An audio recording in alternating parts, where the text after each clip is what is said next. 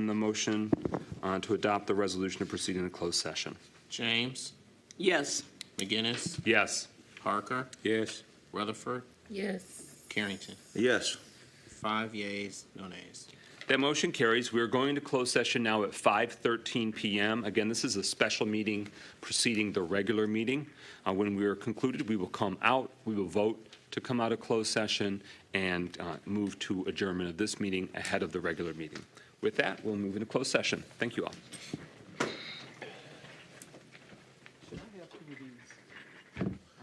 Hey, could you tell us what M6 and M8 pay? The resolution say M6, it say M6. It's M6. So the M8 in the job description is a typo. Okay, thank you. So it is M6, which is what the resolution says. Hey, how's it going, Brian?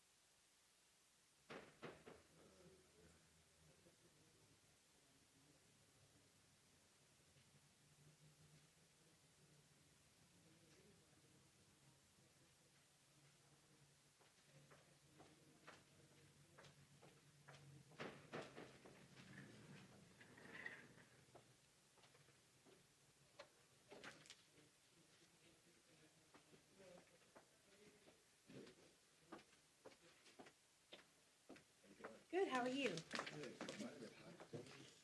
so I'm even doing a presentation about 6:10, and so I was here to set up my computer. Okay. So I don't What is your name again? Or what? Fleming from Rebrand Cities. Okay, okay. Let me call our IT person to help you get set up, okay? You're welcome.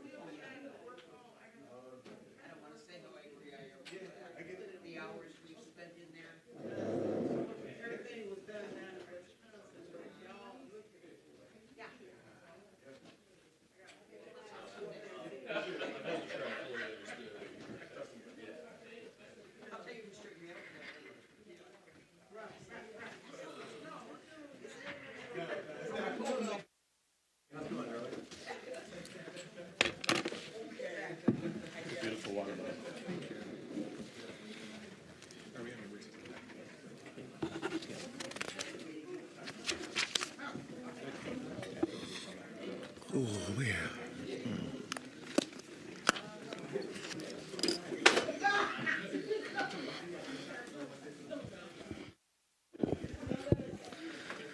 evening, everyone. Good evening. Worry not, we're not starting too early. We're wrapping up a special meeting that started at 5 for a closed session about a pending lawsuit involving the city. So if you give it just a minute, we're going to wrap that meeting up, and then we'll be able to be more at ease until the formal meeting starts at 6 p.m. Could I please have a motion, order in the chambers, could I please have a motion to come out of closed session? Support. It's been moved by Councilwoman Jones, seconded by Councilman Goodman, that we move to come out of closed session. Any discussion on the motion? Hearing none, roll call, Clerk Doyle on that motion to come out of closed session. James, Yes. Jones, Yes. McGinnis, Yes. Parker, Yes. Carrington, Yes. Goodman. Yes. 6 yeas, no nays. That motion carries. We are coming out of closed session now at 5:52 p.m. The final item on the special meeting agenda is adjournment. Is there a motion to adjourn? So moved. Support. It's been moved by Councilman Parker, seconded by Councilman Goodman, that we adjourn the special meeting. Again, for the community's benefit, we scheduled a 5 p.m. meeting early, so that way that closed session didn't interrupt or impact the public's ability to participate in the regular meeting that will start shortly at 6 p.m. With that, roll call, Clerk Doyle on adjournment of the special meeting. Carrington, Yes. Goodman, Yes. James, Yes. Jones, McGinnis, Yes. Parker. Yes. 6 yeas, no nays. That motion carries. We're adjourned from the special meeting at 5:53 p.m. We'll be back at 6 o'clock to start the regular deal. Thank you.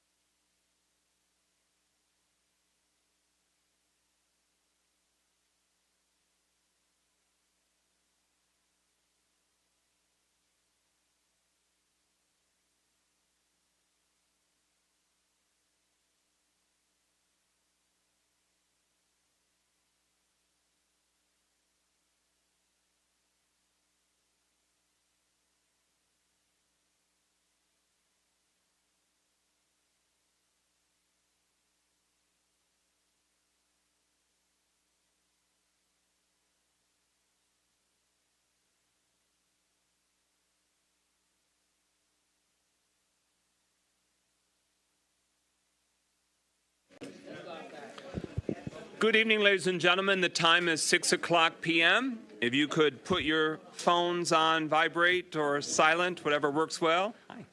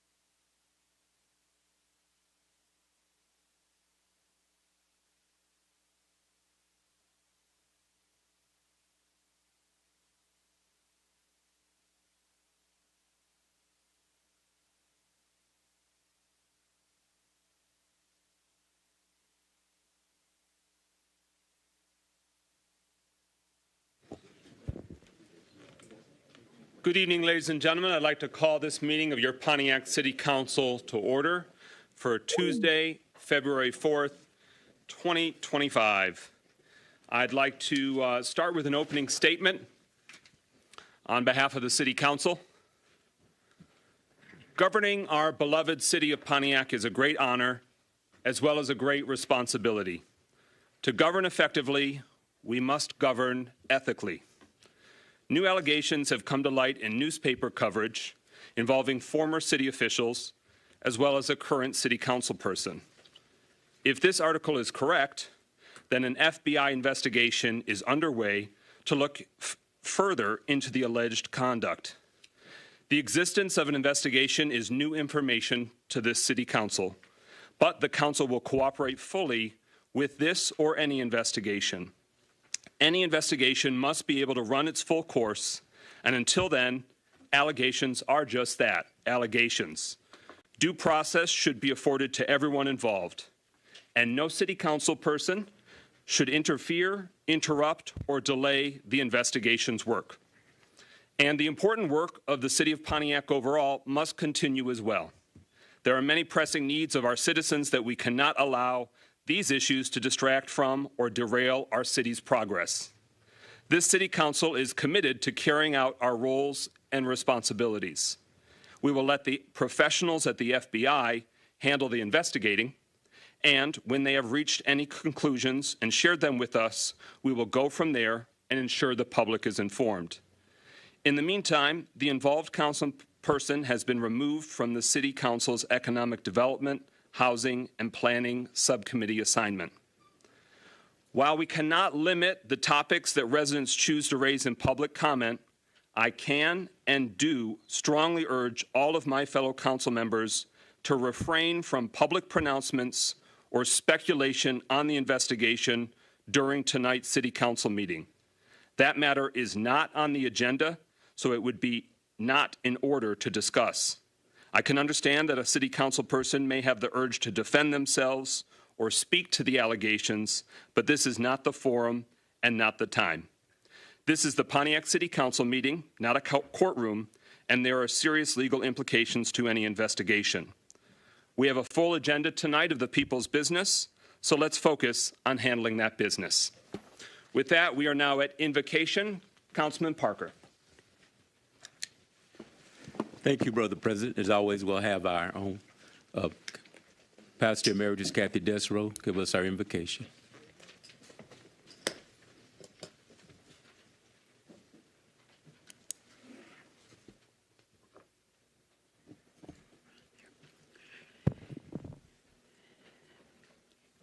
Our Father, we come to you tonight, hat in hand. We're coming to ask for a lot of things like we always do, but we are thanking you for all the wonderful things that you have already given to us. We thank you, Lord, for each council member. We thank you, Lord, that you are large and in charge, and that no matter what happens, you are still in charge. We ask, Lord, that you would be with each person on the council, that you would guide them, lead them, fill them with your wisdom, and help them to do what is best for Pontiac and each person in it. And we ask that tonight's meeting would be conducted decently and in order, and that you would have the honor of knowing that the people here still care about God and this city. We thank you, Lord, for all that you're going to do and all that you have done, for we ask it in Jesus' name. Amen. Amen. Please rise for the Pledge of Allegiance to the flag of the United States.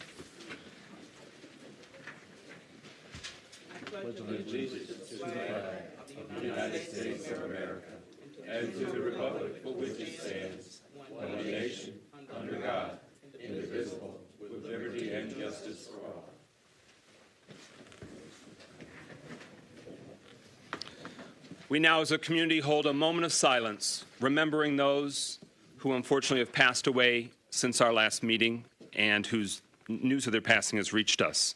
I'll read their names, and then we'll hold that moment of silence. Dr. Joseph Agboka, Deborah Beeman, Quentin Bumpus, Kenneth Collins, Keith Krosky, Elizabeth or Liz Cross, Gary Curley, Delane Davis, Kamika Day, Katie Elam, Irma Flores, Jose De La Fuente, Willie Gage Jr., June Goodnight, Frederick Griffiths, Jason Hill, Angela Hooks, Rick Ingman, Wesley Lewis, Danny Martin, Bobby Mason, Kathy McClendon, Belinda McGlawn Powell, John Mendoza, Maria Ortez, and Jim Walter. Please join us as a community for a moment of silence, remembering those we've lost.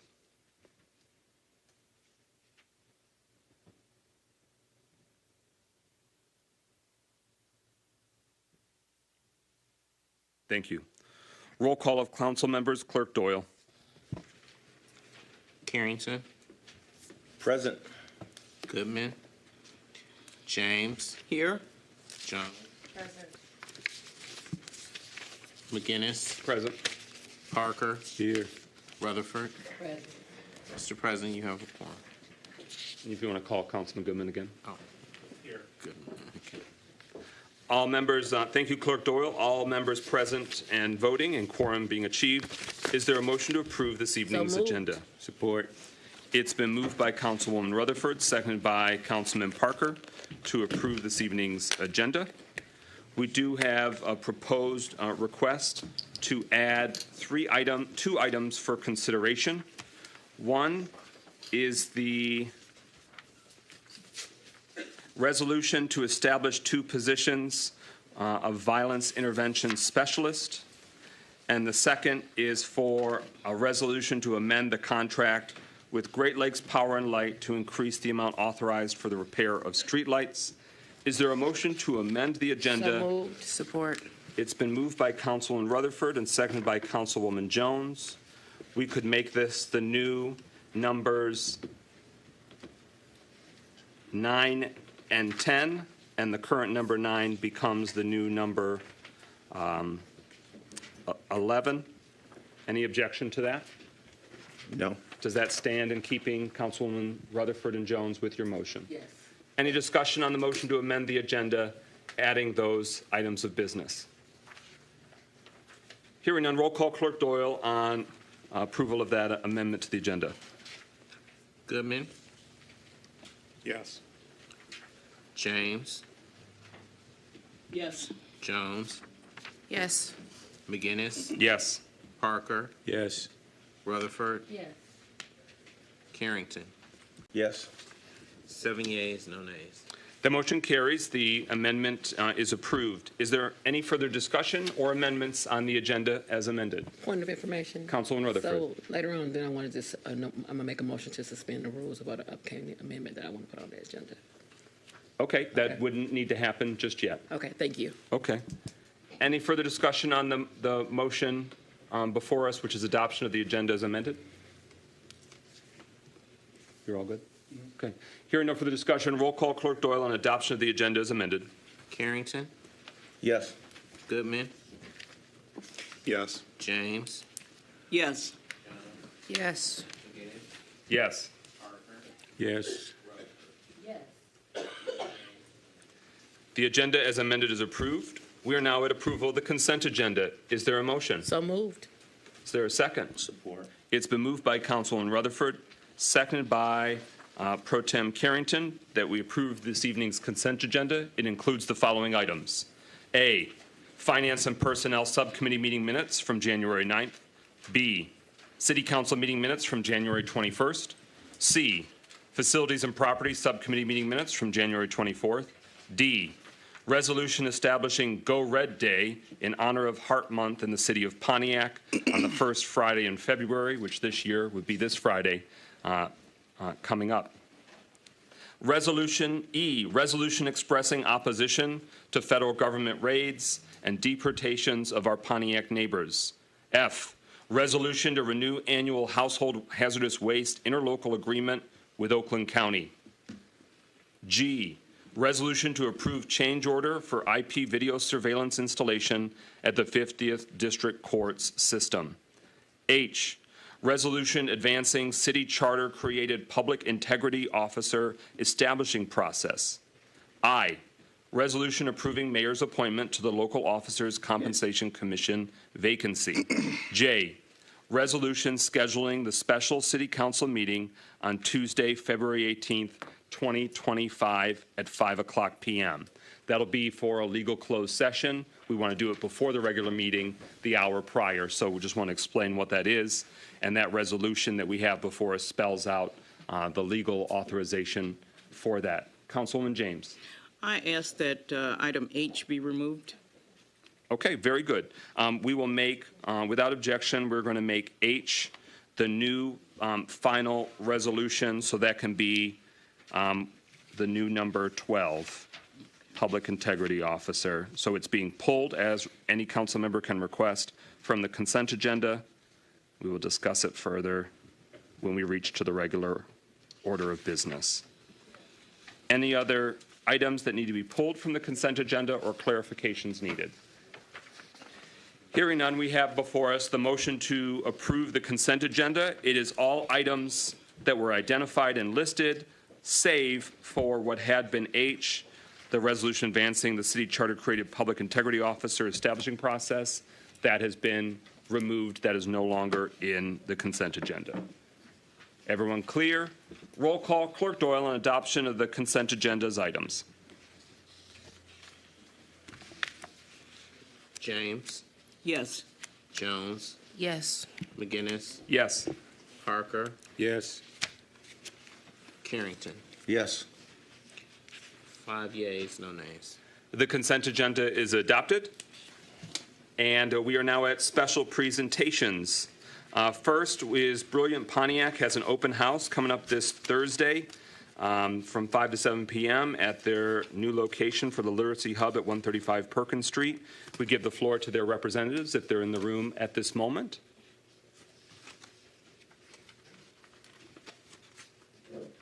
They're going to amplify the invitation and give a sense of what you can expect to come on out.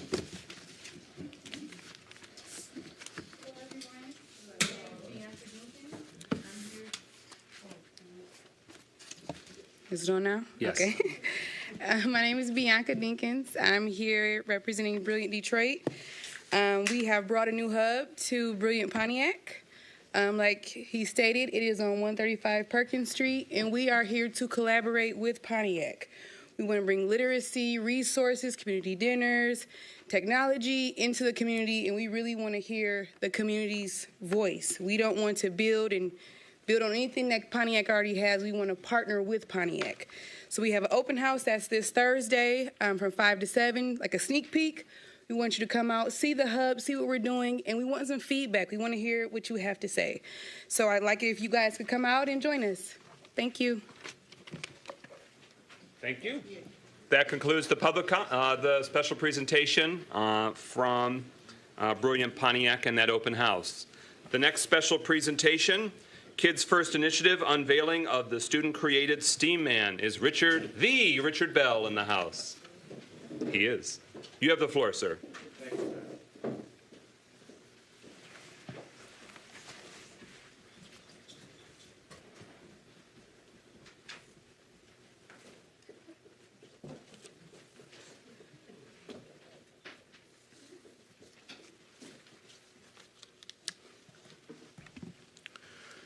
Good evening, City Council, Mr. Mayor, Deputy Mayor. Good evening, Pontiac. It is an honor for me to be here on behalf of the Kids First Initiative nonprofit organization. We specialize in igniting that STEM spark in young people. We get young people excited about science, technology, engineering, arts, and mathematics. We've been doing it for roughly about 15 years now. I've been here with you. All of you guys have seen it. Why STEM? Why are we doing that? We all know what the problem is. We don't have enough of our young people going into the STEM fields. And I use STEM and STEAM interchangeably because officially they haven't added the arts to it, but we added the arts to it in partnership about 10 years ago to bring that creation out. We all know what the problem is. We don't have enough of our young people going into the STEM fields. Why STEAM?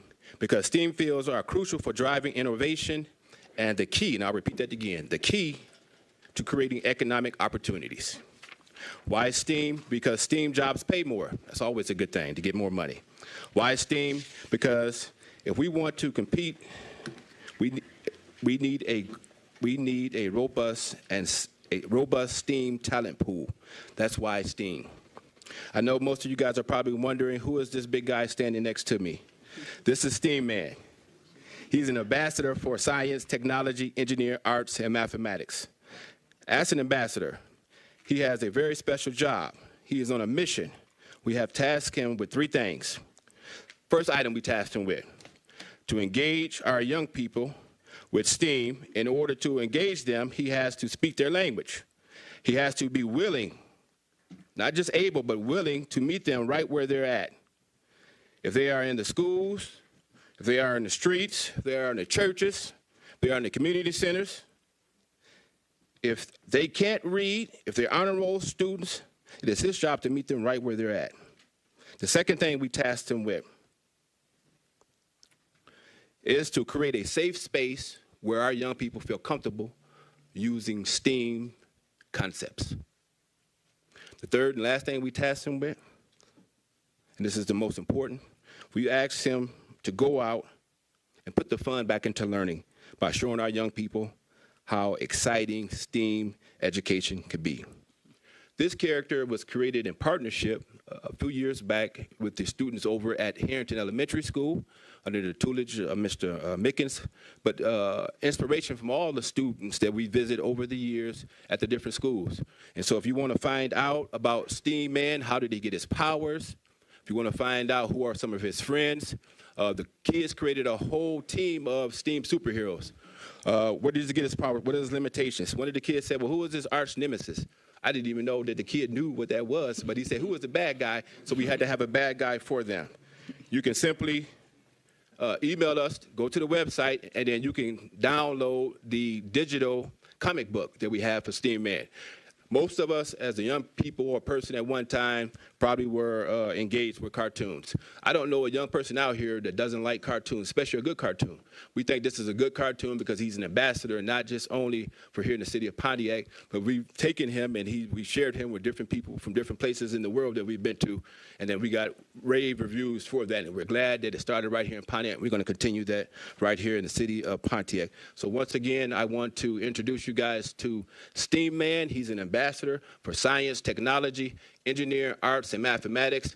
If you are a school, a church, if you are a community center, if you're just in the street and you have some kids, we'll be there to engage your young people, not but just talk about they'll be building rockets, they'll be crashing the drones, they'll be causing all these cool things to start thinking about STEM technology and also STEM education. Thank you for the time today.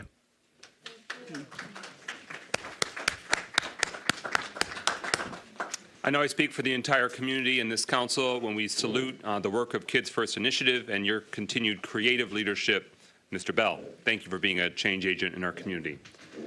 All right, we now move to our third and final special presentation. Rebrand Cities wants to recap the work that they've undertaken in Pontiac, supporting small businesses with their accelerator initiatives. We give the floor to them now. All right, thank you very much. I want to thank the mayor, the deputy mayor, the president of the council, the city council, and all the amazing citizens of Pontiac. My name is Hodge Fleming. I'm the founder of Rebrand Cities, and we just want to share just some of the work that we've had a chance to do with some of the amazing business owners that are part of the Pontiac ecosystem. Part of what we do at Rebrand Cities is that we're focused on technology and really helping to be able to make sure small businesses are on the front end of what this looks like.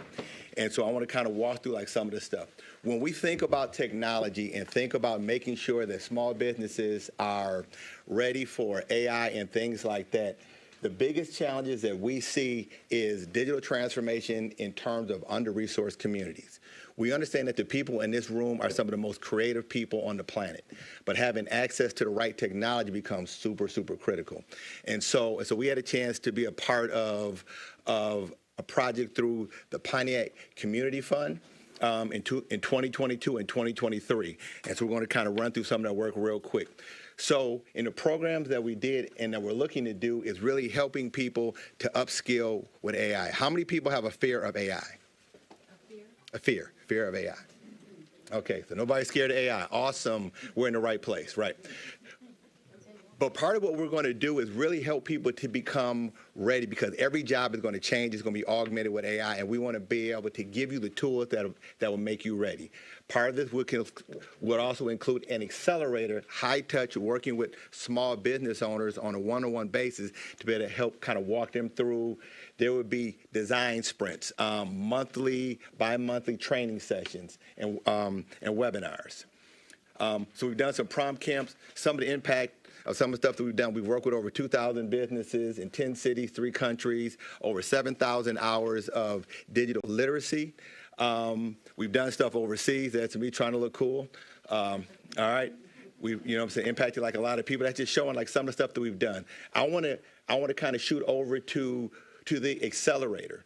Part of what that included was going through workshops, teaching about branding, teaching about social media, and really kind of how to tell your story actively. This is what a schedule would actually look like, probably about 8 hours a week. Some of this is going to be self-paced. Some of this will be in a community where we would do stuff virtually and some stuff in person. I want to show you some of the amazing businesses that we had a chance to work with. And I thought I saw Miss Ramsey here. So I want to have her come up in a hot sec. You know, come on up. Here's some of the amazing faces to be able to put a face to the community. I think I see Denise right here, right? Okay, all right. She was a part of this as well. Part of what we did, we also did photos. And so part of what we're going to do is be able to bring your story and be able to elevate it. So have professional photographers take pictures and be able to share. Some of the thought leaders that we brought in are people like this.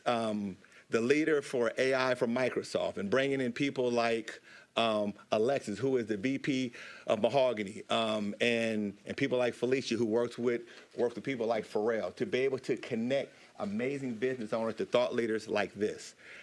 Here's our team. But in closing, I want to have a young lady who was really transformational in us being able to really connect to the small business community, and that is Miss Tamika Ramsey.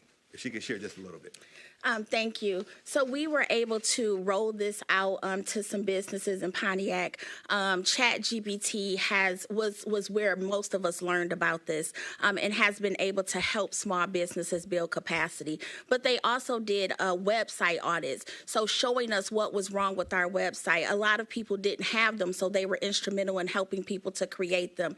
It's institutions like this that come into our city that invest in our small businesses where they are and move us all along. So most of us were at different spaces in that class, and they were able, through their one-on-one coaching and their group coaching, to get us all where we needed to be.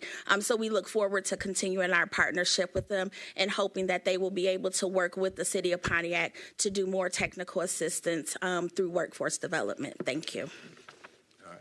All right. We don't want to take up too much time. I don't know if there are any questions.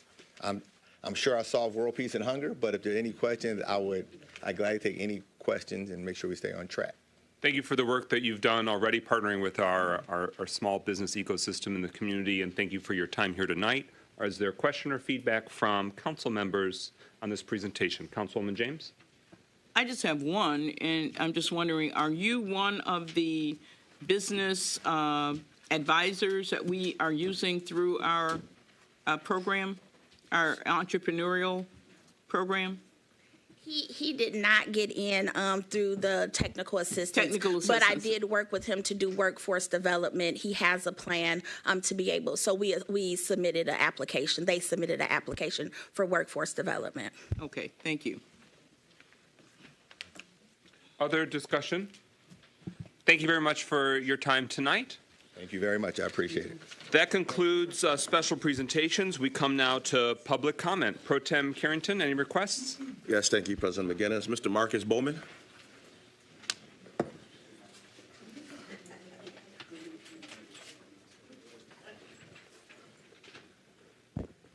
Good evening. Good evening. Good evening, Council. Good evening, Mayor's Office. I'd just like to make an announcement on behalf of MIP 100. I won't keep you all night. We're just basically making an announcement for our February meeting, which is Saturday, February the 15th. This meeting will be held at the same location as the last time, Crowfoot Lounge, downtown Pontiac, same time, 10 a.m., 9:30, if you want to get there early and meet and greet. We'll just be talking about a lot of the general issues that's going on in the community, as well as what's yet to come for our March meeting and some of the things that we have on the floor for our mentorship programs, as well as workforce development. So we hope to see a lot of people in attendance, and we hope to see a lot of men in attendance in Pontiac. Based off of the response that we've been getting, I look forward to seeing a lot of you men at this meeting. Next, I'd just like to say, in light of any controversy that may be going on around town, I just want us to keep in mind that we all got to stay lock, stock, and barrel to understand in which direction we need to go, and that's forward to progression in the future, to creating a better Pontiac tomorrow that starts today. So let's not abandon our own, and let's continue to create some balance and some unity within us. You know, we need some hope right now, and I just want y'all to know that this is not the time to throw each other to the wolves. Trust me, it's not the time to do that. So let's stay focused, let's stay locked in, and like I said, as always, I'm not going to hold you all. I just want to say thank you, God bless you, and God bless Pontiac. Miss Audrey Mans.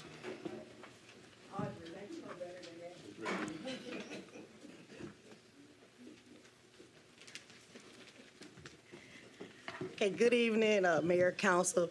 As a veteran and a member of the American Legion Cook Nelson number 20, I'd like to announce that we're having a Valentine's Day red party, and the cost is going to be $5. It's going to be on the 14th. The doors open at 7. That's 206 Auburn, which is across the street, just up a little bit.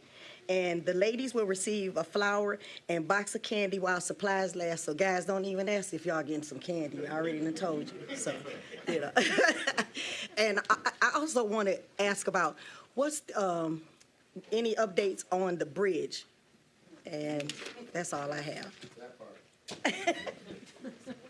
Thank you. Mr. Robert Bass.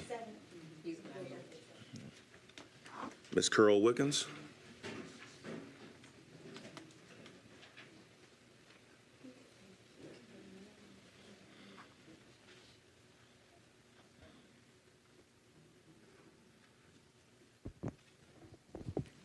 Good evening, Council and Executive Office. My name is Carol Wilkins, and I'm here to speak about the retirees. Today, I want to give you a couple of words, and the words are collateral damage. And what that means is the term is used to describe unintentional harm or damage that result from an action. And collateral damage, I want you to just stick a pin in that because I'm going to come back to it. But I came here today to talk to the retirees, not to City Council, not to the mayor, but to the retirees of the city of Pontiac.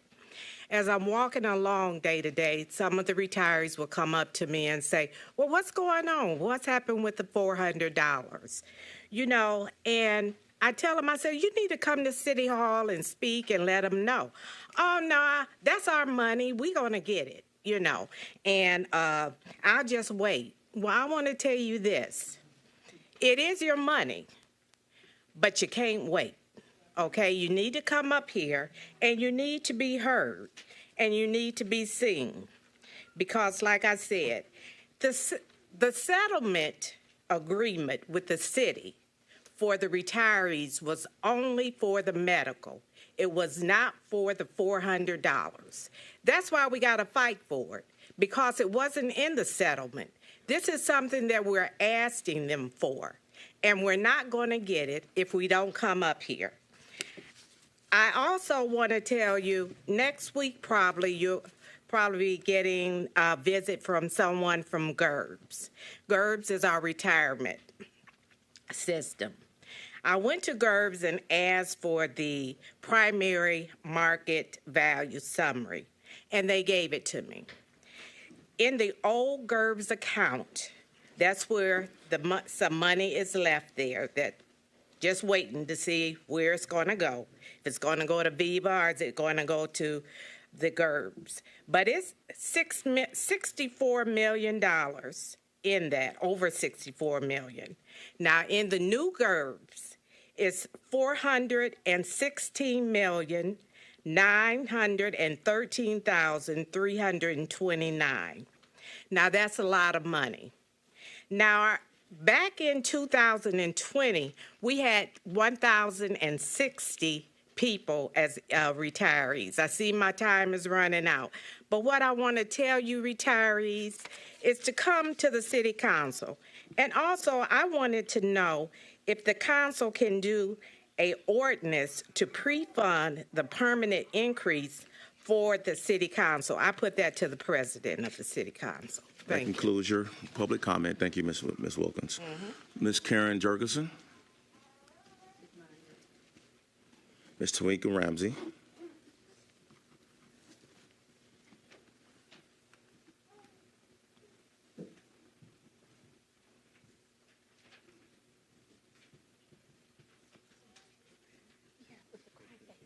You see this? That's what it is. Good evening. I wrote a love letter to the city of Pontiac. I have so many people asking me, why do I go so hard for my city when my work can often take me away from it? And it's because this is where both my mother and father chose to come, my father's family, actually, because my dad was little, from Mississippi for a better life. Both my parents are buried here. And so is my grandmother and my grandfather, and this city will always hold a place in my heart. But I am standing before you as one of the voices for the people of Pontiac, the heart and soul of this city. For years, we have fought to be heard, but too often, our voices have been ignored. I used to wonder why Gloria and Darlene would come up here and say, I'm speaking to the residents. And I learned that they felt that y'all weren't hearing them. And the more and more I came to this meeting, the more and more I understood why they did that. And today, one of the speakers from GERS did the same thing. That should tell y'all something. Every single last one of you up there. We have watched as our city struggle, as businesses have left, as our neighborhoods have been left behind. But let me be clear, the people of Pontiac are strong and will not be forgotten. As we face a new chapter with the mayor stepping down, and council already running for their upcoming election, I ask, who is running this city? Who is truly taking care of the people of Pontiac, the people who called this place home? For over a decade, we had an emergency manager that stripped our voice. The county disinvested in us and has only recently started to reinvest in us under Dave Coulter. But we still have so many short-term solutions that our residents are not getting the help that they need. Whether people live in North Hill Farms, the historical district, the Knolls, or the South Side, each one of them deserve respect. They deserve dignity and the resources and support to not only survive in this city, but to thrive. We have someone at the federal level who does not care about what we look like here, does not care about many of our survivals, and we're depending on the people, not only up there, but the people who are thinking about running. And I just wanted to know, while we have FBI investigations happening, while we have ARPA money not being spent, while what I heard was the administration hasn't paid their bills in almost a year, and the council just found that out. Who is making sure that the residents are not casualties? And what y'all are doing, as I feel, playing grown-up games of politics when people need someone to fight for them. Thank you. Thank you, Ms. Ramsey. Mr. Kermit Williams. Ms. Beatrice Wright.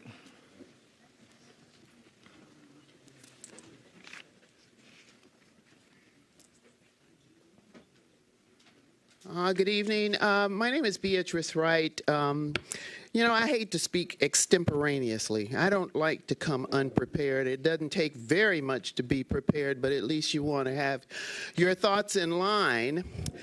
What I wanted to say today, though, was something first about my community. My community. I live on the golf course, and I wanted to thank the city for putting us on your list for snow removal, although we didn't have any snow removed.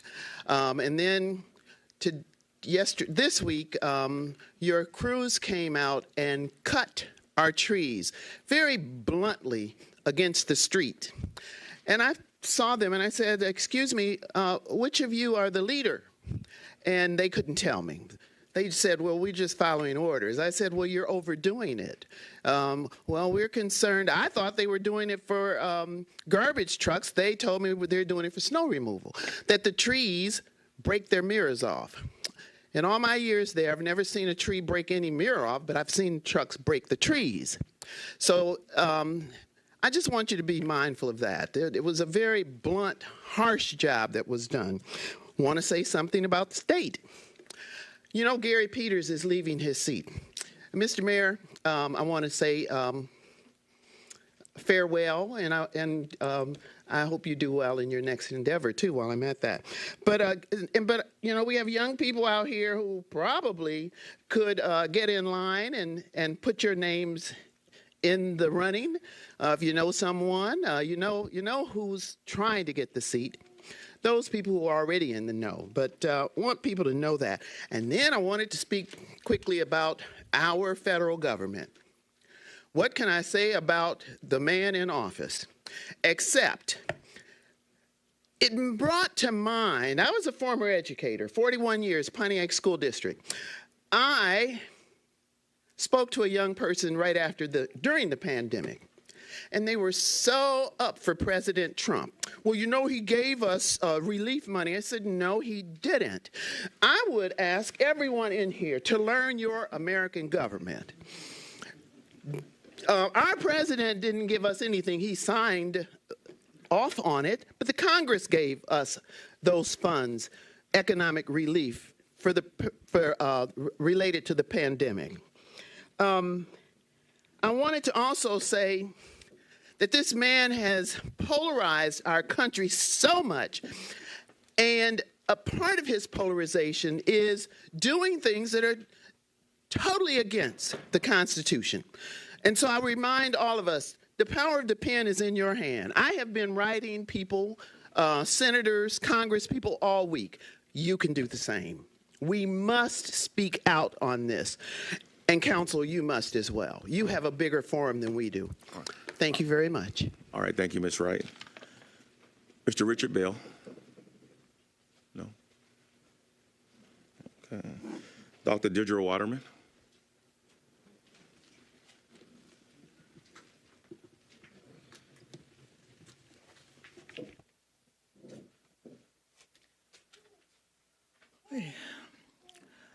What a difference 2 weeks can make since the last city council meeting.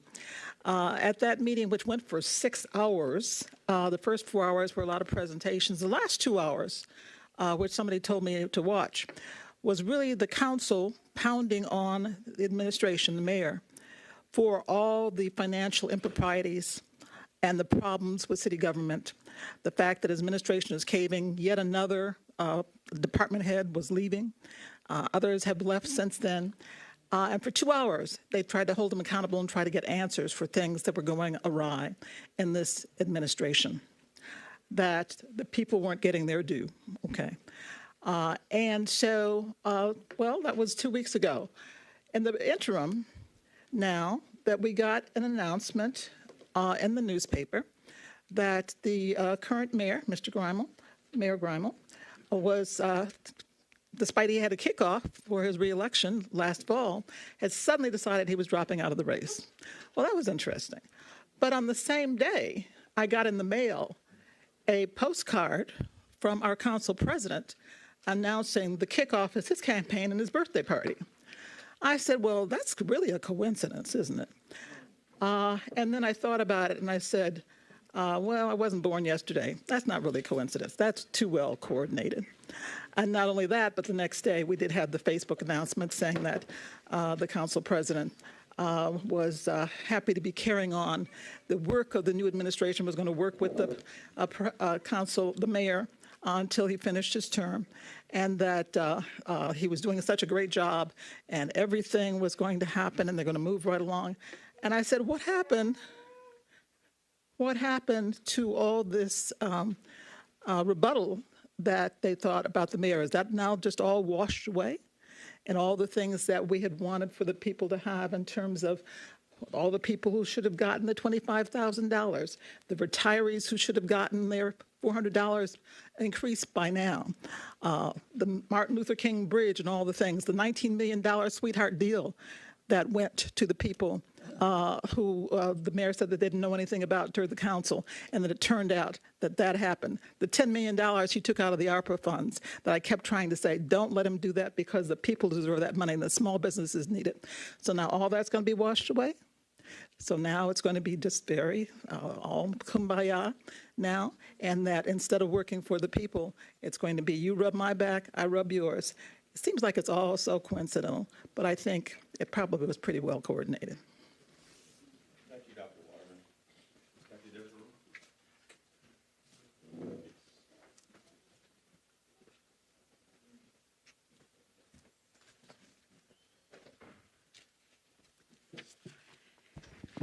have several things tonight. Number one, as we look at the new districting, District 5 has been decimated. It's really a shame what's happened to our district. We are left with mostly people who don't participate, and that's really a shame. And it would be really nice if the redistricting, when it's done 10 years from now, would be looked at as voter registered people rather than living there people, because a lot of renters just don't participate. A lot of transients don't participate. It's not unusual for District 5 to be overlooked. We're overlooked a lot, but it's really a shame. I have several road things for today. I drove on Gulf Drive for the first time since it's been done. It really is a pleasure. There's a real road there with curbs and everything. I kind of drove through it both ways, thinking it couldn't possibly have gone all the way both ways, but it did. And it was very nice. Perry from MLK from Perry to M59 is almost non-existent. We really need some help there. Construction now, I noticed on MLK today, at the end down by United Wholesale Mortgage.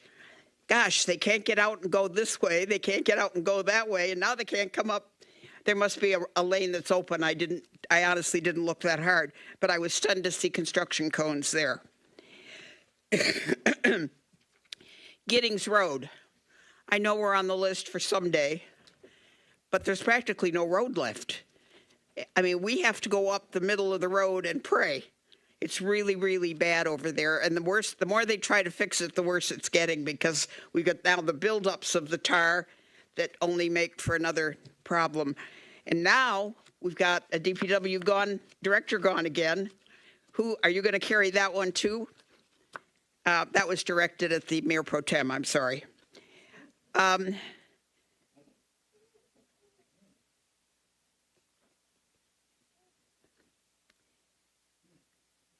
There was something I was going to say. Give me a minute. Oh, I was going to tell you something that happened to me. I was in Walmart a few weeks ago, and I'm driving on the little electric cart. My back is to the length of the building, and all of a sudden there's a pair of men's arms around me from the back, and it scared me. It startled me. And he came around and he said, "You don't know me." When my heart finally started again, I said, "What can I do for you?" And he said, "We want to thank you. You seem to care for the city." 10 years, people. 10 years. I do care about this city. I live here. It's my home. It has been my home now for 9 years. It does And I came to meetings before. And I care. Thank you. Mr. Blair McGowan. I was charmed by the council's listing the members of the city that have passed, and I hope someday that my name will be on that list also, but not for a long time. I've been coming to council meetings in this room since 1988, and then more in modern times been watching on television.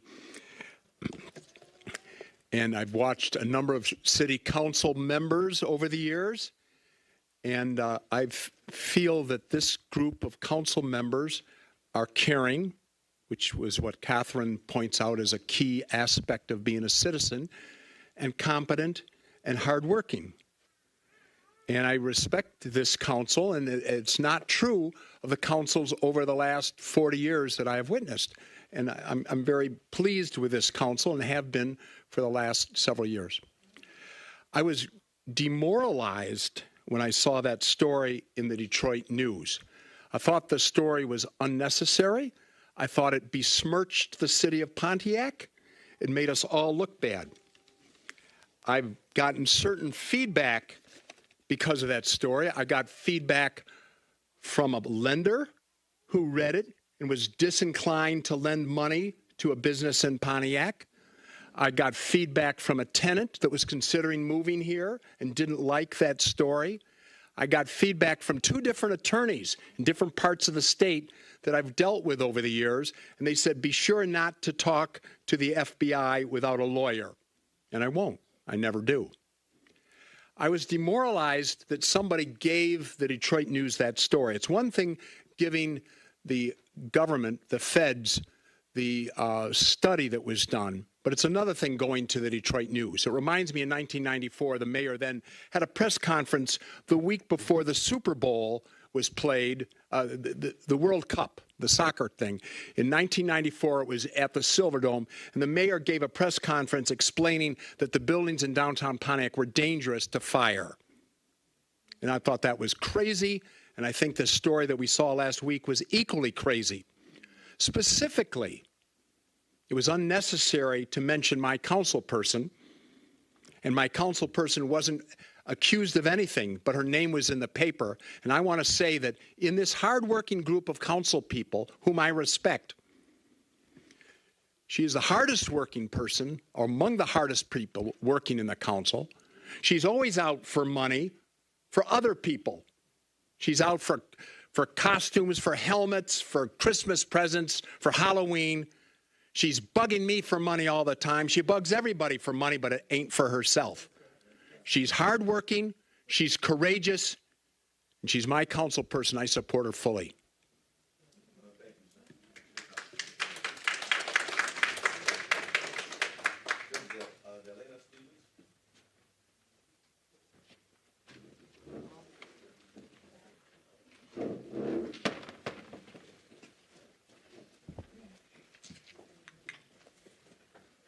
Hello. Delana with the House of Angels, domestic violence organization here in Pontiac. I wanted to bring some things to the council and administration, bring it to their attention. We have people that are homeless. We have people that are being abused. We have people that are being sexually assaulted here in Pontiac. And I get a lot of phone calls. I know I'm not like a popular organization or anything like that, but I wanted to bring to your attention that I get a lot of phone calls from people who have been to different organizations and they're being turned away. They was awarded grant money, and I'm tired of it. Because I don't have the money like that, but these other organizations have been granted the money to help these people as far as getting them in the hotel room, and they're being turned away. I had a phone call Saturday. A lady that is homeless. I don't even deal with homeless. I deal with domestic violence and sexual assault victims. A lady is homeless, she crying and things like that. I give her the number to an organization. Oh no, I'm sorry, we don't do that. But they was just awarded grant money. And it's not fair in my eyes, that these people are getting these funds and they're not utilizing it for what it's supposed to be used for. Now you have me, or the non-popular organization, asking you, like, I need help to help these people. And it's not fair. I'm just letting y'all know that this will be my last time addressing it and bringing it to your attention. But they're not helping these people. I got proof. I have text messages. I have phone call, voicemails. I have emails. They're not helping these people. And if I'm taking out of my Social Security check to help these people getting all this grant money. I don't get the large grants. And just had to come out here tonight, say my piece. This will be the last time I'm address it. But I'm letting you know, these people is not helping these people out here that need help. I only deal with domestic violence, not homeless. But if I'm taking out of my Social Security check to help a homeless lady that's on my phone crying, saying, I got to sleep in Myers at the gas station. You can even talk to the people over in New Birth, because I've been on them too and talking to them, and their beds was full. I had to beg them to ask the lady to sleep on the floor so that she wouldn't have to go to the gas station last night. That's it.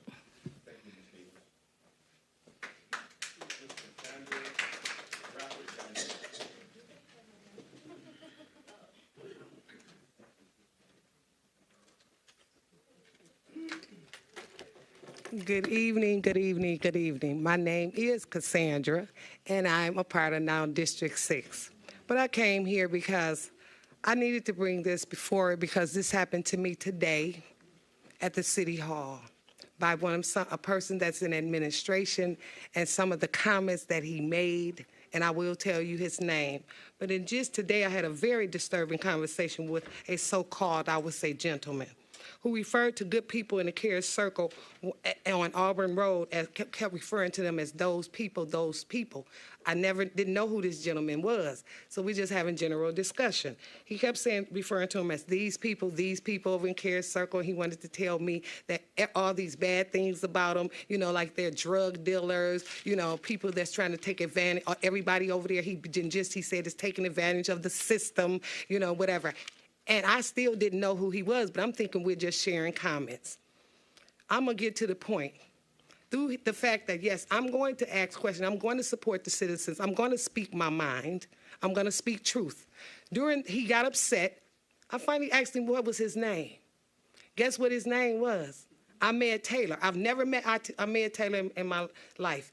But through us conversating and having back and forth conversation, because he was insulting these people, said he spent $4,000, telling me what he spent over there and how these people over there, out of his mouth today, he talked about those people. He kept saying, those people. That's why I'm using those people. So when I didn't agree with him, guess what he told me? You're just like them. Look at how you dressed. You look pathetic. And I was just like that. You're pathetic.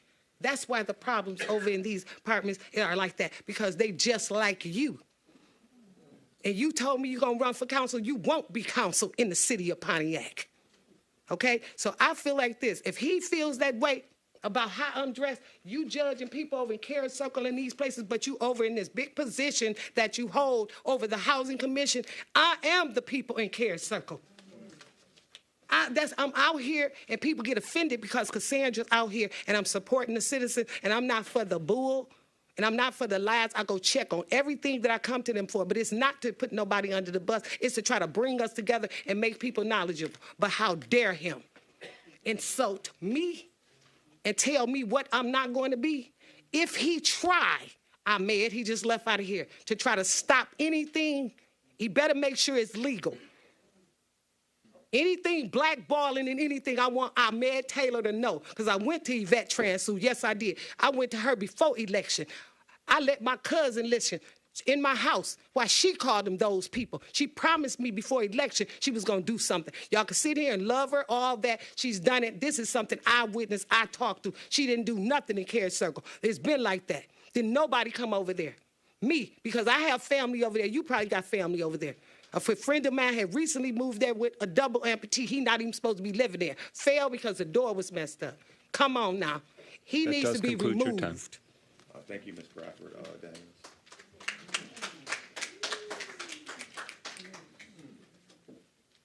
Is it Bianca Dinkins? Yes. You spoke? Okay. Ms. Claudia Filler?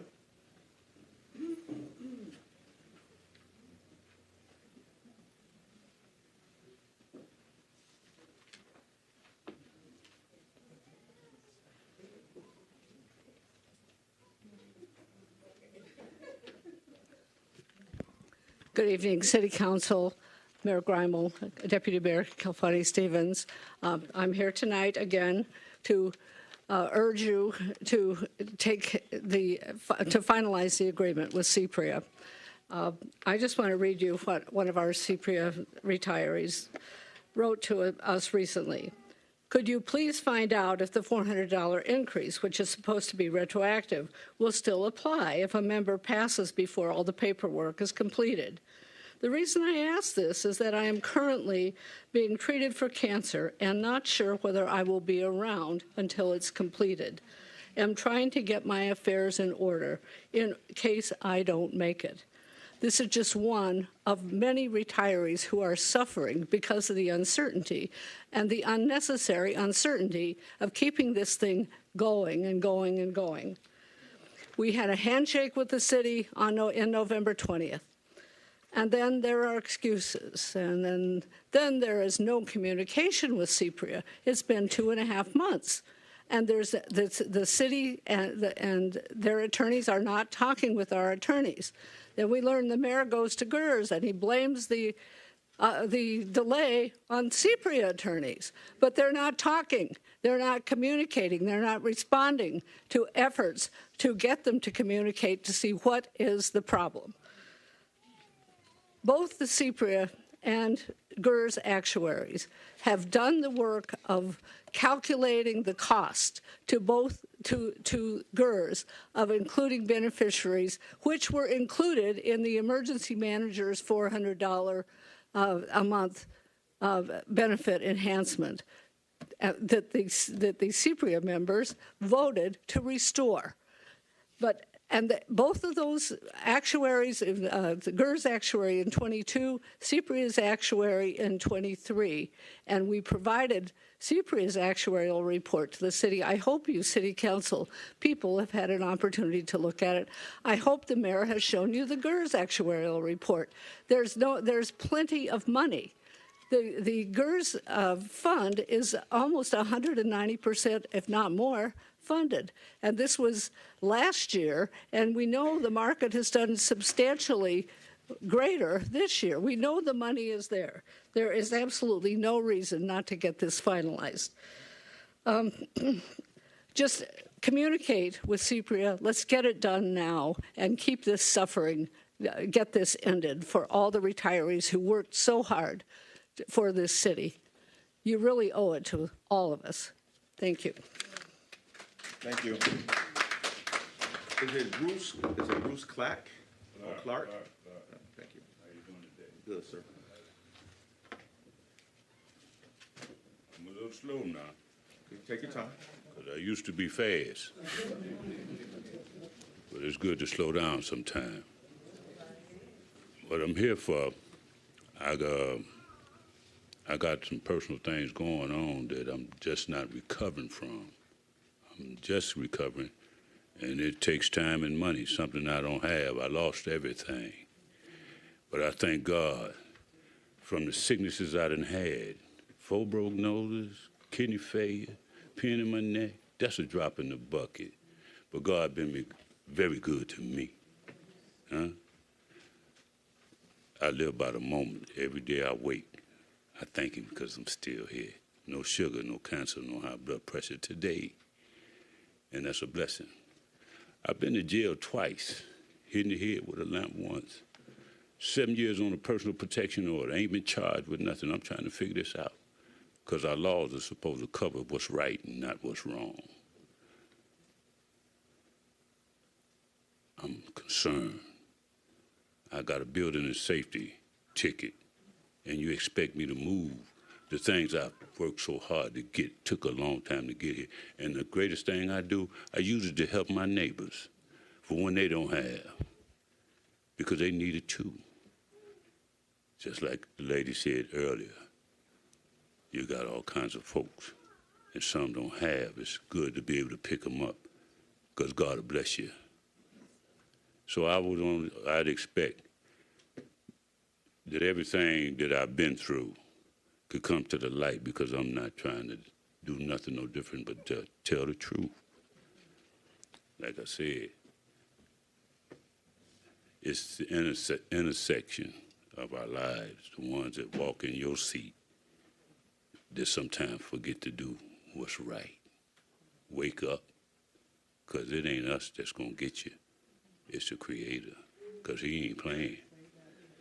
He's here to take care of the weak, not the strong. So let's look at this order and put it in its perspective, because we all got to eat. And sometimes when you get your head too big, you may not have room to put something in it. So I'm going to leave it at that, because time. I thank you for the moment. Thank you, sir. Okay. Mercedes,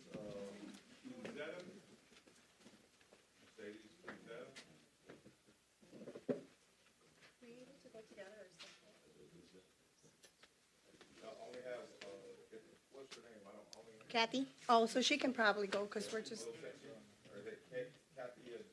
Gaitan? Yes. Okay, you can go one at a time because you got 3 minutes. Okay. Because this is the thing. She can go. Hi, good evening.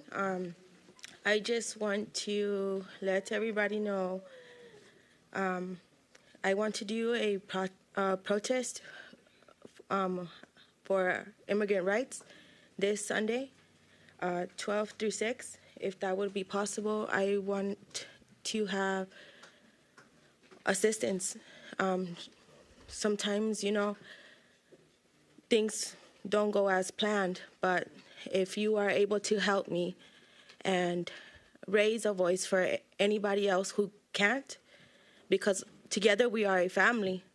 No matter the color you are, no matter how tall you are, no matter who you are, we should stand together and speak for those who do not have a voice. I also am doing it for the community, the Hispanic community, as many of us are getting separated from our families, and it's very hard for everybody and kids as well. And I mainly do it for kids. Kids are innocent, and I just want to raise awareness for everything that is happening against immigrants. And I just want help if that's fine with you guys. Together we are stronger. So that's all I have to say. Thank you.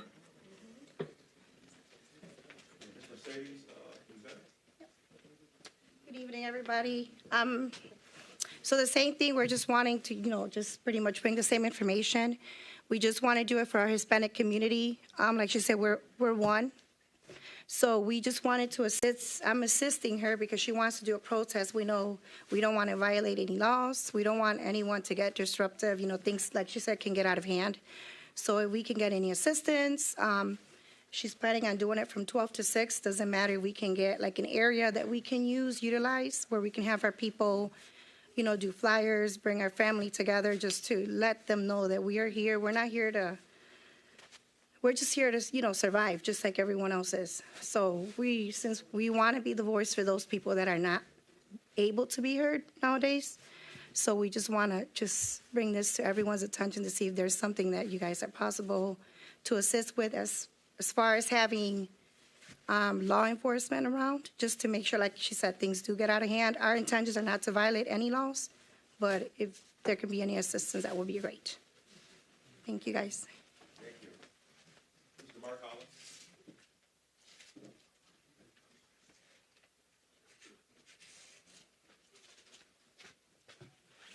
To this honorable body, to the City Council, to most of you here, I think I know just about everyone almost in here.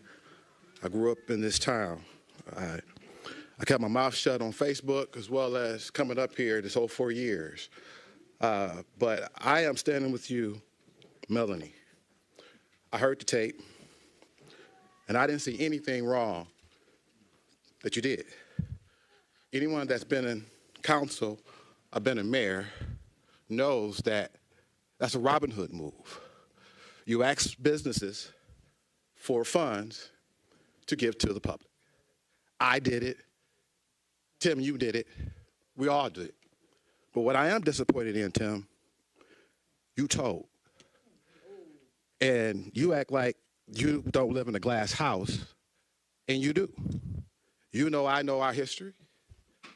You know everything that you have done hasn't been to par. Even becoming the mayor, where you carpet back from Rochester to Auburn Hills to Pontiac, and now you're leaving us. But I think that was unfair that you threw one of our own under the bus because you guys had a disagreement. That wasn't cool.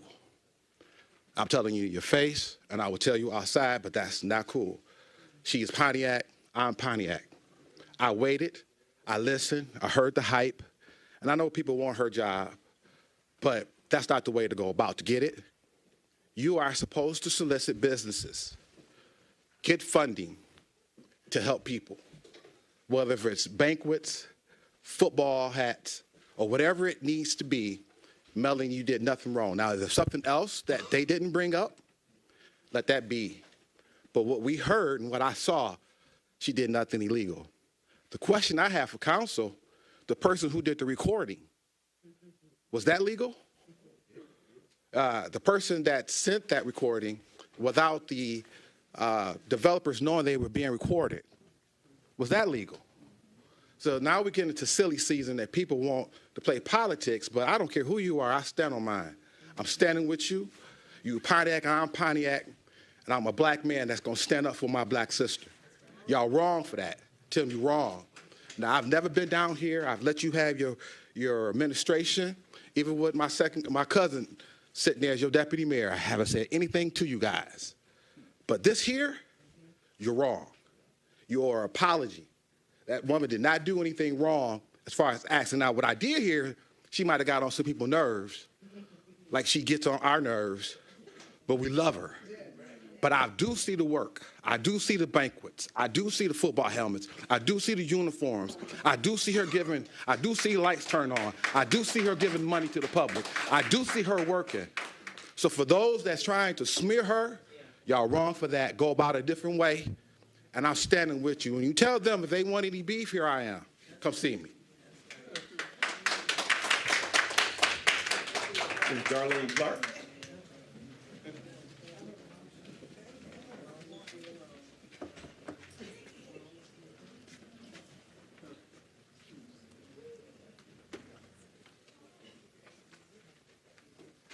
Good afternoon, Mayor, Deputy Mayor, and Council, and as well as the clerk.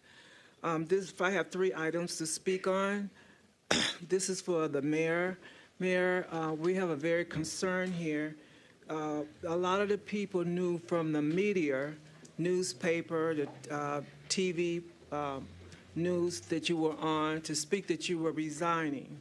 The question is, and you said that you talk among a lot of your friends, they may help you make this decision. But the question that a lot of people have, you have been coming to council and sitting in that chair, you led to believe no indication that you was not running for mayor. Could you please explain to your way of doing things or handling the situation to let the public know that you are not running for mayor? This is for the council. Council, you are in charge of the GERS. Your decision-making for the GERS is very important. You have had Carolyn come to this mic, and you have Claudia come to this mic, Claudia Phillip, to explain to you what is going on. You have had Ms. Miller and I also have came to this mic for 2 to 3 years to explain to you what's going on. But the one big problem that is not being truly said to add to this little cake here is that the GERS meeting is not televised. The retirees out of every state cannot look into a GERS meeting like you can look at the council. That needs to be questioned. That needs to be looked into. Ms. Miller has said every month requesting. Linda Watson has said every month for the last year requesting to have that GERS meeting televised, have it on Zoom so the retirees can see what's going on. And maybe the confusion and the conflict of what's going on, they can get a better understanding. So that GERS meeting is not televised. They cannot Zoom in. Also, I wanted to say to this concerning council, and this is nothing against Ms. Rutherford. I am a neutral person. But could you please explain to the people, Mike McGinnis, this is for you, and you read the letter very fine, but if you can remove her from subcommittees, explain to the people why you're not removing her from the chair until it's solved. Thank you. Ms. Gloria Miller? She's not present. As that concludes public comment. You spoke. You spoke. It's public comment. Yes, ma'am. All right. That concludes public comment. We're now at recognition of elected officials. Are there any current elected officials that wish to have the floor?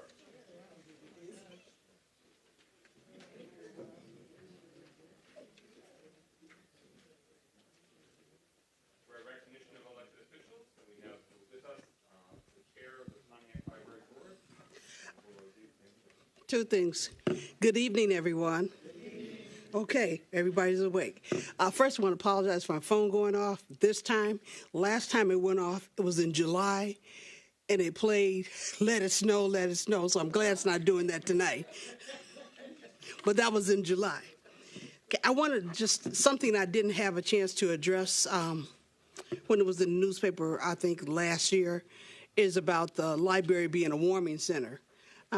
Pontiac was separated from the city in April of 2012, so we no longer were a warming center. So I don't want anybody to think that we don't want to have a place for people that need to come that's a warming center. We're just not a part of that anymore. So I just want to be clear on that we're not a warming center. And it was in the newspaper. So I just want to clarify that. Okay, the next thing is library programs. I was trying to wave to Councilwoman Melanie for these flyers. Okay, I want each one of you gets, and I have some extra ones, and it'll be on a marquee. On the 15th, we will have our Black History Month program, and we'd love for you to come out. It's going to be from 12 until 3 at the library, and so we will have a couple of judges from 50th District, Judge Walker, Judge Bowen, retired Principal Harris, and Mr. Dustin McLennan will be here. There'll be a host of activities and fun things for kids to do, music and food and everything. We really want you to come out as we continue to celebrate Black History, which we do 365 or 366, depending on the year it is. The next thing we have is that on the 25th, we will have our Black History Month essay contest. That's open for young people from 6th grade to 12th grade, and there will be prizes go along with that. If you get our newsletter, there's a QR code on there to make sure that your essay is entered, and there's a rubric to go along with it. If you don't have that, please call the library and make sure you get that information and share that with other people so they'll know that we really want to see what young people have to say about Black history. Then next month is Women in History Month. We're going to have a roundtable. We'll keep you posted on that. I'll be down to let you know who will be participating at roundtable. If you're interested, we certainly want to let you know that we want to hear your voice. Also, March is Women in History Month. We're going to have a roundtable on that. Again, I want you to be interested in that. We do have a new tutoring. We have an arts camp on every Wednesday from 5 until 7 p.m., and we do have food that's sponsored by Forgotten Harvest, so we'd love to have our young people continue to come out for that, for the art camp every Wednesday. On Thursday, we now have tutoring. If you have a young person that you'd like to participate in that, or if you want to come out and be a tutor, we would love to have you participate in that also. We're excited about that, and we look forward to you coming to the library just to come. One other thing. I know most of you can cook. I don't say that about myself. I'm a seasonal cooker. And there's some things that I cannot cook. But we're also going to be supporting our newsletter by having people submit their favorite recipe along with your picture. And we're going to do that on our flyer as well as in our newsletter. So if you have a recipe, just a side note, I'll be more than glad to sample what your recipe is before you submit it. But really, we do want you to submit your recipes and your pictures so that we can put it in our newsletter. Okay, that We're concludes excited your about time. the library, and we thank you so much for everything. Thank you. I'm sorry. I need to apologize. I thought I was on public comment. No. Point of information. Could you get that flyer to me and what time is again, sir, so we can make sure we announce it? I have it. Yes. The time on the 22nd again is? What time? The Black History program is on the 15th. Oh, the 15th? And then on the 25th is the essay contest. Perfect. What time on the 15th? On the 15th, and I have a flyer for each one of you anyway, it's from 12 noon until 3. Okay. Food, music, everything. And next time we have a wine tasting and music, you guys need to come. Wine tasting, no selling. But we have a host of different wines that we have, and if you're interested in purchasing, you can do that at a later time with the distributor. We're excited about the things we're doing, and we'd love for you to come out. Thank you. Thank you. Are there any other requests for recognition of elected officials? Hearing no further recognition of elected officials, next is agenda address. I do, though, have to ensure that we comply with the Americans with Disabilities Act. We have received a written public comment submission from Mr. Charles Blackwell. He writes, Councilwoman Melanie Rutherford is comprised. Her vote on city council can be bought and paid for by any business owner with the highest offer or deepest pockets. She belongs in federal prison for soliciting bribes. That is the public comment of Mr. Charles Blackwell. We're now at agenda address. Yes, Mr. Mika Ramsey.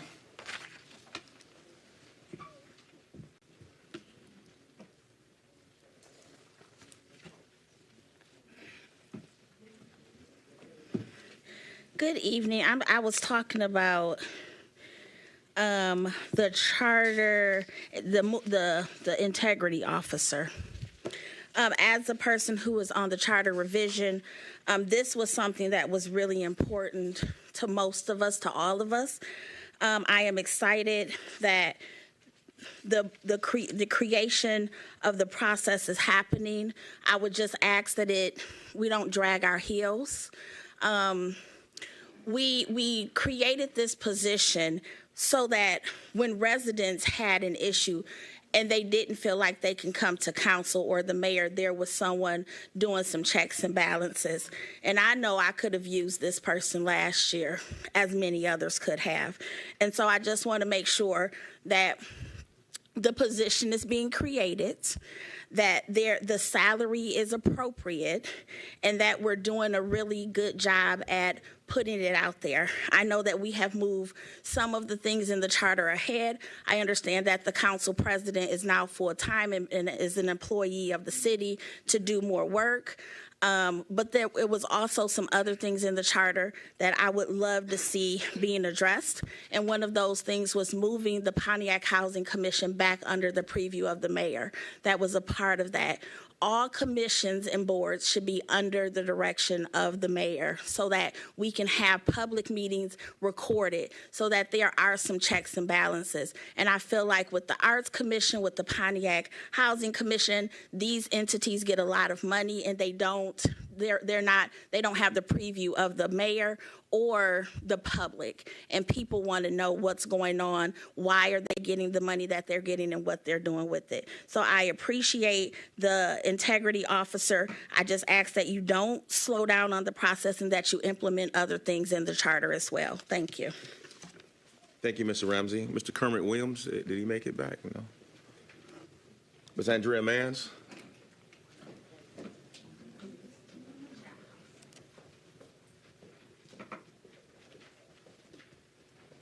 Good evening again. I'm astounded that we've got public comment and agenda address moved up finally after 3 years of complaining and whatnot.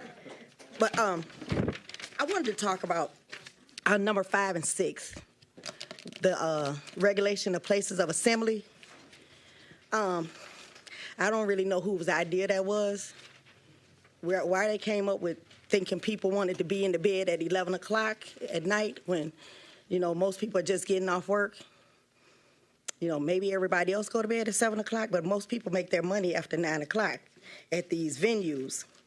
So I don't think it's right that it's even on here. And because if everybody wanted to go to bed at 11 o'clock, we'd go to Chuck E. Cheese and book a venue. So I really think that it shouldn't really be that much of a consideration, and it should be probably taken off, put to the side or whatever, because we're grown. Most of the people that go to these places and book them are grown, so we shouldn't even be considering closing venues at 11 o'clock. Thank you. Thank you, Ms. Manns. Mr. Robert Bass. Okay. Dr. Deirdre Waterman, you're up.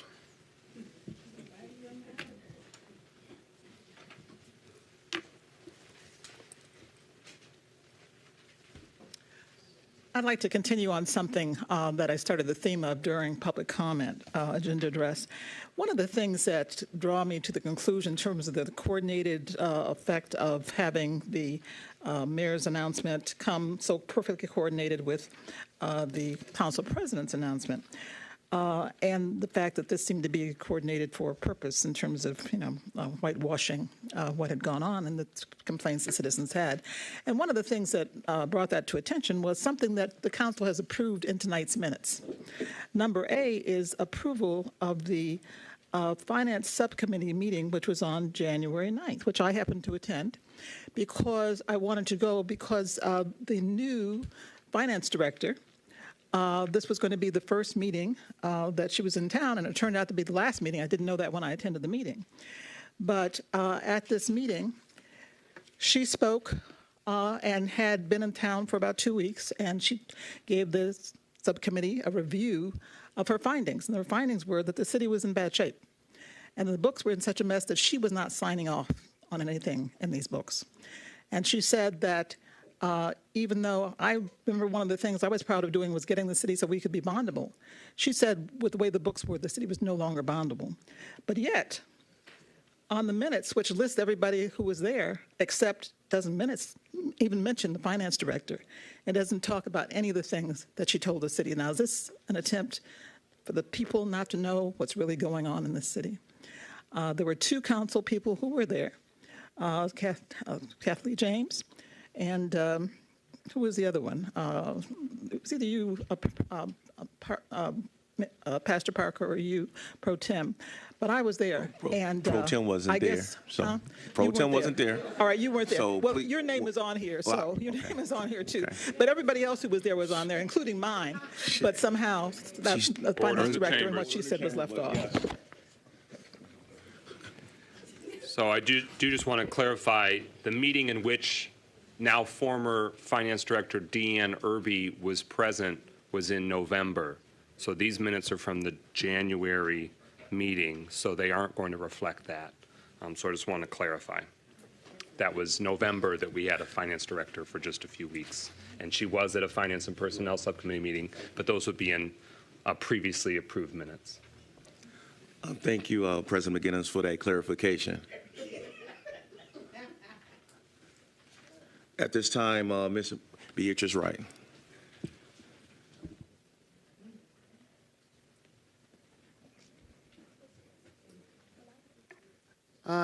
Thank you. I just wanted to get into the agenda where I could fit in, and it has to do with a program that I work with. So if any of you know any seniors in high school who live in Pontiac, that is a key. I work with a program called College, Career, and Beyond. My former job was as a high school counselor, and so I still reach my hand into programs that deal with financing college. College is almost out of bounds for most of our children economically. Oakland University, $30,000. Almost $30,000 a year. Who has that kind of money? But the good news is that community college is free for our students. The program that I work with, College, Career, and Beyond, most of you know it as Midnight Golf. And we have part of our program that has been established only for Pontiac students who are not in the brick and mortar program, which meets at Mary Grove College. This year we took in 250 students. About 13 of them are from Pontiac. So we did a good job with our Pontiac students. But this scholarship that I'm announcing this evening is only for students who didn't get into the program. So there are students who are in the 12th grade, and all students need money to go to college. So if you know of any student, you can reach out to me. I'll give you my email address, and I'll forward that scholarship to you. Thank you. Actually, that concludes. I'm sorry, one more. Ms. Darlene, no, she's Ms. Gloria Miller. Hearing none. That concludes agenda address, President McGinnis. Okay, we can flip the page over. We're at number 4 on the agenda, ordinances. Is there a a motion for adoption of an ordinance to amend the City of Pontiac zoning ordinance to amend lighting requirements for adult use marijuana retail establishments in designated overlay districts and to ensure consistency between the adult use marijuana business license ordinance and the remainder of the zoning ordinance? Moved by Carrington. Is there a second? It's been moved by Pro Tem Carrington, seconded by Councilman Parker. The item is now before us, and we give the floor to the administration. I'm locked out of the computer. I may need a few minutes if you want to consider the resolutions on the agenda in the meantime. The clerk might know how to help. All right, so it's been moved and seconded. Without objection, I'll consider it laid on the table. Let's just move to table it. Is there a So motion to moved. table? Moved by Goodman, seconded by Parker, that we table at the moment. And with that, roll call, Clerk Doyle on tabling temporarily the motion that's before us. McGinnis, Yes. Parker, Yes. Carrington, Yes. Goodman, Yes. James, Yes. Jones. Yes. Six yeas, no nays. That motion carries. So now we're going to, without objection, I'm going to move to the next item that does not require a PowerPoint presentation. It's what was 7 on the agenda. Is there a motion to adopt the resolution setting the City Council legislative priorities for Pontiac in 2025? So moved. Is there a second? Support. It's been moved by Councilwoman Jones, seconded by Councilman Goodman. So when I get to it in the packet, I'm going to read it. So, we as a city council have identified what are the things that we want to make sure are the front burner items, that there are so many needs that we have in the city, but we want to prioritize legislatively what we delve into. So here's the resolution that's before us. Whereas the Pontiac City Council is a legislative branch for the municipal government established to serve the citizens of Pontiac, Michigan, and whereas the City Council is able to enact legislative policies to advance the well-being of the citizens and improve our city, and whereas City Council has conducted an annual policy goal-setting process for 2025 and seeks to formalize those legislative priorities and communicate them with our fellow citizens of the City of Pontiac, now, therefore be it resolved, the Pontiac City Council formally identifies the 5 legislative policy goals to be of the highest priority for 2025. And in this process, each council member ranked what were their top. What were their top? And overwhelmingly, the top scorer for our priorities this year is about doing right by the city retirees. This is the number, that bullet, that item. Satisfactorily concluding the update to the city retirees settlement agreement with the $400 monthly benefit being restored for city retirees and the cumulative monthly amounts retroactively paid from when it was previously halted. So of the 5, that's the top legislative priority the City Council as a legislative branch is identifying. Next, establishing a robust, proactive workforce development strategy for the City of Pontiac with comprehensive community collaboration, effective leveraging of American Rescue Plan Act or ARPA funds to advance the strategy, and the creation of a viable community benefits ordinance for council consideration. Third, developing an emergency plan of action for severe winter weather, extreme heat, prolonged power outages, and other disasters and emergencies, which would include city emergency communication strategies, warming centers, cooling centers, and a collaborative approach with community partners. Fourth, completion of a housing study for the City of Pontiac, development of a proactive and expanded housing strategy, additional attainable housing units advancing through the pipeline, and further efforts pursued to address housing affordability and attainability throughout the city. Fifth and final, aggressively advancing American Rescue Plan Act or ARPA-funded initiatives and projects from obligation, which was successfully completed in 2024, which was one of last year's City Council's top priorities. That was successfully completed. But we want to move now to spending the funds, to implementation, completion, and compliance. And so that is the resolution before us. We internally had done that ranking and come up with those 5, but we want to make sure that we formally communicated with the public, and we formally communicated to the administration to say these are the top priorities when it comes to legislating and policy making of the city. And I just want to say on that final note, the ARPA situation, so we were able to, in time, make sure that we obligated or assigned where the money could go. That hurdle was cleared, and we've gotten independent verification from the grant staff that has been submitted successfully through the federal government portal. But I don't have to tell anyone in this room, if you've been reading the news the last 2 weeks, about how uncertain and new all the news is about when it comes to federal funding or what the federal government might do. So it's all the more important. One, we're legally required, if everything remains stable, which is a major question mark, we're required to spend it all by the end of 2026. But if the federal government does something that involves early clawbacks or reneging on any funding of anything, from infrastructure to grants to all sorts of different funding that involves the federal government, we want to make sure that we get it all done. As much as possible, we get those benefits into the community. And so even when we were doing that ranking, we didn't even know how bad it might get. And every day it's just more and more uncertain. But regardless, this is a high priority that 2025, that we've got to move it through the pipeline on the city council side.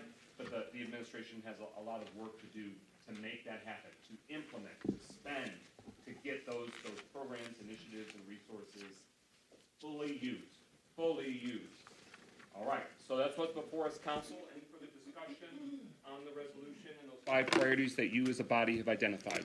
Pro Tem Carrington. I noticed, not one of our 5 priorities, but just a quick question about the small business grants. Have we started the second round of those grants yet? What's the implementation?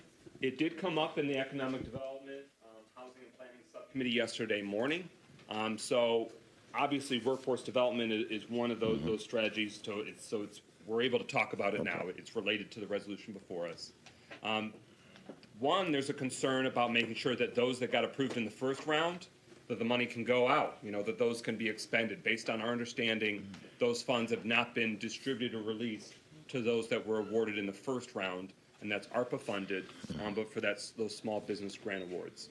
Your question is about round 2. Council put in more money so that way there could be a second round. What was shared in the subcommittee yesterday morning from Manager Younger is that March is their target to be able to have that launched or live in terms of another round of applications. I see the mayor nodding, so I'm going to give him the floor if he wants to expand. Yeah, that's right.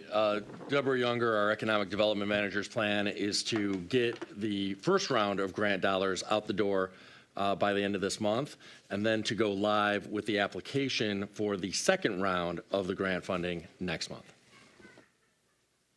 Any further discussion on the resolution before us? Okay, very good. Councilwoman Jones, microphone. It was actually a comment about the second round of small business grants, but I can table that since that is not the resolution at hand. Well, I mean, you could use it under the guise of maybe you want to change the top 5, so go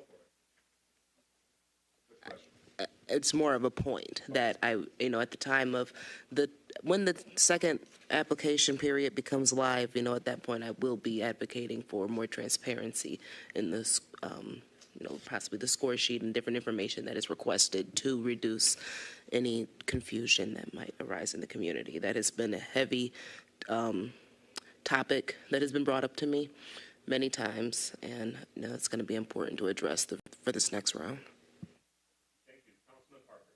Well, since she addressed it, I guess I should say, one of the things that we're going to go with a new plan in March, we need to make sure that everything that the small businesses need is in that first packet and it's approved. And once it's approved, it shouldn't take that long for them to get their money, because the holdup now is whatever was approved is now getting changed, and people's got to fill out other paperwork, and it's delaying the money going out the door, from what I understand. So we need to make sure that once you get approved, there shouldn't be any other thing left for you to do other than to sign your agreement that you got your money. Yeah, the city's been through round 1, so right. Hopefully those lessons can be incorporated on the front end. Right. All right, Councilwoman James. Yeah, the concerns that I've gotten is that the payout for that money appears to be a drawdown where they have to submit paperwork for actual work that's being done or services that they are taking in. So I would suggest, I would recommend that council have the manager come in and explain actually what the payout process is, because if it is a drawdown, that's a little different than you just writing the check and giving that over to the businesses. So I'm not sure exactly how these funds are to be paid out, and I do think that there should be some transparency around that. So I would request that the manager come in and explain the payout process for these grants. Thank you for raising that. Thank you for those points. We are at setting the City Council legislative priorities for the City of Pontiac in 2025. Any further discussion on the motion? Hearing no further discussion, roll call Clerk Doyle on adoption of the resolution. Parker, Yes. Carrington, Yes. James, Yes? Jones, Yes. McGinnis. Yes. 5 yeas, no nays. That motion carries. The resolution is adopted. The City Council has formally set their legislative priorities for this year, and then we will use this as our guidepost to communicate with the administration regularly, check on progress, but then also share out with the full council and the community on how we're progressing throughout the year on these very important matters. But again, the top is satisfactorily concluding the update to the city retiree settlement agreement with the $400 monthly benefit being restored for all eligible city retirees and the cumulative monthly amounts retroactively paid from when it was previously halted. That reiterates the stance and the policy that the City Council has already identified. We're just saying this is the top priority. We want to see that done and done as swiftly as possible. And on the related note, we are expected at the February 18th, our next regular City Council meeting, to get an update directly from representative from the GERS system. They've been invited. We'll continue to communicate with them and all parties because we want to break down all the barriers, break down all the silos. There seems to be a strong consensus, not only unanimous consensus on council, that this is the direction we want to go. So we should be able to try and build consensus from all the parties and get it done. It still will take some months, as we shared in the fall. Still, the working with the courts is gonna be a minute, but we need to wrap up this part, the part that requires council approval after actuarial studies and agreement from the parties, and we expected that long ago. That was communicated to the community, the retirees, and to council that that'd be coming long ago, and we are disappointed that we aren't there yet. Well, Pro Tem? I just want to say thank you for actually talking to the residents about that, because basically this goalpost keep getting moved by different entities. We frustrated just as much as the community is frustrated in this, and our retirees. So hopefully when GERS come in a week and they state their position, then hopefully we can get to an answer where we can move forward and actually get the $400 stipend to our retirees. Thank you. All right, so that resolution is adopted. Is there a motion to pull from the table, or AKA pick back up what we had tabled, the number 4 on that ordinance to amend? Is there a motion to pull from the table? Moved by Councilman Jones, seconded by Pro Tem Carrington, that we pick back on that motion when it comes to the adult use marijuana retail establishments and their lighting requirements. Roll call on pulling that from the table and returning back to that order. Clerk Doyle. Carrington, Yes. James, Yes. Jones, Yes. McGinnis, Yes. Parker. Yes. 5 yeas, no nays. That sounds like that motion carries. We're back to that motion. Administration and manager, you have the floor. Yeah, thank you. We talked at length about this 2 weeks ago at the last City Council meeting, so I don't know that there's a whole lot to add, but I'm sure that Planning Manager Yandrick will want to refresh everyone's memory about what we're really talking about here and the rationale for clarifying some things in this ordinance. Okay. Thank you, Mayor. Good evening, City Council. Good evening, public. Just a very brief presentation. This is something that went to, this is a zoning text amendment. It went to Planning Commission during public hearing in December. City Council heard the first reading of this on January 21st. Essentially, the overall marijuana adult use applications are established. The city clerk's office is currently accepting, at this point, reviewing license applications. Upon further review of the zoning code, we have mentioned that there was some ambiguity regarding lighting that staff wants to provide consistency with industry standards. The zoning code currently prohibits LED lights for adult use marijuana establishments. However, as most of you know, LED lighting is really the industry standard at the moment. Staff has proposed minor text amendments that would allow LED lights but prohibit the LED or string lights along building facades and windows. And the key thing, as I mentioned 2 weeks ago, this amendment does not prohibit the application Just process. a point of order, please. Council members, please stop coming in off the meeting. We really, it just makes everything hard to understand what's going on. I appreciate you guys. Thank you. All right. Thank you, Pro Tem. So this amendment does not prohibit the current application process from moving forward for any applicant. And again, we're just trying to get ahead of the process when site plan review will be taking place in a few months for some of these licensees. What this does is really prohibit some of the lighting standards, and this was mentioned last week, and this is other communities, and we're just trying, this would be prohibited whether the lights are inside or outside the building. And you often see this in the greater Detroit, greater Oakland County area. And again, this is something that is in the marijuana industry. We want to promote these businesses at the city, but I don't believe, we don't want to put these spotlights on these businesses and forget about all the other businesses that are next to it. We want to make sure that there's consistency with that. So as I mentioned with the LED lighting, this is a small proposal. The ordinance is in your packet. But from the discussion at first reading, there is a red line copy in your packet. It would require a motion from council tonight. And again, this was after Councilman Parker and Councilwoman James's notions about being able to differentiate inside lights versus outside lights and windows. So the LED rope and string lighting on the facade of the building and surrounding windows, whether interior or exterior, shall be prohibited if visible from the exterior. So, and I have the motion right above that if council would want to entertain that motion. Planning Commission at the public hearing recommended approval 6-0 of the proposed amendments. That is my presentation this evening. I do want to, while I have the floor, we do have a representative from the Kelly firm, Mr. Nick Castro, if there are any legal questions about that as well. So thank you. So first, is council comfortable with us making that language tweak that reflects what we discussed last council meeting and then debate it further from there? So this would be an amendment to the main matter before us. Do we want to tweak that language to add the wording in red, inserting whether interior or exterior shall be prohibited if visible from the exterior? Is there a motion from the floor? I make a motion. Okay, is there a second? Moved by Councilman James, seconded by Councilman Parker, that we amend the ordinance amendment to reflect that proposed language.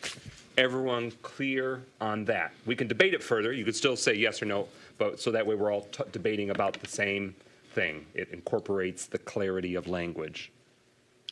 Hearing no further discussion, roll call on the amendment, specifically adding the red identified additional wording to the proposed ordinance change. Clerk Doyle. Carrington, Yes. Goodman, Yes. James, Yes. Jones, Yes. McGinnis, Yes. Parker. Yes. 6 yeas, no nays. That motion carries. So the amendment is now incorporated in the main item. Thank you for preparing that. Thank you for the Kelly Law Firm for helping ensure that that language is as tight and legally sound as possible. So now we're discussing the ordinance amendment in general. This is specifically about adult use marijuana retail businesses. We discussed it at the previous council meeting. We now have that clarified language. Is there any further debate or questions? Councilwoman James. Do you have a picture of what lighting is acceptable? Because I noticed you did show some pictures of of what would be unacceptable? Sure. Because most of these businesses are going to be along business corridors that generally there is, more lighting than what you would have in a residential area. Correct. So I would like to see what would be appropriate lighting for these kinds of businesses. With our current code, they would be allowed to do the lighting from our current zoning standard. I don't have a photo, but I can briefly describe that if an applicant were to come in and ask, what kind of lighting can I put on the site? Obviously, you're allowed parking lot lighting to light for pedestrian, it's for safety. On the building itself, you are allowed upward and downward facing lights. They have to be shielded, so really to limit the light trespass off the property and the attention grabbing lights as well. So with applicants that are seeking that, we'd be looking for lights that would be on the building that would either be facing down or up.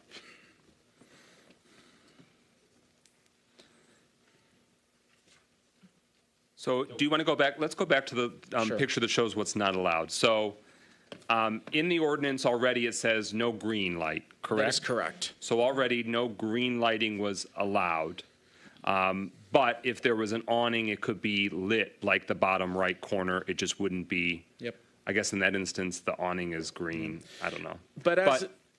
Sorry, as an example, in the bottom left picture, the CBD Gardens Detroit, if you take out the window lights, that's the type of lighting we want to see for not just a marijuana business, but lighting in the city. It's exterior lighting, it's facing the sign, it faces the facade and highlights the facade without drawing attention. These are not the LED string lights. So if you want it, that's probably the best example from these three that are out there. Councilwoman? Is there any kind of lighting that they could put in those windows or anything else based on our guidelines that they could do? If not the LED, but is there any kind of lighting that they could have in those windows? This would really prohibit that. If someone had a Christmas tree that was considered decorative, that would be allowed for a short period of time. We do allow 25% of windows to have window signage in it. That would be allowed. But in terms of lighting, this ordinance would prohibit that. So it's worth pointing out, though, in these instances, you're not seeing much light from the building inside. That is permitted per the city of Pontiac. If in the bottom left, if that facility was all lit, like white, actual interior lighting, it would be vibrant, it would show activity. That's a decision that a business or a property owner would have to make on, do I have windows, what's the transparency, and then how well lit it is. But that's what you shared at the Planning Commission that prompted this, because most interior businesses have LED lights. Yeah. And the way the language was written, it made it sound like it was trying to say you can't have LED lighting inside your business that would show. And that's not what we want to do, because that's not realistic, that's not practical. This is more so about the string or the rope lighting that's trying to grab attention. We see that sometimes in gas stations around the city, of course, and in other cities. So those businesses are still allowed to do that. It's saying marijuana business, adult use marijuana businesses, that LED rope lighting, that doesn't look as sharp or aesthetically attractive for a business corridor or a downtown, that's not allowed. Did I capture what you said in Planning Commission well? Absolutely. And I know there's some examples on a 9 mile between Ferndale and Hazel Park, and I was looking so hard for photos of that at night, but it's actually blinding when you drive by there, and we're trying to prevent situations like that for these establishments in the city. Further discussion on the motion? Hearing nothing further. Oh, I'm sorry. Clerk Doyle first. Thank you, Mr. President. So with this ordinance, if you could go back to the motion, it's referencing Article 4, Section 5. I don't see that in the ordinance, or am I going to get a clean version of the ordinance with? I'd be happy to explain that. So what that top section says is the business has to follow our general lighting standards, which is Article 4, Section 5. There's nothing being proposed to be amended from that section, but it really references that the businesses have to follow that section, which would allow LED lights and whatnot. But this section within the marijuana ordinances from Article 2 of the ordinance, that's really what's proposed here for specific lighting standards prohibiting this within the marijuana section. So where would the motion that the council just approved go in the ordinance? So it goes in several sections, and maybe Nick can speak to this, but it is a red line copy, and it for each land use. So for retailers and social equity retailers, for consumption lounges, for growers and processors, secure transporters, that motion, if this is adopted tonight, would amend and add or modify this for each of those different land uses and put that specifically in that code. So then I'll be getting a fresh, clean copy. Okay, You got it. that's what I'm Yep. talking about. Okay. Thank you. Thank you for flagging that. Councilwoman Jones. Clarification question. This ordinance is brought before us because it's believed that this omission of lights will enhance public safety, that it won't draw, that attention from the road to these buildings. And this is only required for adult marijuana businesses. I just want to recap that. That is where this is coming from. This is, believed to be a safety hazard to have these string lights visible. From staff's perspective, I would not focus on safety. I would focus on public safety and welfare. We're trying to, when we're looking at a corridor, we don't want the marijuana establishments standing out above the other businesses. And I think when we're looking at the corridor, we're trying to look at the public safety beyond just, we're not talking about an individual. We're just trying to protect the long-term viability of these corridors and neighborhoods that these overlay districts are, that the marijuana establishments can exist. Councilwoman James, did you have a hand? Yeah, I was just wondering, you mentioned that these are industry standards. What we're going to are industry standards. LED lights, yes. Well, the absence or the presence of LED lights, what's the industry standard? The standard is that these lights are there. Yeah. So what communities are not utilizing the industry? So is that the consistency among other communities like Waterford, like other, that they are going away from that industry standard? So let me think. Because we don't really want to stand out. Yep. I understand what you're trying to say, but we're trying to get marijuana implemented at some level in this city. And so we don't really want to stand out as far as being a one of a kind here. We're interested in being consistent and following, what makes sense here. So I'm wondering, what cities are utilizing this kind of restriction? Okay, so thank you for that question. There's a couple things I wanted to mention with that. First off, currently in the ordinance, it prohibits LED lights, which is the industry standard. So this ordinance, if approved, would allow LED lights, which almost every business, almost every home is purchasing and installing. So that's the first half of it. Okay. The second half has to do with the string lights. I'm not aware of many municipalities in the state that are strictly prohibiting it, but we're trying to get out in front before these businesses open. I think we absolutely want to create an avenue that these marijuana establishments can grow and thrive in this community, but we don't want to do it to the detriment of the surrounding neighborhoods and corridors, and we don't want those to stand out any further than they need to. So that's the impetus for staff proposing that prohibition within this ordinance. Okay, I just feel that, I noticed on Opdyke, it's not a marijuana business, but that smoke shop there on Opdyke that's near the Salvation Army or the whatever, I noticed that they have more lights than the other stores that are on that little strip there. And what my concern is, if we feel comfortable that this Article 4, Section 5, affords these businesses enough flexibility, if we feel that our guidelines afford them enough flexibility that we can go ahead and approve that they can't use the LED, then it shouldn't be a problem. But they do need to have adequate flexibility to make their businesses successful. You see what I'm saying? Yep. Okay. And that does not preclude them from having adequate ground and building signage. Those regulations, while there's a few lighting requirements that are a little different for marijuana, they're allowed the same size and character of other businesses in the city, and I think that's something that can also help them get that that notation on that corridor for their business. Okay. And so just to clarify, the issue is we're not trying to prohibit LED lighting. It's about the rope and string lighting. We're trying to allow LED lighting but prohibit the string lights, yes. Actually, no, he just answered for me. Yep. Okay. Further discussion?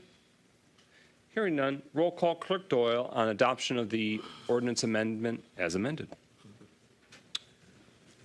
Jones, Wait, this is the adoption of the ordinance. Okay. No. McGinnis, Yes. Parker, Yes. Carrington, Yes. Goodman, Yes. James. Yes. 5 yeas, 1 nay. Okay, that motion carries. The ordinance is amended. We're at number 5. Is there a motion for adoption of an ordinance to amend the City of Pontiac Code of Ordinances to include regulation of places of assembly? Moved by Carrington. Is there a second? Support. It's been moved by Pro Tem Carrington, seconded by Councilman Parker. This was brought up in agenda address. At the previous City Council meeting, we already have amended it, taking that 11 p.m. time, and it's now 2 a.m. across the board for any places of assembly, regardless of location in the city. So that's already incorporated in here, but now we're going to debate further. Mayor and Administration for initial information. You took the words out of my mouth about that clarification, and so I know we talked about some of the other elements here last council meeting, as well as adopting the amendment to make sure that these establishments could stay open until 2 a.m., but Planning Manager Yandrick, you may want to emphasize some things again for City Council and the public. Absolutely. So good evening again. So this is a municipal ordinance. This did not have to go to Planning Commission. However, when the zoning ordinance went to Planning Commission, they actually made a recommendation, and one of those, or a condition of approval, and one of those was that we have a municipal ordinance also come forward having to do with the almost like essentially a business license. So what is before you tonight for the municipal ordinance is very quickly just establishing that a place of assembly has to get a place of assembly license in lieu of getting a business license. Now, there are some additional regulations, and Mr. Castro, if you have any questions, can go further. But this is allowing the city enforcement, allowing us to control nuisances if there are any. We understand most of these establishments would not be nuisances, but if there are a string of violations that the police are called, it would allow the city to be proactive with that. This ordinance just creates this licensing program, but that's the only thing that's a matter here. Now, the regulations having to do with the zoning, I will get to in a presentation when that comes up. But just to recap, as it's been said, there was a motion at the last council meeting that the hours of operation for both the municipal code and zoning code are 7 a.m. to 2 a.m. And that is for every place of assembly business that is allowed to operate, and that is citywide, not necessarily downtown or not downtown. So, and that clean copy is in your packet.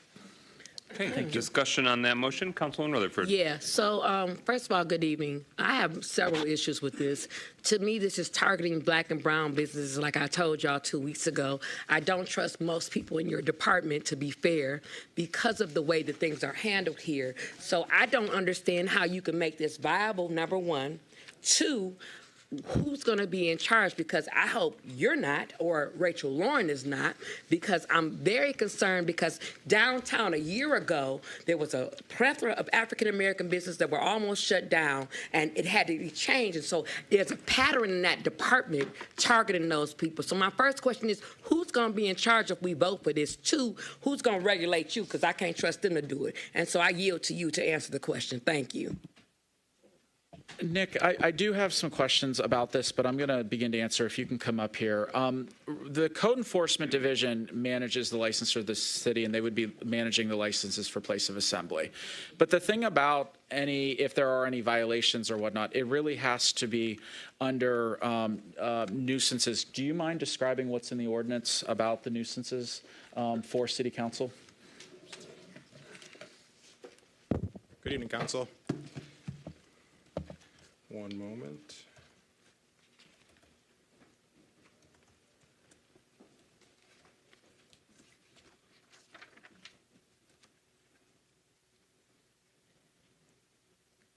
So as it relates to the nuisances in the ordinance, specifically this municipal tax amendment, it was designed to ensure that no offensive or annoying, unpleasant sounds are spilling over into adjacent properties, and that property lines are respected, and just to make sure everyone stays safe throughout the evening, going into the early morning hours.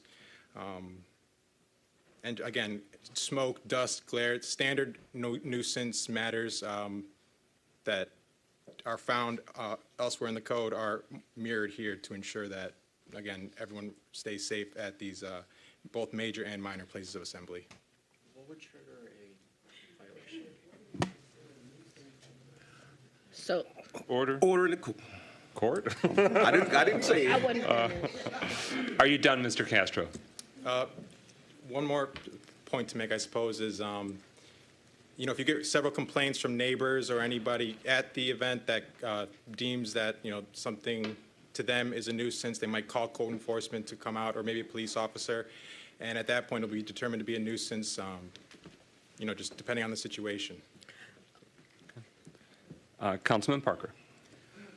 Thank you, Brother President. I certainly have a question for you as you talked about the nuisance, and I respect that there has to be at least some time, because we do have people who stay downtown that might be disturbed by some of those businesses. Sure. But can you get a special exceptions for like New Year's Eve holiday? I mean, somebody may want to run a party all night. Can you get a special exception for certain events?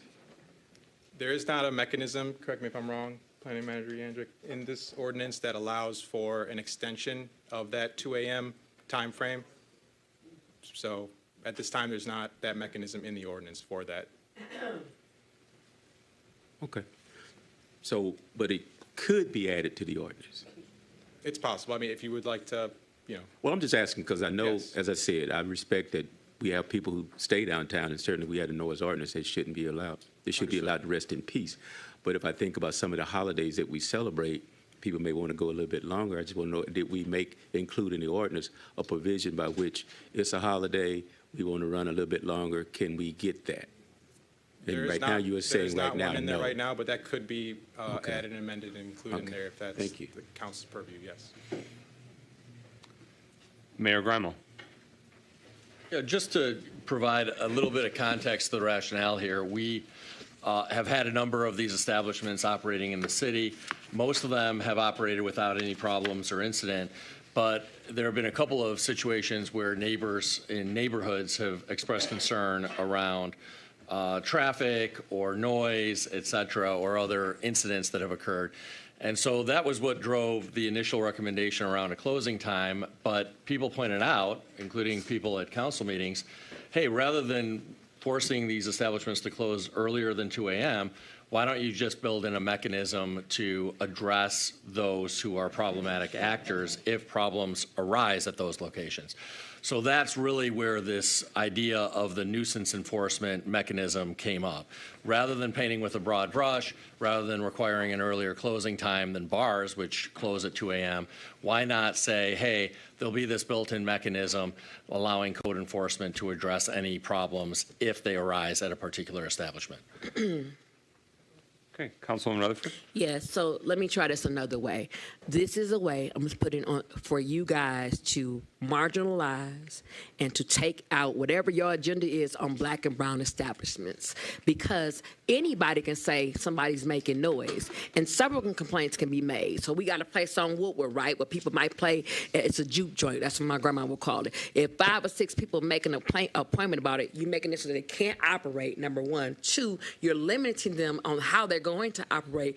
3, you're not thinking about the neighborhoods. So when you say a broad brush, it needs to be broad so that we don't do stuff like this, because if I'm in a black or brown establishment and I see the pattern of this administration towards black and brown businesses, I'm not going to feel comfortable with this particular ordinance. I think the council needs to put something in place so that black and brown businesses are protected, just like they're trying to protect everybody else.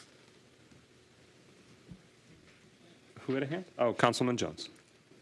So when we initially talked about this ordinance, it was brought to, Manager Yandrick. So you mentioned that this, was a response to a number of complaints that was received, regarding noise or traffic, et cetera. Some of the points that you just mentioned. So again, I won't be out at this time, but I worry about, the city possibly losing money, because if individuals want to be out at midnight, 2 a.m. or beyond, and they can't do that here in Pontiac, then we lose that, revenue that would have been made. And so that was one concern that I just wanted to reiterate here. I also wanted to just clarify or really ask you, do you have a rough number of, the amount of complaints that, maybe code enforcement or whichever division has received, in a general weekend from noise or traffic complaints?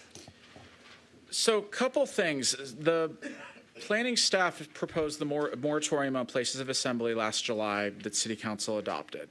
We proposed the zoning ordinance that has gone forward that will be heard next in the agenda. And what I had mentioned last week during the zoning ordinance is there are no time restrictions for places of assembly. So right now, someone could have that open 24 hours. And in some ways, that sounds great if you're, wanting to stay up and have a good time. But sometimes there's a public safety challenge with that too, not just the neighbors and complaints, but also, for if something gets out of control. And what's interesting about place of assembly, and there's a lot of great establishments in the city, but this is not falling under the MLCC liquor control. There's no liquor license. You're bringing your own beer, you're having a good time, and nothing's regulating that from getting out of control. Yes, we have the sheriff's office, but it's really something that staff proposed to see that there would be some alignment for regulation for the neighborhoods and whatnot. And obviously, we've had a lot of community conversations that have moved this, have moved this ordinance forward to where it's at tonight. To answer your question about the complaints, I don't know the volume, but I know in the past year or prior to the moratorium, there were complaints on three sites throughout the city. Again, most establishments were not having complaints, but, it had to do with noise, or there were some disruptions that were taking place that the sheriff's office had to be called. I'm aware of three of the sites, but not overall. And as I mentioned last week, there's approximately 20 of these locations in the city. This ordinance still allows them to continue to operate. About half of them are downtown and half of them are outside of downtown. Most of them are on thoroughfares of the city, but I just wanted to set that, this is just a license program. It's a free license program, but just allows us to prevent nuisances. Councilman James? Oh, I'm sorry. Follow up, Councilman Jones. It just seems like a very aggressive micromanagement tactic to remedy a situation that doesn't sound like it's too prominent. I understand there can be noise complaints. And that probably depends on what time of year it is. Even on, July 4th, Christmas, I don't know, thanks.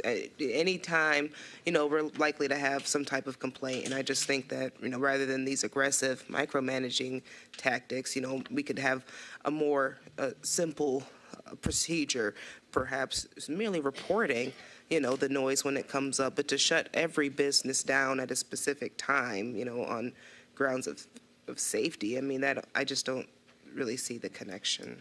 And I'm very concerned, again, and the financial implications for the city as well, if individuals aren't able to have their parties or gatherings here through the hours that they would like. Councilman James? Yes, I don't support this. I basically think not bad ideas, but I think they're premature, primarily because we as a council have faced, and concerns about nuisance behavior and public safety are not in these kinds of businesses. It's in our own parks. I have a complaint from a 105-year-old woman who lives across from J.C. Park, who is sick and tired of the rowdy behavior, people being up in that park all times of night. We have no guidelines, nothing that's controlling, totally out of control. We had a similar problem with Bodette. And these kinds of issues we don't deal with.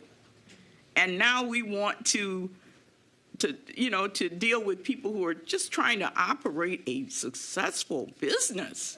And we're going to come in and, boy, we're going to lay the law down for them when the folks that we're really concerned about, nothing's being done about that. So I think as far as a free license, I would say, yes, we need to license businesses that are going to be, dealing with crowds. We need to know who these businesses are.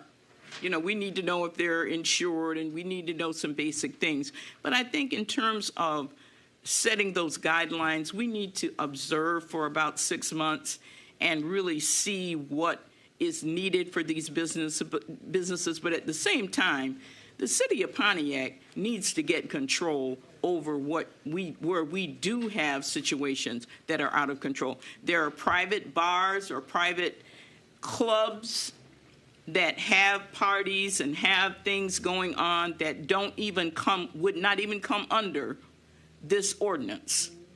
And these are the places where we've had fatalities, we've had all kinds of things going on. No, I don't support it. I think it's premature for the present time. If you want to speak, I have a question, but go for it. I mean, I just want to be clear. This ordinance, municipal ordinance, is solely based on a recommendation from Planning Commission. The staff has filled out a process. Now, currently, a place of assembly has to get a business license like every other business in the city. But this really is that's the sole review, is would there be a specific place of assembly license or not? Yeah. So thank you. So my question then, Councilman Parker, next. What's the current regulations when it comes to places of assembly? Are there any? You're saying they're required to get a business license. What else? They have to get, obviously, like any new business, they have to get zoning and occupancy, but we have very little in regulations, nothing for hours, nothing for, our noise ordinance is for outside. We have nothing for, nuisance. We don't have much in our ordinance at all, and I've got a little more in the zoning ordinance about some of the regulations proposed, but this is solely for the municipal ordinance of a place of assembly license, but currently we don't have much in our ordinance at all. Councilman Parker?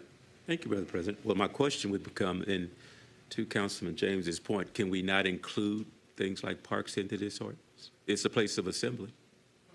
The definition is there are many types of places of assembly, but this is specifically for establishments, indoor establishments. So a park would not necessarily be considered that, but we can definitely work on with the administration on enforcement. So how do we eliminate the obvious discriminatory leanings that people may imply by this process when we're not really controlling all the places of assembly? Because as you did, a park is a place of assembly. She said we've had some issues with those, but we aren't regulating those. So how do we not make this look discriminatory? So the one thing to differentiate it as a place of assembly in a park is a temporary use. Now, you may get a permit to, if there's a large enough group, you may get a permit through the Parks Department. That is a temporary use. Parks are designed as places of assembly, in a figurative way. These establishments that are under this ordinance are commercial businesses that are operating as places of assembly. They don't qualify as a bar or tavern. They don't qualify as some of the other land uses. It's specifically for places of, where people are gathering that is not a church or a bar. And the existing zoning code from 2012 and probably prior to that, established this land use. And we just wanted to make sure that we were getting a lot of applications at the city, and that is a good thing. We just wanted to make sure that there were proper regulations that did not impact the neighborhoods around there. So I'm hearing two main points of contention from council members. One on whether to have a time limit at all for places of assembly.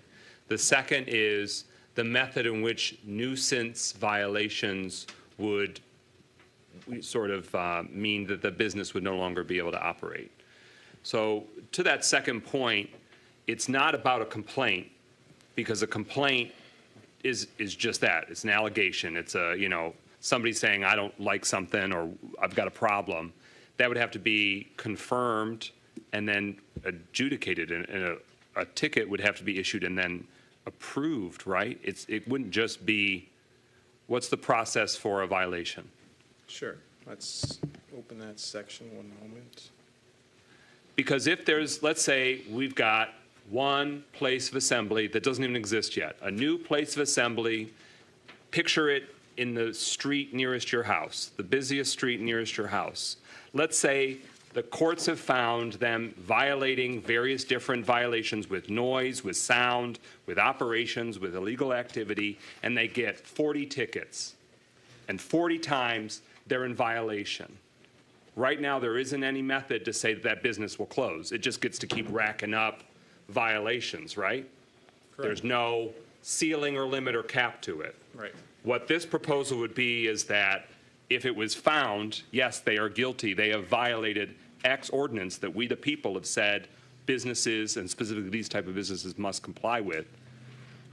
What can you break that down for us? Because I think, is it sometimes you and your colleagues are handling that in the district court? Correct. How's that work? There's two parts to that. I suppose I'll start with what I like to call the three-strike rule. Any business that receives a violation that is documented via a ticket 3 times is subject to having its places of assembly license revoked. They would have the opportunity to request a hearing, present evidence as to why they should not have it revoked. But they have, I suppose, 3 opportunities to receive tickets within a 5-year span. And if they do receive that 3rd ticket within a 5-year span, then they are looking at having their license permanently revoked and become unable to apply for another one in the future. Are there other business types or use types that have this threshold, this violation threshold already in the city? It's different with liquor. If somebody's got a liquor thing because the state's involved, if they violate, liquor laws, that's not governed by the city. But can you think of another land use? Okay. So what I want to flag for our colleagues, and for the sake of time, we don't have to iron this all out tonight. We may want to postpone this and the next item indefinitely. But we have the opportunity to keep the requirements and regulations that we think are smart and good, but yank out the time or make the time much more flexible. And we could even we can either make it a higher number of thresholds of documented known nuisances, or we can say, you know what, we're not doing that with other businesses yet, other types of businesses. Why don't we keep investigating that further? But what I don't want is the baby to go out with the bathwater. If we don't like those 2 elements, what about the stuff that might be common sense? Because these businesses weren't very commonplace as they are now, it just was kind of open and not really well regulated. So I think that we might want to have a motion to postpone indefinitely. Make the motion to postpone most indefinitely. Most indefinitely. All right. So it's been moved, and is there a second? A second. All right. And so with the motion by Rutherford, seconded by James, I just ask colleagues, and maybe at next month's Economic Development Subcommittee, we revisit it to see what are the regulations that make sense, that are fair, that are reasonable, realistic, and what are the things that were an experiment but aren't going to be what we want to experiment just yet with this business use. How do we feel about that? And so that way, the work that's been done so far, we can preserve the elements that work for everybody, for the businesses, for the neighbors, for the residents, for the government. Any further discussion on the motion to postpone indefinitely? Hearing none, roll call. Clerk Doyle. James, Yes. Jones, Yes. McGinnis, Yes. excuse me, Parker, Yes. Rutherford, Yes. Carrington, Yes. Goodman. Yes. 7 yeas, no nays. All right, that motion carries. The next item on the agenda is a related ordinance, and Manager Yandrick, they're kind of work in tandem, correct? So it would be appropriate for us to postpone this indefinitely as well? They're not dependent on each other, but I mean, obviously, it's the council's pleasure whether you want to I make table the it, motion review to it. I'm happy to postpone do indefinitely. whatever you'd like. Okay. It has been moved by Councilman Rutherford to postpone indefinitely the next ordinance item related to the same places of assembly. Is there a second? All right. Thank Councilwoman you. Jones seconds that motion to postpone indefinitely. Any further discussion? And I just want to say thank you, Manager Yandrick, for the work that you've put into this. And I think that your integrity and your reputation, I think, is very strong. And I just want to say thank you for working as hard as you do for the people and the properties in Pontiac. So I just wanted to state that on behalf of the City Council. There's a motion to postpone indefinitely. Roll call, Clerk Doyle. Yes. Parker? Yes. Rutherford? Yes. Carrington? Yes. Goodman? Yes. James? Yes. 6 yeas, no nays. That motion carries. That concludes, so that's been postponed indefinitely.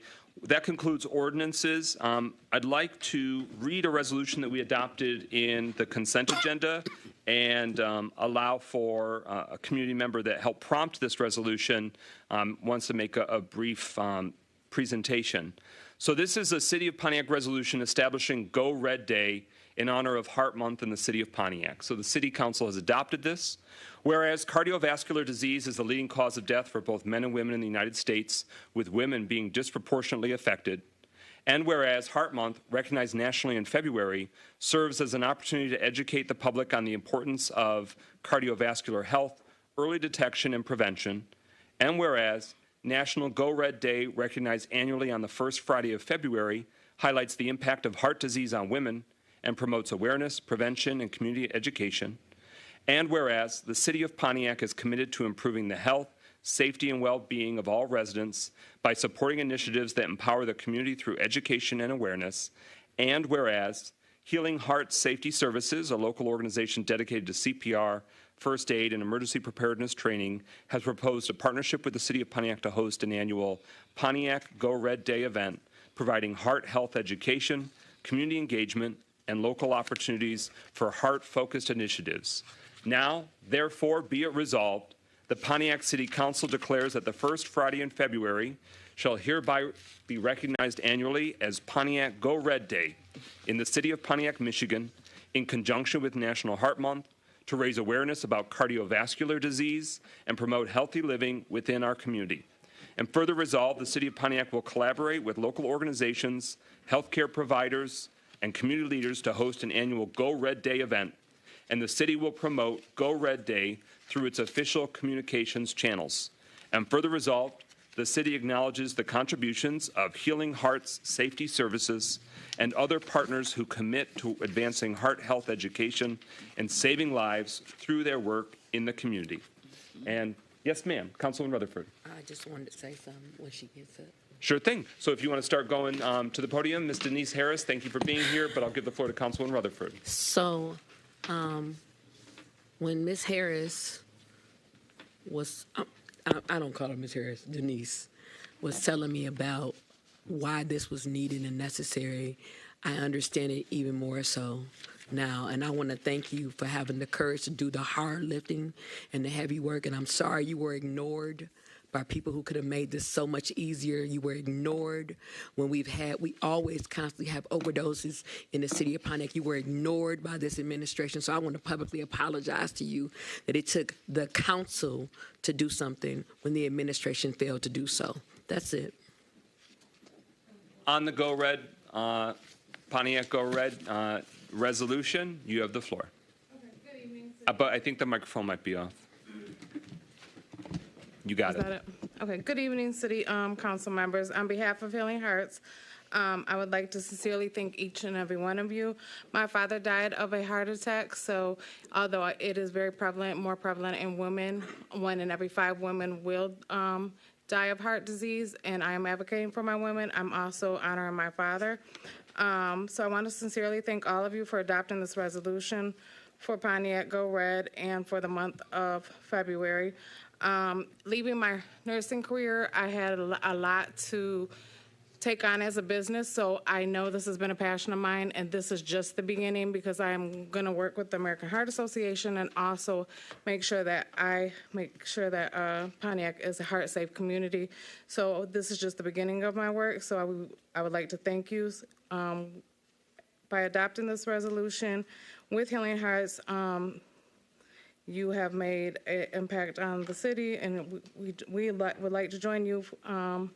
We would like you to join us at Antioch Missionary Baptist Church on Saturday for our first annual Healthy Heart Workshop. This event is an opportunity to learn heart health, prevention, and life-saving skills that can make a real difference in our community.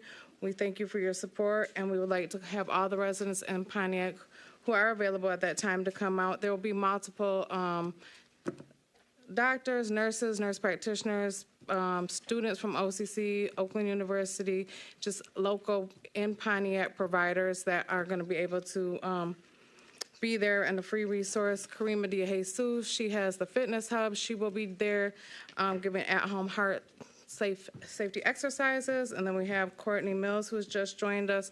She will be doing her Beat It juice, and we'll kind of compare that with our heartbeat. We're just making this an all Pontiac event. And like I was saying earlier on, when I first left my career going to CPR business, and it's been a task. There's a whole story behind all of that, but that's not for today. But now that I got my feet on the ground, this is only just the beginning. So we're going to be doing a lot of Go Red and a lot of heart education here in the city of Pontiac. And with that, I got certificates for you guys, so if I can give you those. Oh, thank you. Thank you for your advocacy and your leadership in the community on this. Take to the point.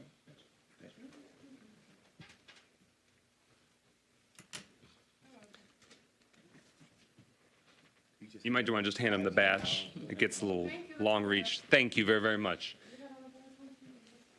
Any final discussion on that resolution presentation? Councilman Parker. First, I just want to thank you, Brother President. I just want to say thank you so much for what you're doing for heart health. I know I've had a couple of family members who have died with cardiovascular disease, and even now have a sister that's in hospice because of cardiovascular disease. And so thank you for what you're trying to do in Pontiac. And certainly from this council's perspective, and I believe everybody here, we support you, and anything we can do to continue the work that you're doing, please let us know. Thank you. Councilman Goodman? Yeah, I just want to back up what Councilman Parker said. I truly do thank you, like sincerely, from the bottom of my heart, no pun intended, for the work that you do, because you do it like so selflessly. Like, I see how much you care about it, but also like it's a thing that really affects like a lot of people. I mean, I think that a lot of people also just don't recognize like how much like heart health creeps up on people. Like even when a couple years ago when I went to my PCP at like 22, they're like, hey, you have a sinus arrhythmia. Hey, your heart is a little bit enlarged. You should like worry about monitor that. And so if like I as a young person am having to look at that, there are so many other people who are having to worry about this, and you do this work so thoroughly that I truly have to say thank you.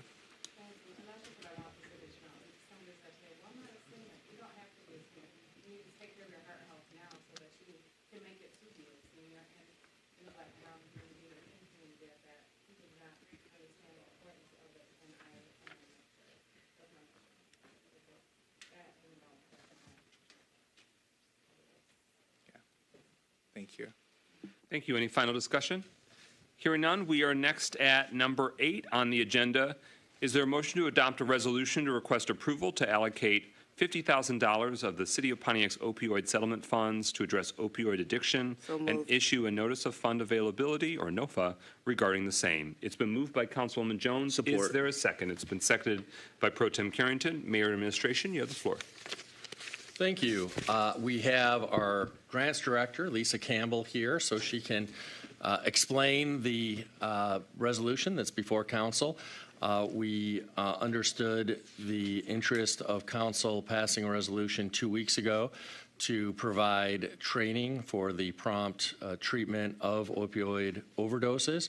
And Director Campbell will take it from here. We're also joined remotely by the city attorney, Beth, who can answer any questions legally about the required process moving forward. So with that, Director Campbell. Good evening, Council, Mayor, Deputy Mayor.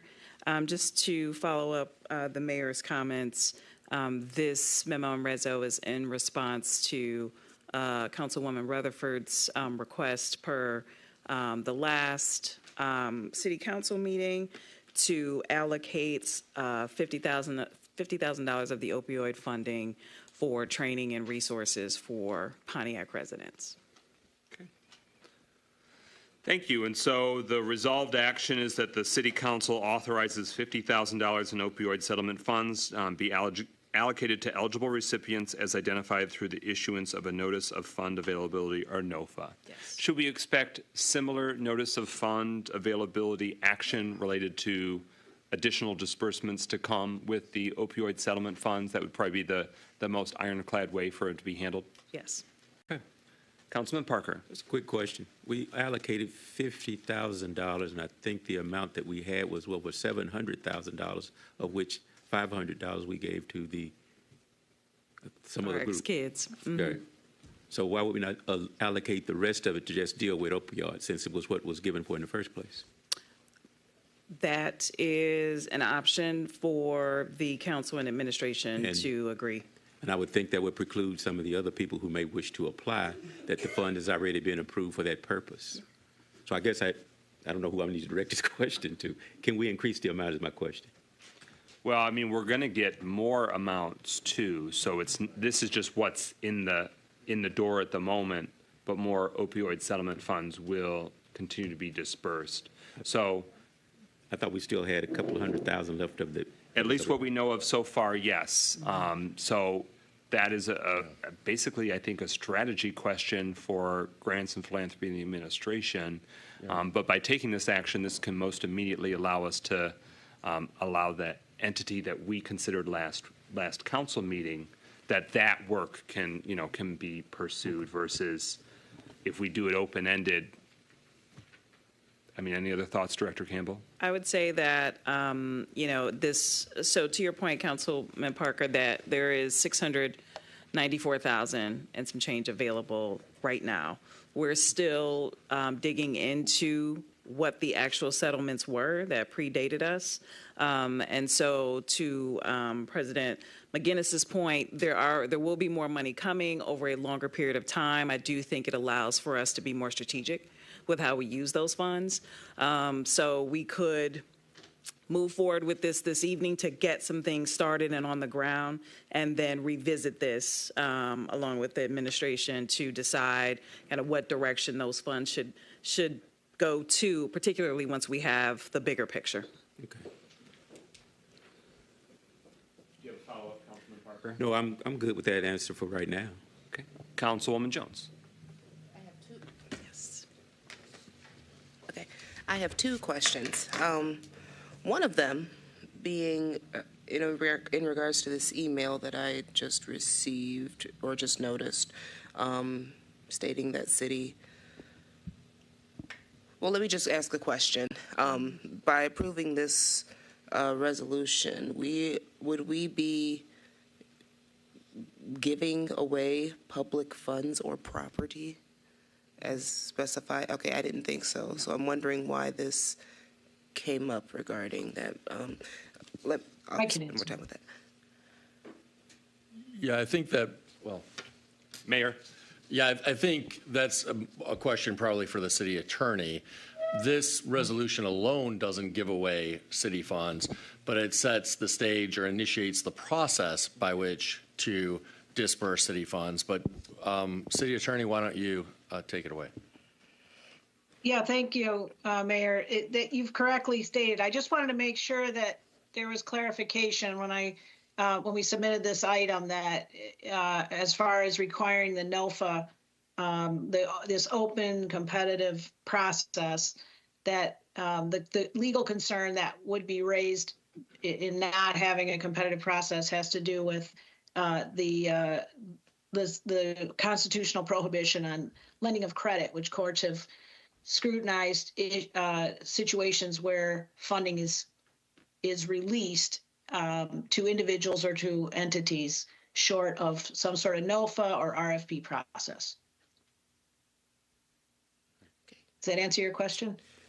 Yes, thank you very much.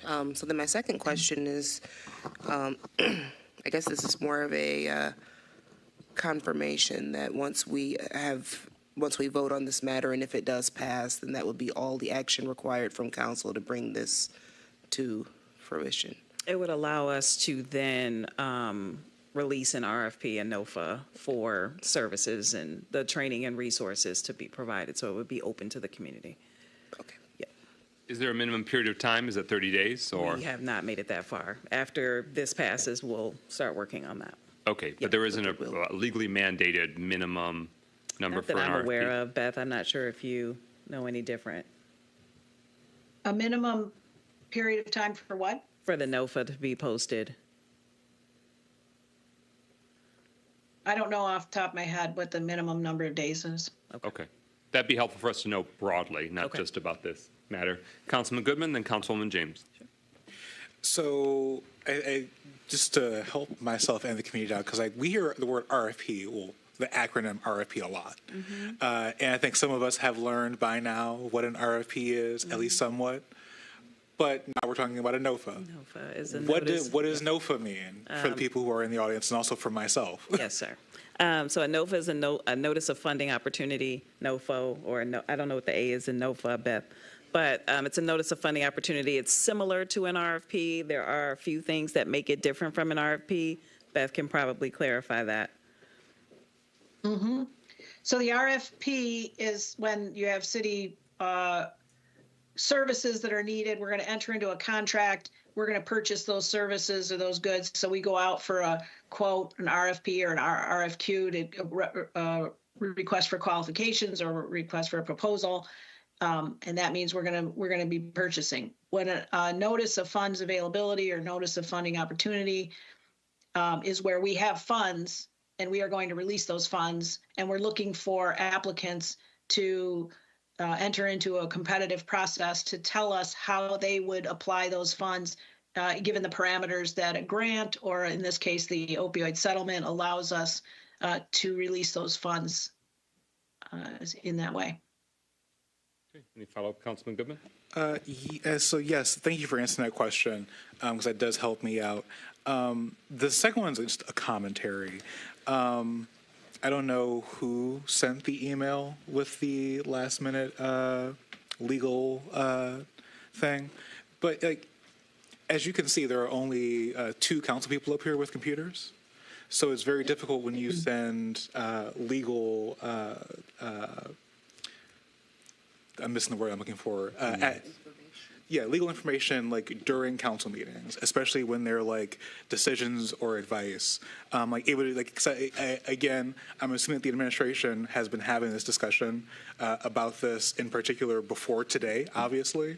So it had been useful to have this legal decision or opinion prior to this, opposed to getting it sent at what seems like 8:34 at night. The information is wanted and warranted, and I'm not directing this towards you, Ms. McDonald, but it's just a matter of the information is not equitably shared and it's last minute. Understood. Okay. Councilwoman James? Yes, I would just like to clarify the proposal. We were looking at $50,000. Are we looking for one proposal that would use all of that, or are we going to be looking for multiple proposals? What's the plan there? I believe the way it's worded in the resolution is that it can be awarded up to $50,000. So that it could be one, it could be more than one. Okay. Yeah. Thank you. Councilwoman Rutherford? Okay, I am extremely confused, but I need you to explain this to me as a 4th grader. Are we not giving, are we trying to not give Ms. Harris this $50,000? Is that what that email was just sent? We've been here before. Take yourself back to the homelessness funding question. So, okay. I think that tells us all we need to know as a council in terms of we identify that we want resources to go to a specific cause or purpose. And he did. And there's a legal requirement per the city attorney that there has to be at least the competitive opportunity for others to pursue it. So It what- doesn't dictate the outcome, but that opportunity has to exist. So the reason why I'm asking is, can't we just take it out the general fund? Because people dying of overdoses. We don't have this service here. We can play politics all we want. This is a simple fix. Don't trust anything that he says. So I just want clarity because he's going to lie. Can we take it out the general fund per president and only the president who I trust? We'll ask the city attorney, the funding type is not the central issue. It's any city funds. It could be ARPA funds, it could be opioid settlement funds, it could be general funds, it could be enterprise funds, parking funds. Doesn't matter what account we have it, is that we put ourselves on legally shaky ground if we don't have that request for proposals, request for qualifications, notice of funding opportunity or funding availability. And so that's what we want to bake in, so that way the bases are covered and no one can ever say the ultimate decision you make, I didn't have a chance. I didn't know that was an opportunity. I can legally challenge it or ask for financial damages. So Exactly. That, Yeah. It doesn't- it's not about the funding. Mayor, Councilwoman, I was interjecting for Councilwoman to help answer her question. You'll be next on the speakers list. So it's not legally shaky ground to hire county commissioners, but it's legally shaky ground for this. I just want to make sure I got that right, because it wasn't legally shaky ground for people making decisions and making votes that got to deal with the city of Pontiac for 3.5 years. But now all of a sudden it's legally shaking ground for this. So I just that's my statement. I just want to make sure we get clear, because this administration has broken many rules and done many things. And now all of a sudden they want to be order and decency. So I just don't buy that. But I'll go through what you're saying because I trust what you're saying is true. So that's why I said that. That's all. And he's going to try to come back and I'm going to come back harder. Let's go. Okay, well, we're in a city council meeting. Let's keep city counciling. I'll just state that we want to make sure that the opioid settlement funds can be used and used effectively to benefit the city. We've heard that there's very promising opportunities to make that happen and make it happen soon. We take this notice of funding availability. We'll learn more once they legally confirm how brief that needs to be, or how, and then everyone can have a crack at it. And we've got more funding if we need to do another round or other rounds as we learn more. But I just want to make sure what we have before us is whether we authorize disbursement of funds.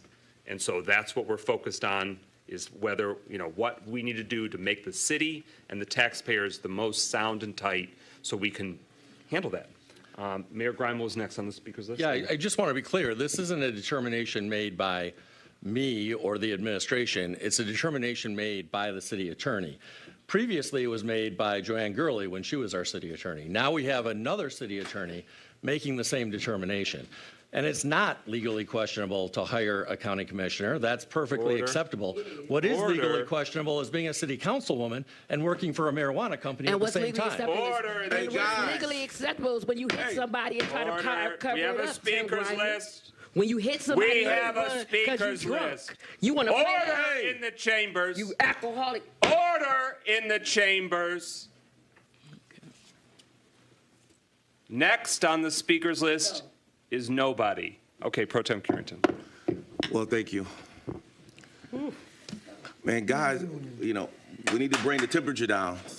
We need to bring the temperature down. I know attitudes are flying, but we still have city business to take care of.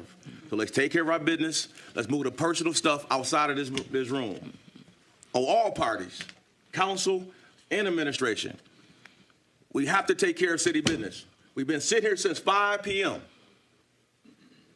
Let's take care of our business. That's what gets frustrating, coming here every week and we argue about everything. So let's take care of city business.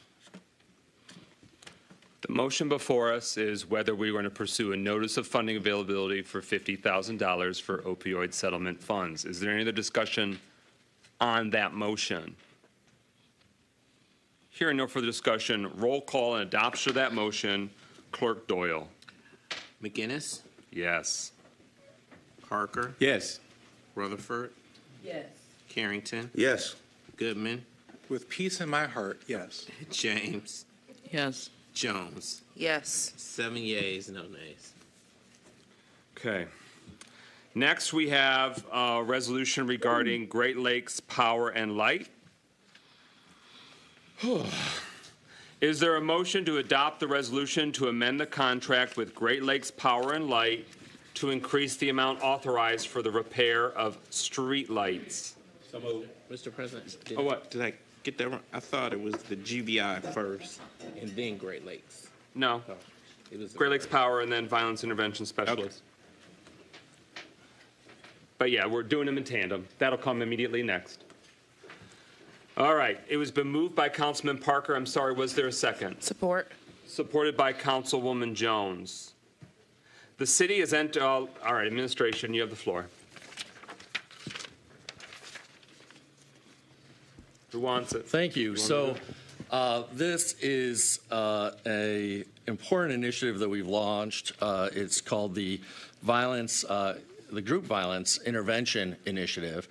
And we have determined that it's necessary to hire an additional 2 people to really advance this proactive initiative to prevent violence from occurring in the community before it occurs.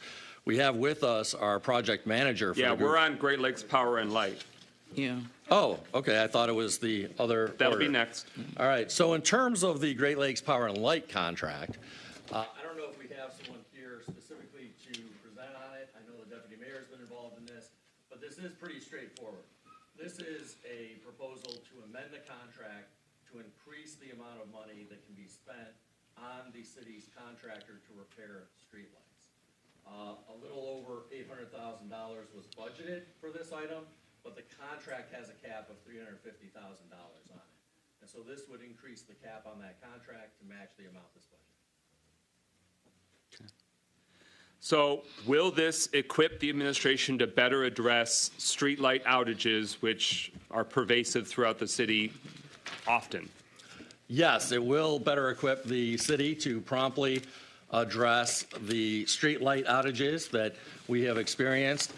This will increase the cap on the contract to match the total budgeted amount, which is substantially higher than the contract limit. So this will increase the contract limit so more work can be done to repair the city's streetlights. Further discussion on the motion before us? Great Lakes Power and Light, Councilman James. Yeah, I would just like to see some data. I think council would like to see, because of the history of problems with light outage, we would like to see some data on what areas of the city have been addressed with what's already been spent. What are the, for the remaining money, what areas plan to be addressed? We really need to see something specific of what these guys are working on. I would appreciate that. I realize it's separate from what we're voting on, but we would like to have some data on what they are actually doing in the city. Any further discussion? So obviously this is a major need. We want to make sure that the team is available, the resources available to make it happen. And I just want to echo Councilwoman James's sentiment, because we need a clear understanding of what are the infrastructure barriers, what are the challenges that lead us to this. We recognize we have a very historic city, a mature city, and our infrastructure is historic and mature. So maybe Lyon Township, when they're all built anew on former farmland or forests, it's a more modern grid. We deal with a little bit more hodgepodge, but I think that we need a better understanding. We're over 3 years in, and there needs to be better clarity for this body to understand the patchwork and how it's working behind the scenes, and what's the process and the protocol to get that moving forward. So thank you, Councilman James. Further discussion? This is, are we going to amend the contract with Great Lakes Power and Light to increase the amount authorized for the repair of streetlights? Hearing no further discussion, roll call. Clerk Doyle on adoption of the resolution. Parker? Yes. Rutherford? Yes. Carrington? Yes. Goodman? Yes. James? Yes. Jones? Yes. McGinnis? Yes. 7 yeas, no nays. All right, that motion carries. The resolution is adopted. Now, is there a motion to adopt the resolution to establish 2 positions of violence intervention So moved. specialist? Is there a second? It's been moved by Councilman Rutherford, seconded by Councilman Parker. Administration, you have the floor. Yeah, City Council is aware we launched the Group Violence Intervention Initiative. That really got underway this past summer, late summer, early fall. We have 2 employees working on this already. The project manager is Coley Gracie, who's with us this evening. In addition, we are working closely with the National Network for Safe Communities, which is under contract with the city to provide guidance and training in this space. And through our conversations with them, together with the project manager, Coley Gracie, we've determined that we need to hire 2 additional positions, violence intervention specialists. And I'd like to invite project manager Gracie to the podium to explain the work that they've begun doing in this space. You might even want to explain the upcoming GVI University on February 18th that we would like city council members to attend if city council members are available, but also, and perhaps most importantly, the need for the violence intervention specialist. Absolutely. Thank you, Mayor. First of all, thank you for your time and grace for being added to the agenda. I don't find it happenstance to be able to bring this memo and resolution to you this evening following a high school stabbing on the outskirts of Pontiac at Avondale High. No, it didn't happen in Pontiac schools, praise God. But preliminary statements allegedly point to Pontiac youth being involved and allegedly have it tied to group and gang violence. We have planned a more robust introduction, but allow me to introduce myself once again. Coley Gracie, the project manager for our GVI model, which is gang group violence intervention. And in Pontiac, it will be known as Pontiac Safe, safe being safe, alive, free, and empowered. I started this position August 19th of last year, and to give you a realistic timeline of building such a robust program for our city, normally from the inception or the hiring of the project manager to the actual boots on ground where you'll actually see people, it's usually about 9 months. We are currently in month number 6 with an aggressive plan to go live, have boots on ground by the end of this month. So far, we've partnered with law enforcement to compile the last 2 years of violent crimes in Pontiac, and through that, we were able to build a problem analysis. Basically, what that gave us is data of who's involved, where it is, and hopefully how we can target it. Also in that time, we've been able to separate ourselves from the influence and reputation of similar programs that were upstart in Pontiac. We've also visited the city of Chicago and the city of Grand Rapids at our own expense to gather best practices from our most local partners. We've also planned GVIU for the 18th through the 20th of this month, which is our final and most intensive training that includes going out and doing customs, which is basically talking to people that are involved and being able to communicate with them in a way where we can start putting a curve on the violence in our city. After our problem analysis was completed, we were able to identify some hotspots in Pontiac where this initiative would be beneficial. We are asking for 2 full-time positions to be added to our street team as violence interrupters. This position is normally someone connected to the community, somebody with influence, somebody that knows the people that are involved in the work that they do. The concept of credible messengers in the past 6 to 12 months have changed and grown, so we are dealing with an organic platform. We're dealing with something that is fluid, something that is constantly changing, and that can be difficult. It can be frustrating, but anything that does not grow is dying. So we are dealing with something that is living and something that is moving forward. There are some models that use part-timers. There are some models that use volunteers. But if you look at the data, it will show you that those models are not successful and they're quickly dying out. Most of us get paid to do a job. It would be irresponsible to ask people that are more than likely have been through some very poignant situations. Some people that are already disadvantaged because of decisions they may or may not have made in the past. Some people that are, to be truthful, behind the 8 ball.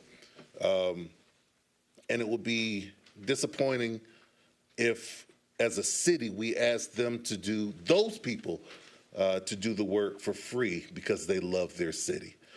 The city of Pontiac should not be a body that takes further advantage of disadvantaged people. As a body, we have agreed upon the importance of safety and agreed to invest in this model. But what we can't do is turn around and build it on the back of free labor of young black and brown young men and women. That's the equivalent of buying a brand new car, allowing me to drive it off the lot, except it has 2 donuts instead of 2 full-size tires, and then wondering why the car doesn't work the way that it's designed. There's a science behind violence prevention, and if we allow people untrained and unaccountable to freestyle the program will fail. In order to do it professionally, in order to do it to the standard that Pontiac deserves, we have to have a standard and a curriculum that we have to follow, and we have to be able to hold people accountable.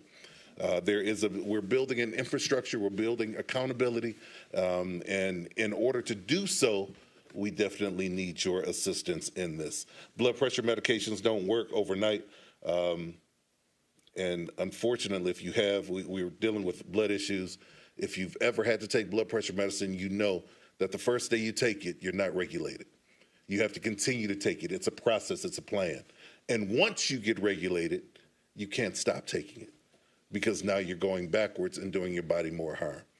All I'm asking is that the council consider the additional funding for these 2 very important positions so that we can continue to move forward in a manner that is due to the city of Pontiac. Thank you for your presentation. Council Pro Tem, you have the floor. Yes, thank you, President McGinnis. First, I'd like to thank you for the work you outlined for us, and hopefully that just has an impact in the community. Those 2 positions, I know earlier you guys was considered a partnership with other organizations. So you guys basically put that to the side and say that's not going to happen? Yes, sir. Okay. All right. Okay. Thank you. Also for Yes, sir. Also for administration, how will this be funded? What? You want to yield to the mayor? To the mayor, yes. Okay. Yeah, we, as you know, entered into a memorandum of understanding to use ARPA dollars for public safety initiatives, including the group violence intervention. We did consult with Ernst & Young, and they believe that it's permissible to use ARPA funding for these positions under that MOU. Thank you, Mayor. Councilwoman Rutherford. So I want to understand this. You had another plan in place for us to do this program, correct? And you guys have scrapped that? I did not have the plan coming in. Okay. When I came in, there was a suggestion that we partner with another entity, and through some fact finding and some careful consideration, it was not a good fit. Okay, and so the reason why I'm asking that, and I guess I should ask the administration, we put money to the side for this program for you guys to be trained. So I can ask you this, and then maybe they can give me clarity. As of today, have you done the necessary training that this program entails that you're running? We have begun the training. The biggest piece of training will take place at GVIU, which is in 10 days. Okay. And the reason why I'm asking that is because I'm not understanding if the training hasn't been done, how are we doing this program? Because when we originally did this program, and this is not a slight against you, this is what they said, so I'm going to use facts.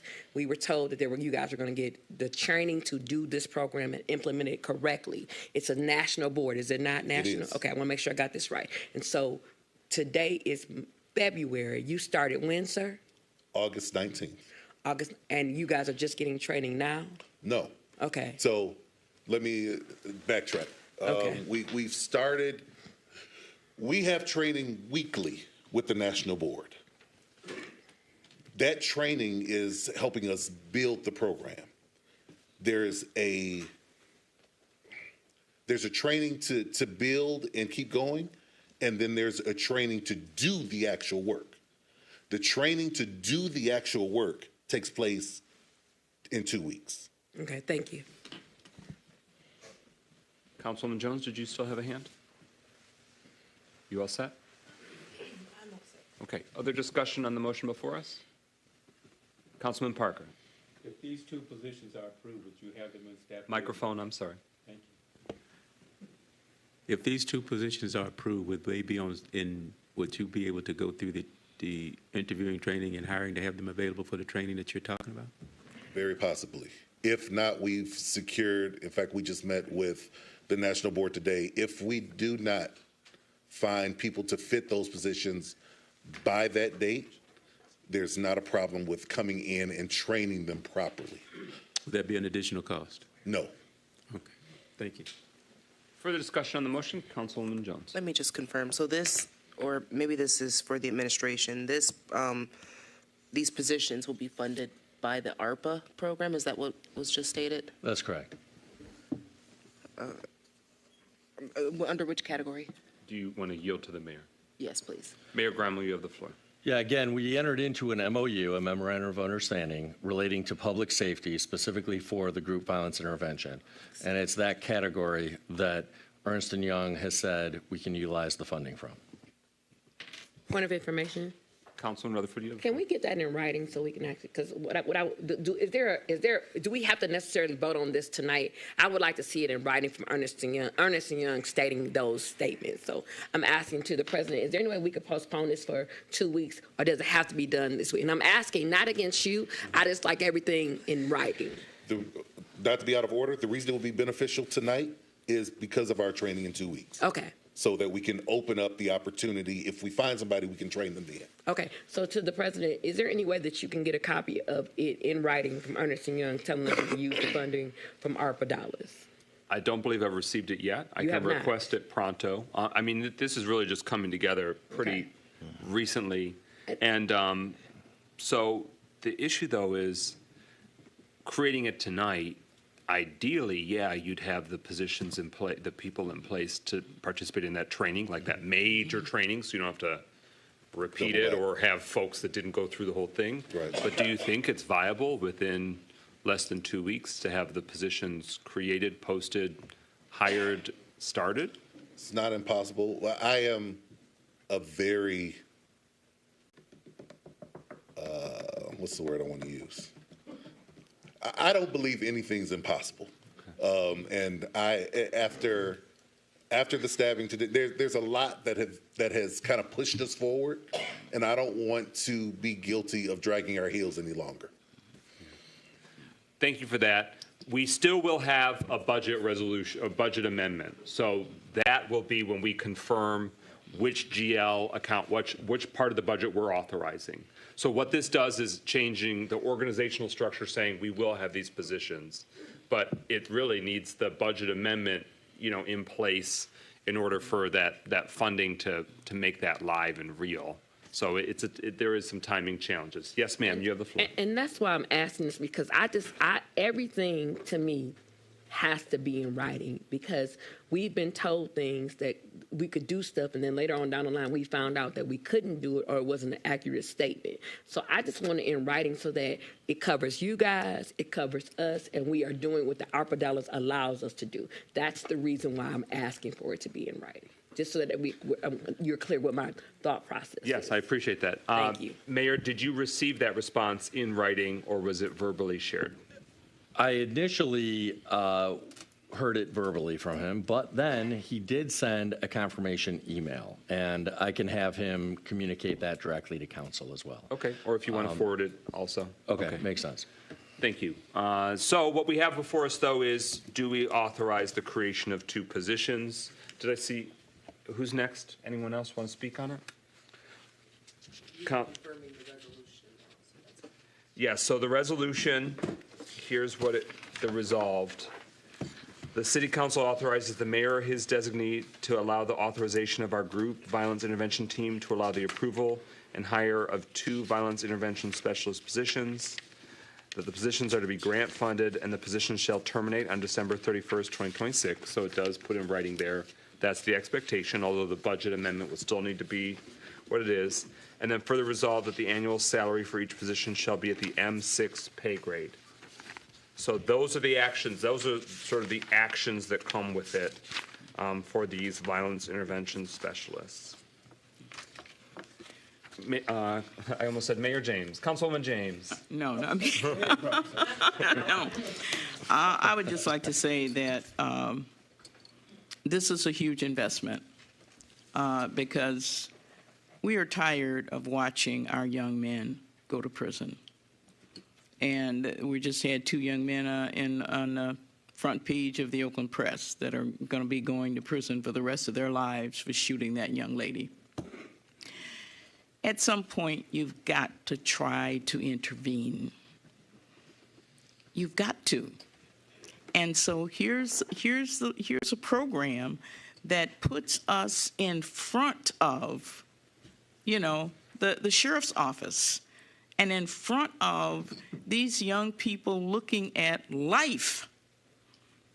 And I really think we don't have any choice. I mean, well, we do have a choice. We can choose to continue to watch our young people go to prison for the rest of their lives.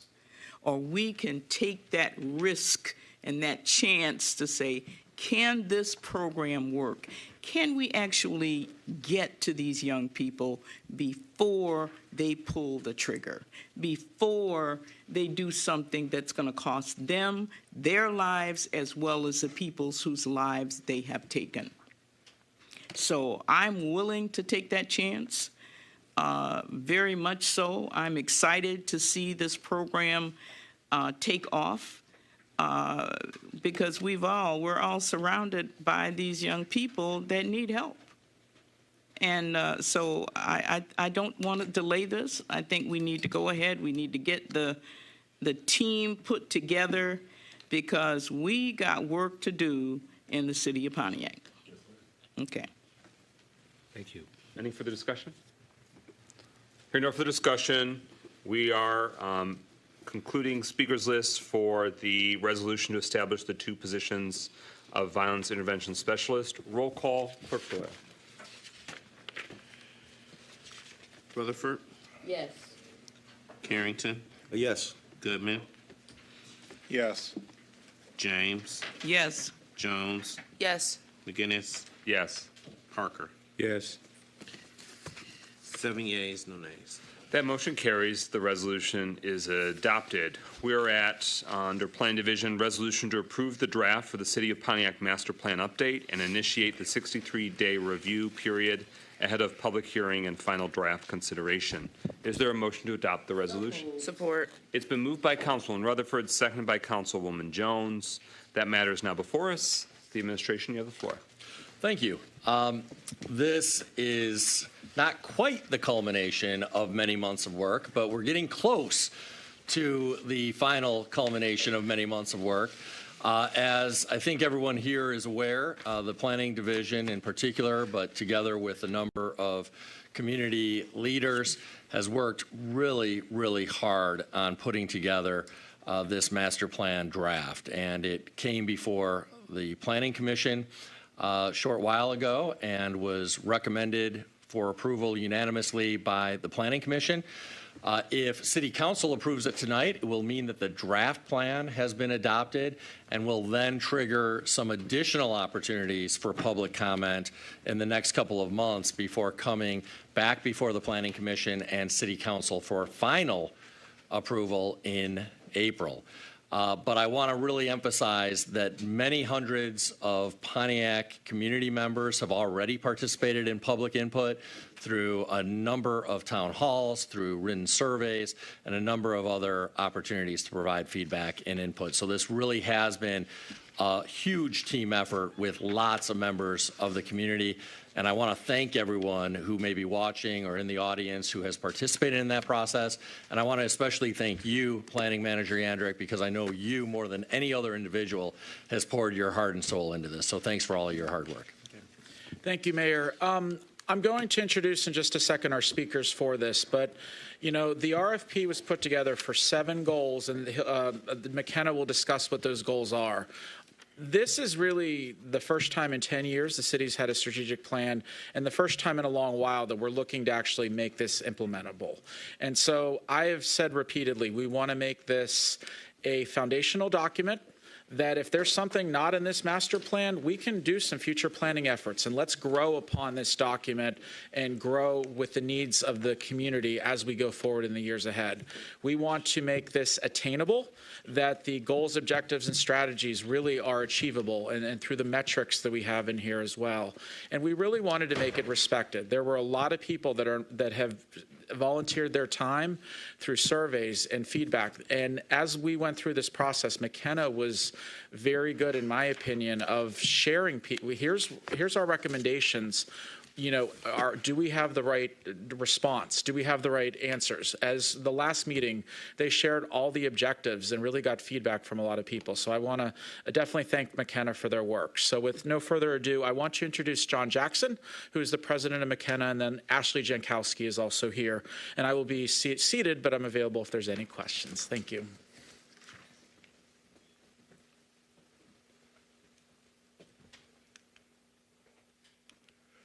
Good evening, council members. It's an honor to be here to discuss this extremely important project for the city of Pontiac.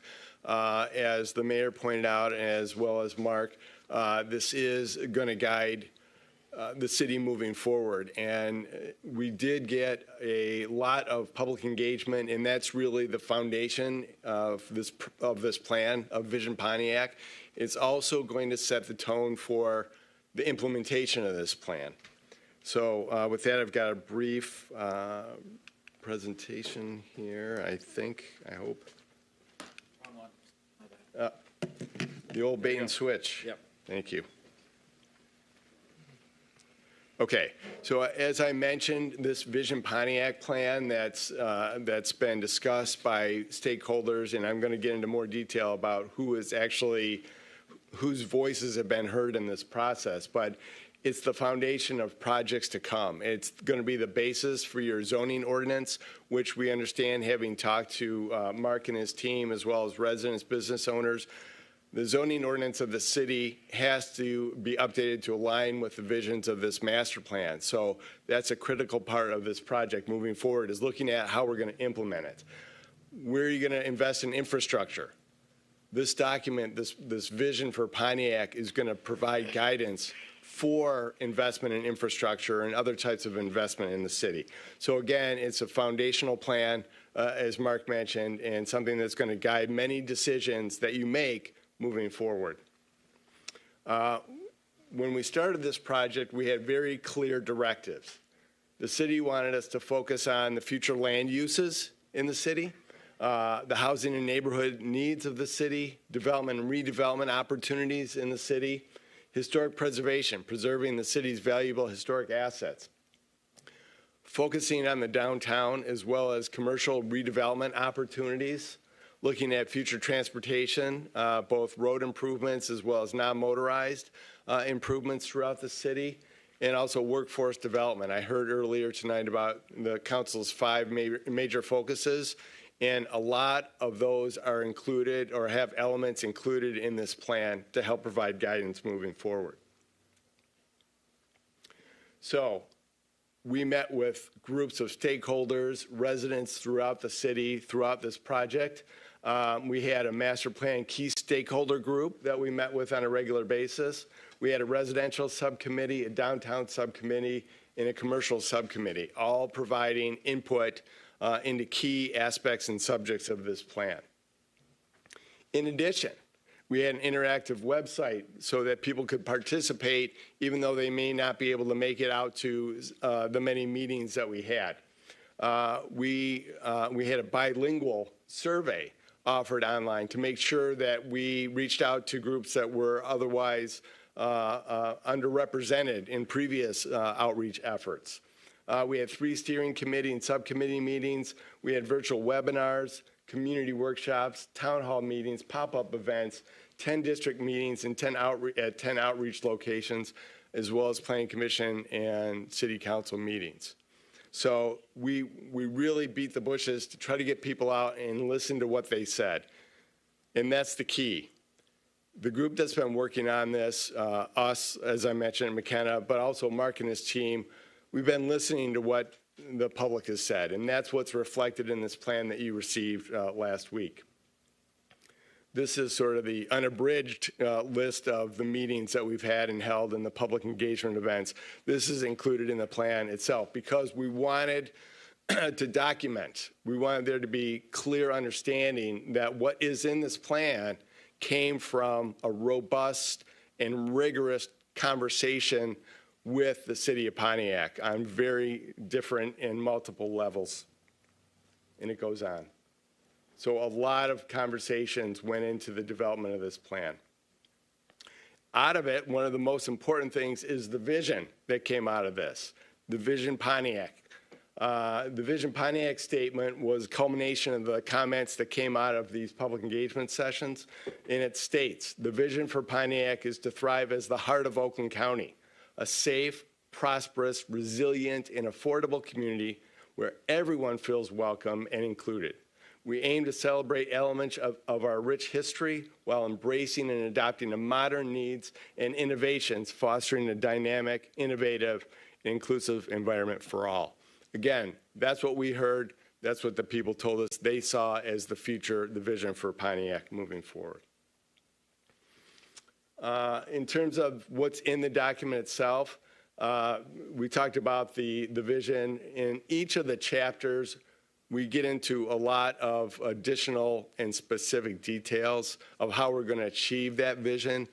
And I think that's one of the unique features of this master plan is that not only do we have key findings that came out of analysis, we also have specific focus areas included in here with redevelopment opportunities. We have case studies from other communities that show this can be done. So it sets the foundation for moving forward in success in implementing this. The plan includes broad visions, goals, specific objectives, and most importantly, specific action items. So that this plan will not sit on the shelf. This is a plan that's intended to guide the city in its day-to-day decision-making, as well as its annual goal-setting efforts.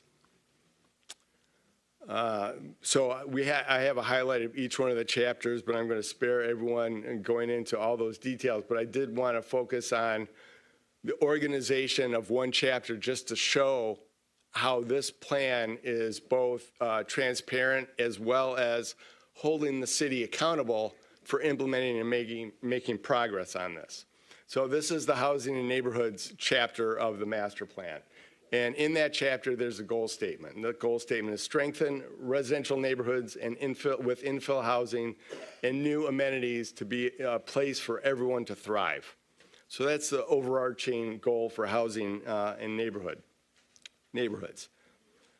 Out of our conversation with the residents of Pontiac and stakeholders, we found that Pontiac needs not just affordable housing, but great housing for all income levels. That's what we heard. That's what we were told, and that's what's in this plan in terms of a key finding.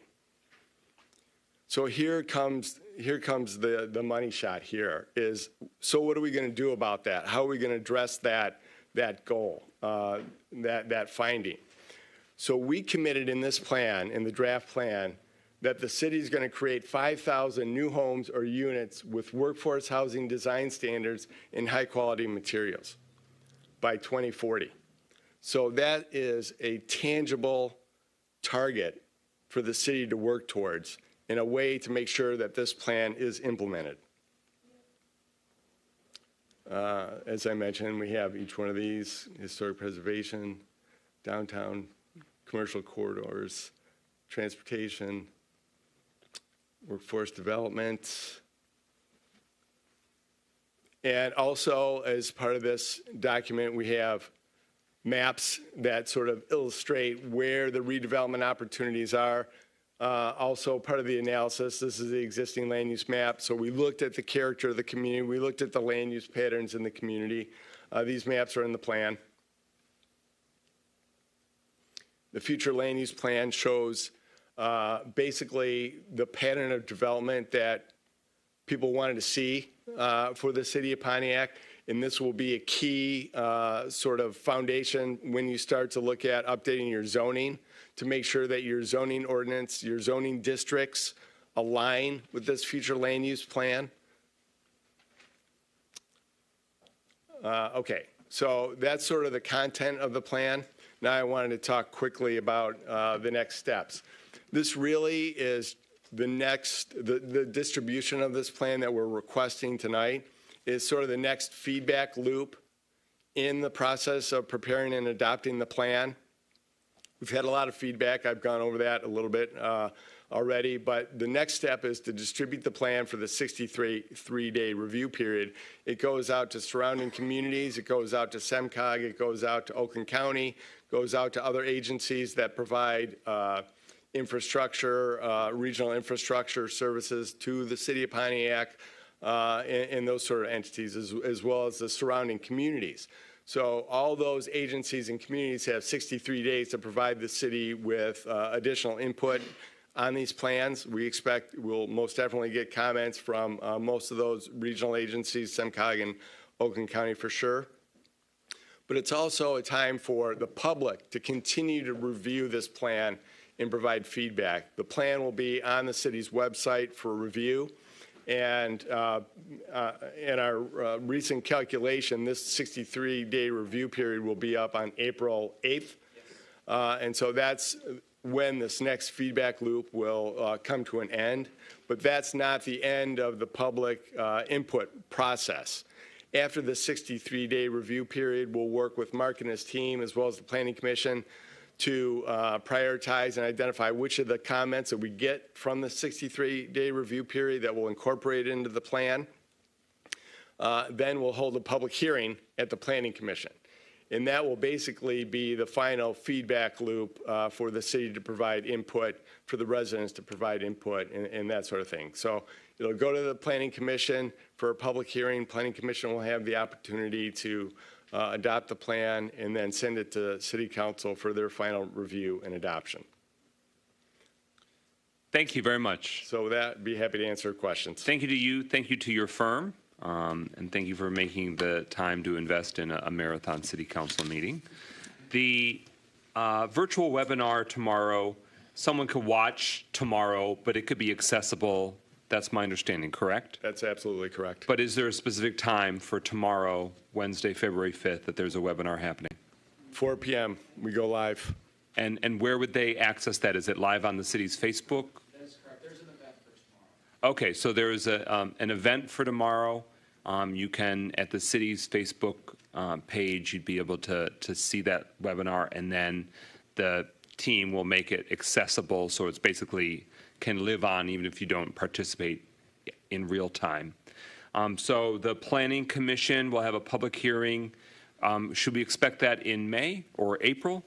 It's okay, it's obviously to be determined, but it's in that vicinity. We were reviewing this evening. We're expecting that at the May Planning Commission the first week of May. Okay. Yep. And then does it require 1 or 2 votes of City Council for a final adoption? I believe it's a resolution. It's a resolution, right? Resolution of adoption, yep. Okay. All right. Well, want to hear other feedback from council members, but I just want to emphasize this is just another step. If we approve this resolution tonight, this does not adopt the new master plan update. This is sort of saying, okay, we're going to open that state-mandated 63-day public comment window. Other discussion on the motion before us? Councilman Parker, followed by Pro Tem Carrington and Councilwoman Jones. Thank you, Brother President. First, you guys did a marvelous job of putting this thing together. Truly, Mark, I know I saw you at more meetings than I would, because I came to put a bunch of them myself, but I know you and your team did an excellent job of putting this together. My question is, as we got it, however, I presume that when you do your webinar, that it will be maps will be colored. And could the council get colored maps? Because, or can we get this in a colored packet? Absolutely. I think that it's no question that the draft version as you have it now, color copies can be provided to council. We'll work to make that happen in tandem with their team. Our plotters were open. We'll find a way to make it happen. Thank you. There's a way. Yeah. Even if we're not running it off inside. Yeah. Okay. Pro Tem. Yes, thank you, President McGinnis. First and foremost, I have to thank your team. I know this is painstaking. Took a lot of months. So I'm from what I've seen, I'm definitely impressed with the overall material. I'm glad you have a 63-day public comments period, so the community can read it. Take a week to read it thoroughly, and then come back with their concerns and critique. So I appreciate that. Thank you. Councilman Jones, followed by Councilwoman James. Thank you. Thank you. So again, I would like to second that this was excellently put together, and very, very good job to you, both of you. My clarification question is, how are you determining which or if any comments are received? How will you determine which ones are implemented into the master plan? So it'll be a process of working with the Planning Commission and staff and sort of aligning those with what we've heard so far for consistency. We already got comments at the Planning Commission meeting, for instance, that added to the depth of the plan. One of the Planning Commission members, we didn't mention that we didn't refer to the Pontiac Promise Zone in the plan.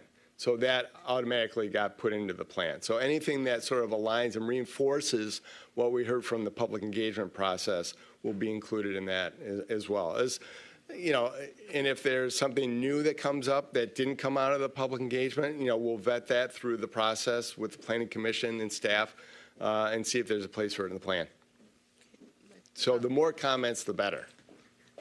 Right. And my follow-up to that would then be, and this probably goes without saying, but someone is, or a team, perhaps, a committee has been dedicated to fielding through comments and feedback that might be received. Is that correct? Yeah, we have the master plan steering committee. Just going to use them. Okay, same committee. Okay. All set? Yes, thank you. Councilwoman James. Okay, kudos. I think, first of all, you guys did an outstanding job with the public engagement. I was really, really, really impressed just with the professionalism and the sincerity that you handle that. Thank you so much for the job that you guys did. Finished product, I was also impressed.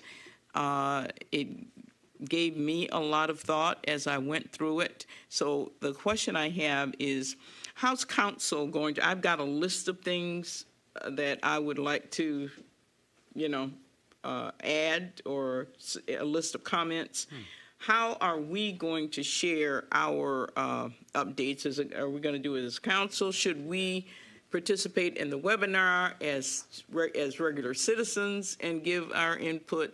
How are we going to collect council input? Great question. There's no one mandated way that I already have that's made clear to me. So I welcome Manager Yandrick. Did you already have any initial thoughts on when's the right time? We do have, of course, our chief of staff. We can have her corral or solicit and then provide you with a full roster or rundown. Any thoughts, though, to that request? I think the best thing, there's two ways to provide comment. The same way everyone else will be, which is visionpontiac.com. I think tomorrow morning that's going to get refreshed before the webinar. There will be a portal where the public can enter comments. But if City Council has specific things, whether it's as an individual council member or as a collective, please send that on whenever the time's right. It could be tomorrow or it could be up till April 8th. So any time between now and then would work. So Okay, but it won't be collectively with the council unless we did it at a council meeting and voted to say, you know what, we're sort of an edict. We're saying this shall go in there, or at least the council collectively has a consensus. Correct. I thought here's the comments from each of the council members, Right. If there were some individual suggestions that were just collected per se. Yeah. Incorporated what you've shared previously, what the administration shared previously, is that the housing study that we also authorized that was undertaken, at our subcommittee yesterday morning, we were informed that that should be coming in a matter of weeks, sounds like. But can you help us confirm and verify that the housing study work informed and shaped and will be reflective, in terms of some of the broader contours of the master plan update? Absolutely. That was a huge, the two play off each other extremely well. And we are definitely looking at getting the final information and the final comments from the city on the housing, the draft housing study. And so once we have that, we can analyze that in terms of any last final policy changes that need to be included in the master plan before its adoption. So they're going on parallel tracks and are being synchronized. Okay. I'm going to play a devil's advocate scenario here. So the housing study is to be completed. Sounds like you might be consulting with staff in terms of, hey, do we need to make any policy tweaks? But will the housing study make any policy decisions or more like recommendations for policy changes that the city could consider? Because I just want to defend and ensure that the city council is the legislative and policy-making body. Sure. Do we have to vote to accept or adopt the housing study, so to speak? You don't. You're going to receive and file that document. But as I mentioned, the information that's in there and the data that's in there will help inform the policies in the master plan, which will be adopted by City Council. Okay. So what we have before us is a resolution that essentially confirms that this is the draft master plan update, and then that 63-day window begins. Any discussion on the motion before us? Hearing no discussion, speakers list exhausted. Roll call, Clerk Doyle. Carrington? Yes. Goodman? Yes. James? Yes. Jones? Yes. McGinnis? Yes. Parker? Yes. Rutherford? Yes. 7 yeas, no nays. That motion carries. The resolution is adopted. Thank you again for all of your team's work. I know there's others that aren't here this evening that went into it. And final note, thank you to all the residents that shaped this through all that Yes. engagement process. Yeah. This document would not be what it was if not for that crucial feedback. And sounds like starting tomorrow, visionpontiac.com is your opportunity to directly submit final feedback or items that you noticed that didn't really line up with what you were hoping it would say, or maybe you just literally see something grammatical or language-wise that you'd like to see finesse a little bit more too. So visionpontiac.com is an opportunity, but this master plan update is the community's handiwork, and I just want to say thank you to so many people that took the surveys, provided the feedback, attended different sessions, weighed in different ways. Thank you very much. Thank you. All right, next on the agenda is a resolution advancing the city charter created public integrity officer establishing process. Councilwoman James requested we pull this from the consent agenda. I want to give you the floor first to raise further information or discussion you'd like to see on the action. No, I think we can read it. I asked it to be pulled off because the consent agenda should be kind of no-brainer issues that we know that we don't really need to go over. However, because this is new to the city, it's new to us, it's a new element of the charter, just, for the sake of our residents and everybody, let's just take that moment to say, okay, yes, this is new, this is what we're beginning the implementation process, but it shouldn't be, I did not feel it needed to be a part of the consent agenda. Very good. I'll read the resolution as it's drafted. Pontiac City Council Resolution advancing city charter created public integrity officer establishing process. Whereas the Pontiac City Charter establishes the structure of our municipal government to serve the citizens of Pontiac, Michigan. And whereas the citizens of Pontiac voted to adopt a new city charter in 2024, following the proposal advanced from the Charter Revision Commission. And whereas within the city charter is a new position, the public integrity officer, now therefore be it resolved, the Pontiac City Council seeks to advance the establishment of the public integrity officer and ensure this new aspect of city government structure can begin. And further resolve, the Pontiac City Council formally requests for the city attorney to advise the city council on how the public integrity officer position shall be established and whether any action is necessary from city council to facilitate that establishment.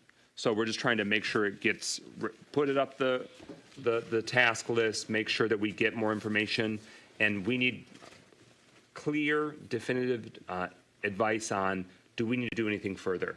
Because the charter established this position and spelled out what it what it would focus on and how it would operate.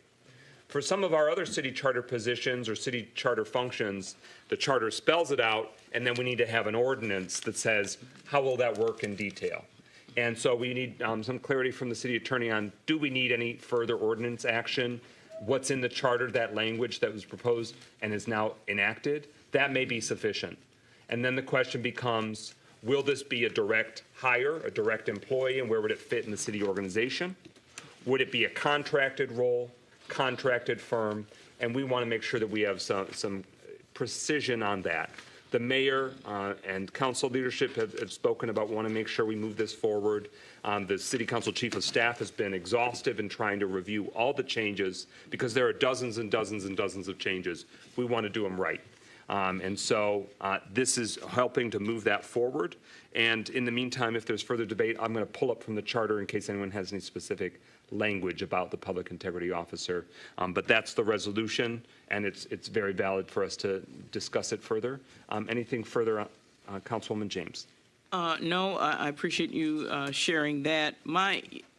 For me, it's a position that I am not clear on just how that is going to integrate within the City Hall structure.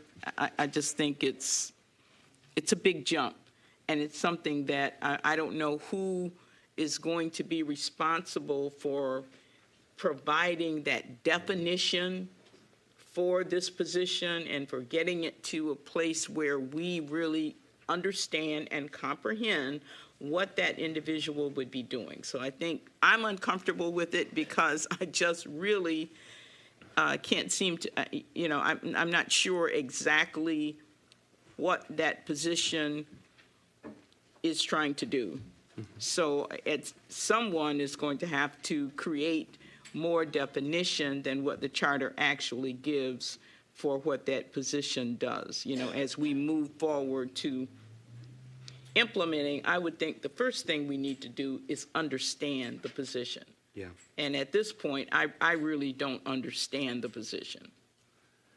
Thank you for flagging that. I'm going to have Councilman Parker next on the speakers list. In the new city charter, it's under Article 7, Ethics and Public Integrity, and that can be found on page 37. Chapter 1 is General Ethical Standards.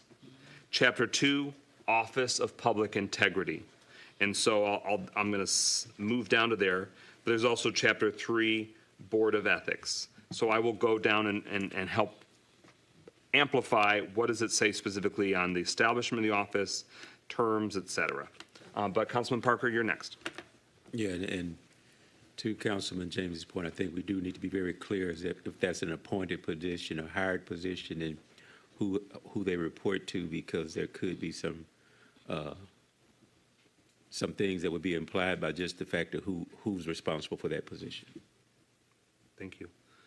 All right, so for the sake of us delving further into it, on page 41 of the new city charter, chapter 2 in that Article 7, Office of Public Integrity. 7.201, Establishment of Office. There shall be established an independent Office of Public Integrity within the government of the city of Pontiac. The Public Integrity Officer shall head the office. The purpose of the Office of Public Integrity is to ensure honesty and integrity in city government by rooting out waste, abuse, fraud, and corruption. 7.202, appointment, removal, term of office, and vacancy. A, the Public Integrity Officer shall be appointed by a majority of council members with concurrence or agreement of the mayor in writing within 5 days of council approval, serving for a term of 6 years. Wow. B, the Public Integrity Officer may be removed for cause by 3/4 vote of council members serving. The Public Integrity Officer may only be removed for the office for cause as outlined in another section of the charter. C, if a vacancy occurs in the Office of Public Integrity, the council shall, within 90 days, fill the office for a full term, meaning if somebody departs, it can't sit vacant. We're required to ensure it's filled. 7.203, minimum qualifications.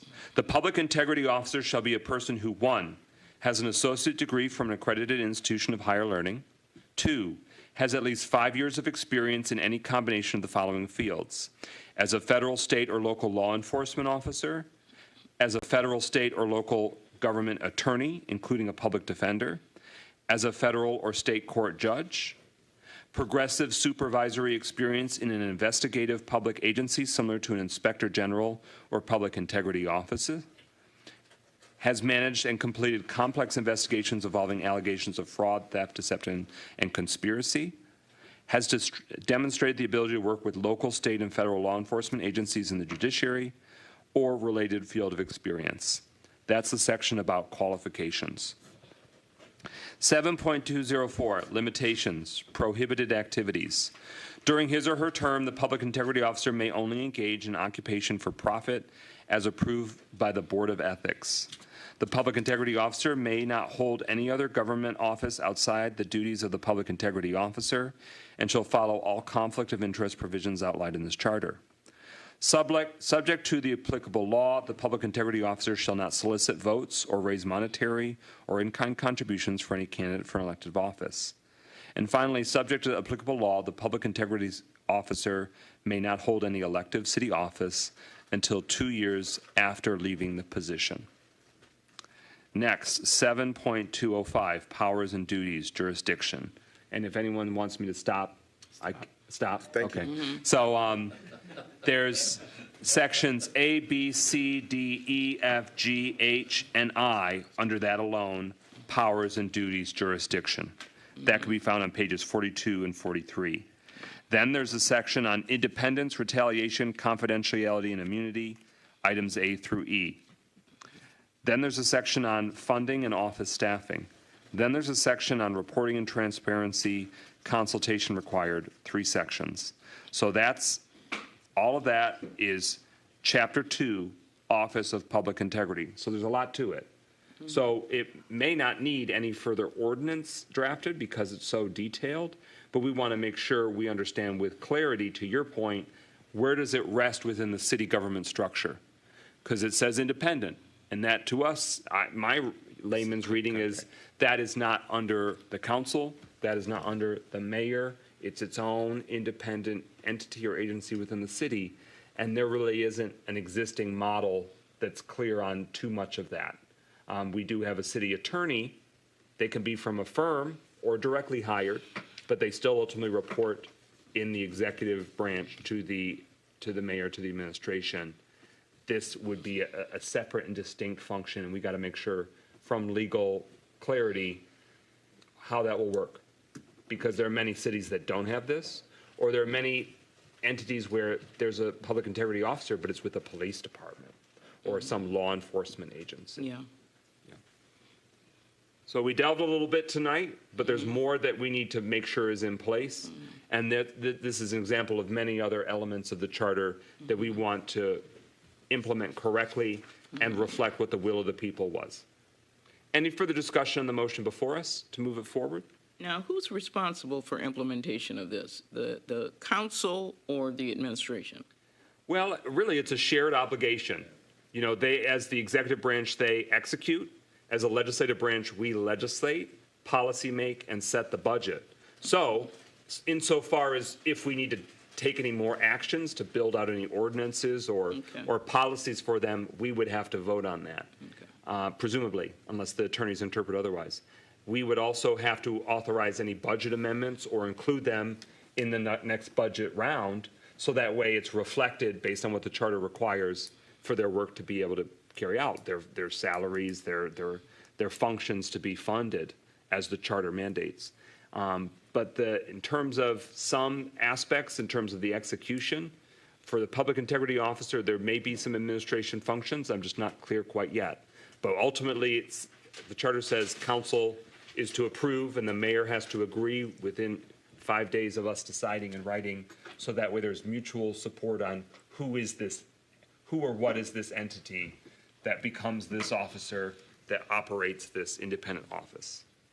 And certainly I would have, if I may. Councilman. Certainly I would have, because as we say, integrity officer, but having dealt with this from a legal perspective with our lawyer, we know that may actually be a department because that one person might not be able to do that whole job by themselves. Well, And yeah, I hope that's outlined in the it's a unique structure in terms of the job market. You know, who is that retired judge, or who is that, or are they part of a firm that does this kind of work? And we just got to see, what does the charter provide, what does the charter require, and then how do we satisfy that to fulfill the will of the people? Any further discussion? So this is an ongoing matter, and we want to keep the council and the community updated as we learn more and work to implement that. Hearing nothing further, roll call. Clerk Doyle on adoption of that resolution advancing the city charter created public integrity officer establishing process. Did I miss the move and support? There was a move and support, I thought. Oh, you know what? Maybe I started talking about it because we moved to take it from consent agenda. Is there a motion to adopt the resolution? Support. It's been moved by Councilman Parker, seconded by Pro Tem Carrington. Thank you, Clerk Doyle. Hearing no further discussion, roll call. Clerk Doyle on adoption. Goodman? Yes. James? Yes. Jones? Yes. McGinnis? Yes. Parker? Yes. Rutherford? Carrington? Yes. 7 yeas, no nays. That motion carries. The resolution is adopted. That concludes the resolutions. We move on now to discussions. Yes. Okay. I wanted to discuss an update or a resolution that I gave you in regards to, are we paying the people, the employees, their sick time, if you recall? So you'll want to make a motion to suspend the rules to take up a resolution not on the So I agenda. make the motion to suspend the rules and the motion to take up a resolution not on the agenda. Is there a second? I second. Okay, it's been moved by Councilman Rutherford, seconded by Pro Tem Carrington, that we suspend the rules and take up a resolution not currently on the agenda, and that would be about clarifying and reiterating the city's policy of paying out unused earned sick time. So, So it's been moved and seconded to suspend the rules to be able to take up a resolution. Is there any clarification needed procedurally? Hearing none, roll call. Clerk Doyle on the motion to suspend the rules. James? Yes. Jones? Yes. McGinnis? Yes. Rutherford? yes. Carrington? Yes. Goodman? Yes. 6 yeas, no nays. Okay. All right, so Councilwoman Rutherford wanted to bring forward a resolution for consideration.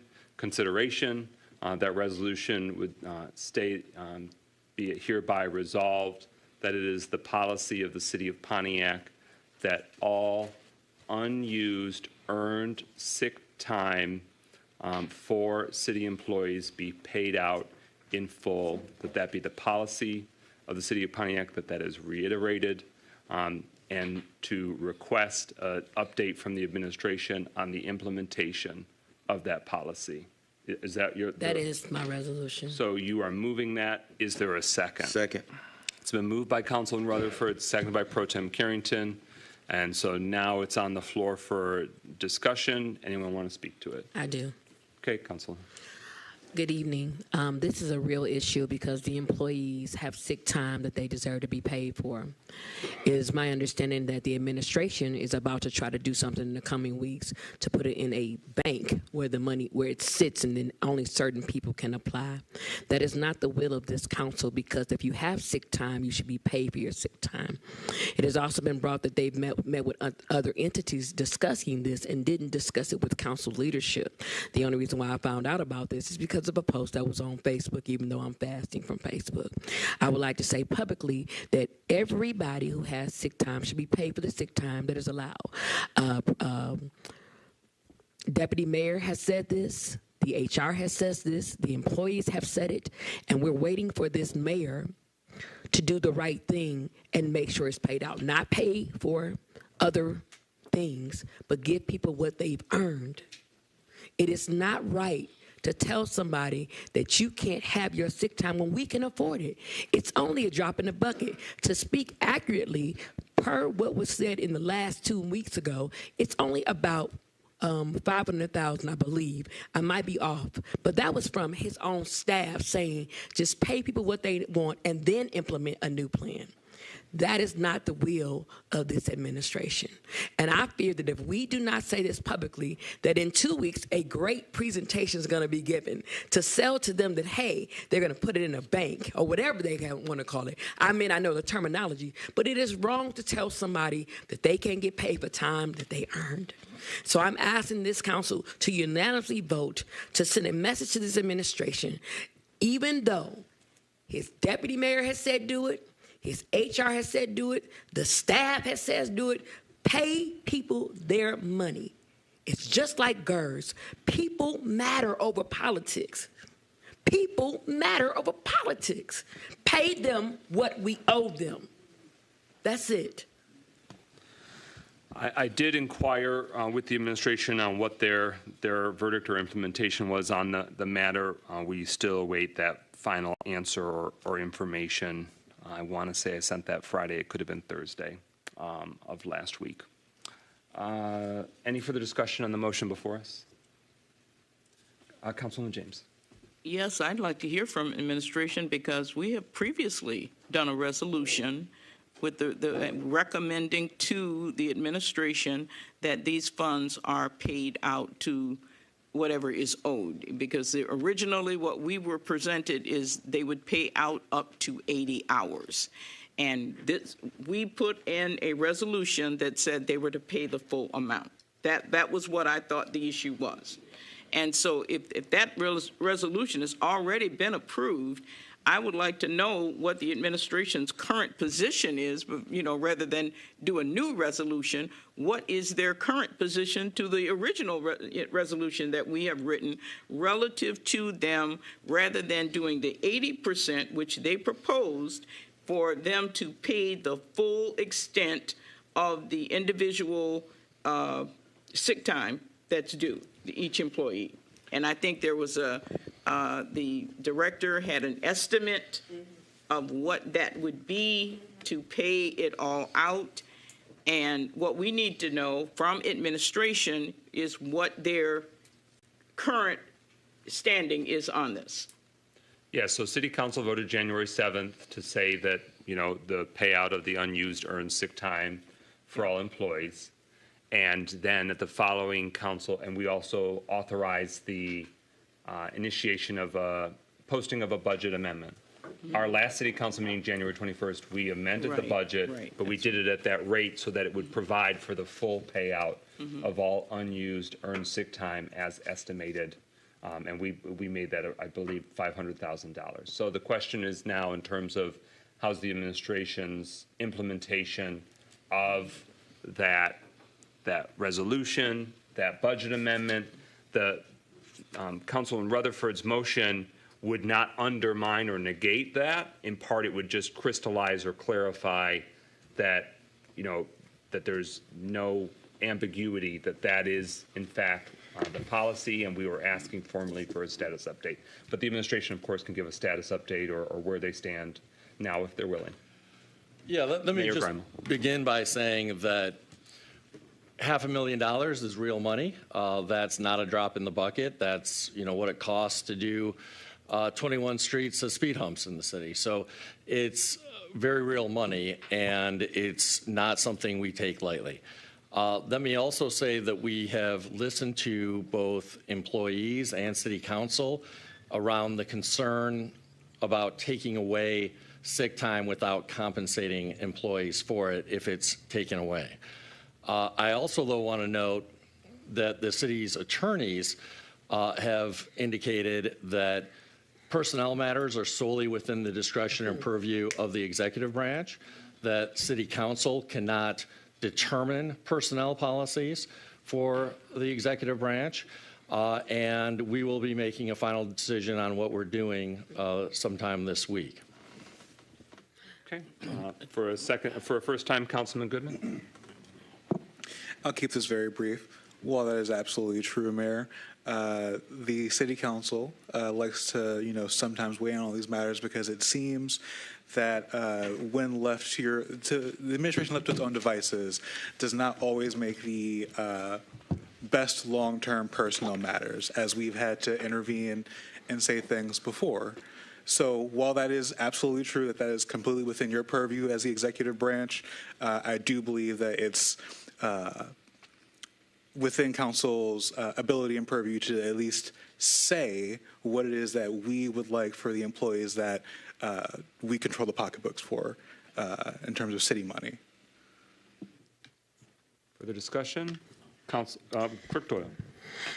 Thank you, Mr. President. So based on what the mayor said, the city clerk's office actually reports to the city council. And the mayor has no authority over the city clerk's office, because this personally affects not only myself, but 2 additional staff members in my office that have excessive 6 hours that have been, in essence, unused. So I just want to put that on the floor as well, too. And I think it's just highly unfair. I'll leave it at that. For a decision like this to be made, to me, it was highly unfair to put forth a policy where basically you were going to rob employees their sick time by offering them 80 hours based on when some people have 400, 300 hours of sick hours that have been, in essence, unused. So I'll just leave it at that. Councilman Rutherford. Okay, so I'm going to speak plain without getting extra about it, because I have an extra street. We are losing employees. Morale is low. People quitting every day. Folks saying they can't take it no more. We have more complaints against this administration than I know of, and I'm only 45 years old, but I've been around for a while. Don't you think it would be in the best interest to pay people what they owe? Because there are people that work in this administration that go above and beyond the call, that come in sick when other people go out of the country, that come in when people shut down everything else, they are still here. And what does it tell them? That this administration is saying, yes, council, we can't tell them what to do. We can suggest it, but you employees can, because they need you to operate this city. They need you to make sure this city stays afloat. And it is, bless you. It is mind-boggling to me that this one thing that your staff is asking you to do right by them, because they've taken everything that's been thrown at them. And now y'all gonna play games. And what they're gonna say is, we're gonna do streets and sidewalks. Just wait for it. Because they didn't have a discussion with us because he said it, so I'm gonna respond. They had a discussion with outside members of the community. They have no respect for what this council president has said, what the council has said, because they have shown it over and over. So employees, listen to what I'm saying. If you do not get your sick time, do not say that the council did not vote. Do not say that the council did not try to advocate. Blame who is in charge, because that is where the blame stops. These people deserve their sick time.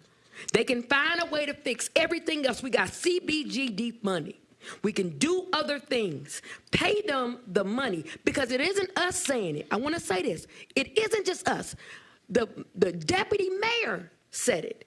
The HR said it. The staff has said it. And this administration, one person has decided that they don't deserve what they earned.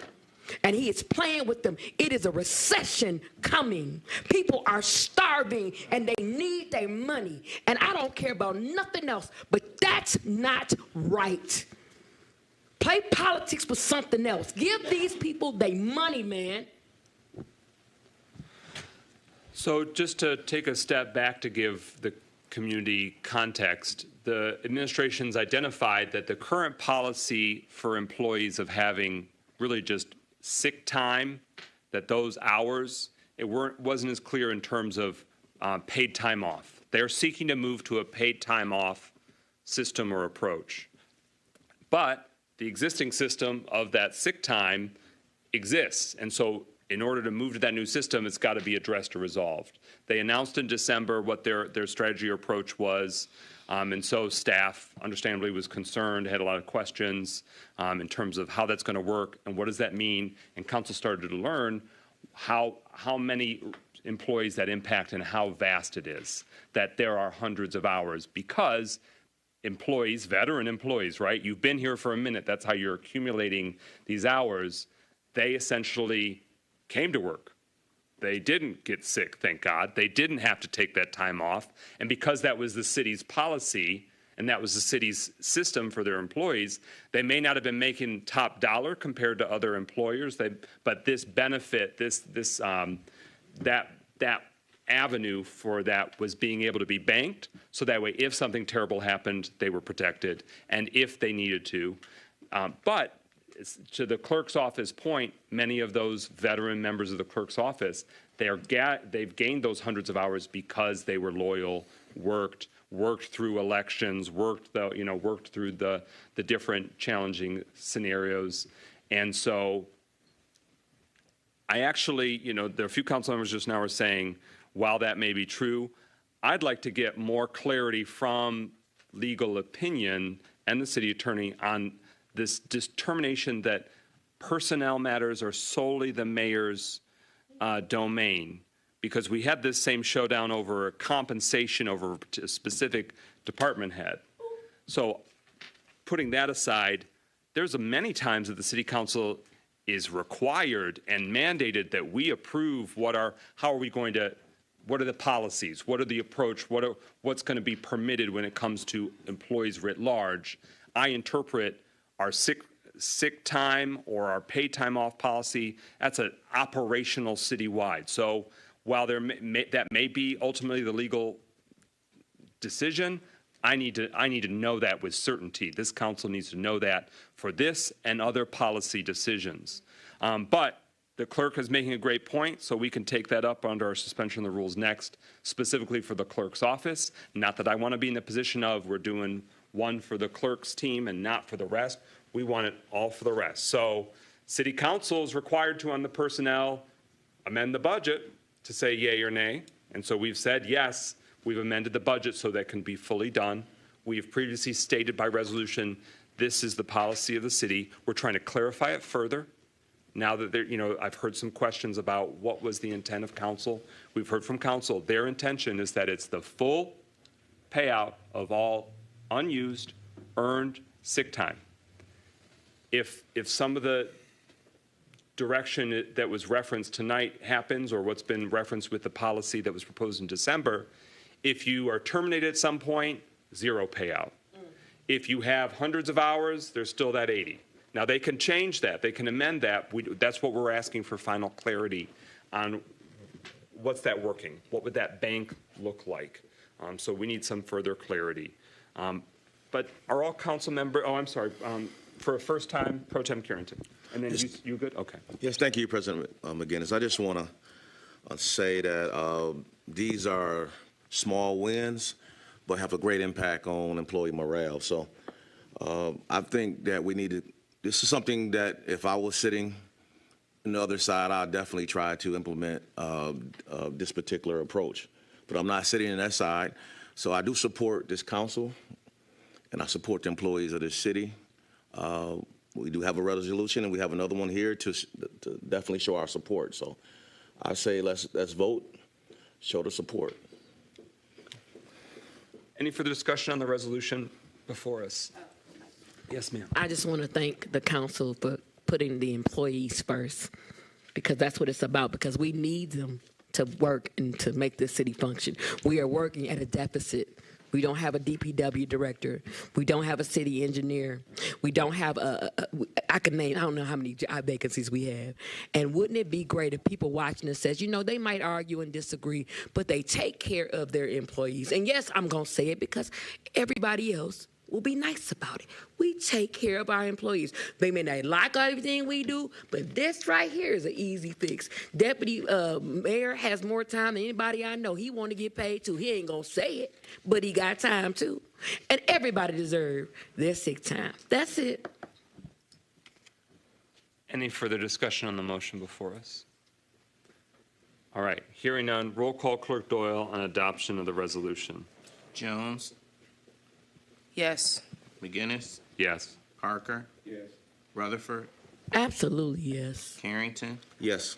Goodman, With my full being yes. James. Yes. 7 yeas, no nays. That motion carries. The rules remain suspended to take up a resolution not on the agenda. So moved. Let the brain craft it. Go ahead. Be it hereby resolved, the Pontiac City Council authorizes the payout of all unused earned sick time hours for any employees under the domain of city council jurisdiction, which includes the city clerk's office and the city council office. So moved. Okay, is there a second? Support. It's been moved by Councilwoman Rutherford, seconded by Councilman Goodman. To my understanding, that even though council staff is under our domain, I don't believe they have accumulated enough that would still, but just to be ideologically consistent, that those are the departments that report to the city council or are personnel that are under our domain, unless and until the city attorney tells us otherwise. So it's been moved and seconded. Any further discussion on the motion? Really sweet. Yes, ma'am. Garland, thank you for all the hours you didn't take. Thank you for when your son was sick, when you missed events and felt like people didn't matter. And to the rest, Sheila, I forgot the new girl name. Everybody who works in that department, because y'all truly keep us together and being in decency and in order. So you should get paid for what you do. That's it. Any further discussion? All right. Roll call and adoption of the resolution. Clerk Doyle. McGinnis, Yes. Parker. Yes. Rutherford, Absolutely, yes. Carrington, Yes. Goodman, Yes. James, Yes. Jones. Yes. 7 yeas, no nays. That motion carries. The resolution is adopted. We continue now on discussions. First up, February is Black History Month, and Pontiac Black History Makers Display is up now in Pontiac City Hall. We've got the first floor done. This is an initiative of Pontiac City Council in collaboration with the administration. We're grateful for their consent to let it happen in the City Hall facility.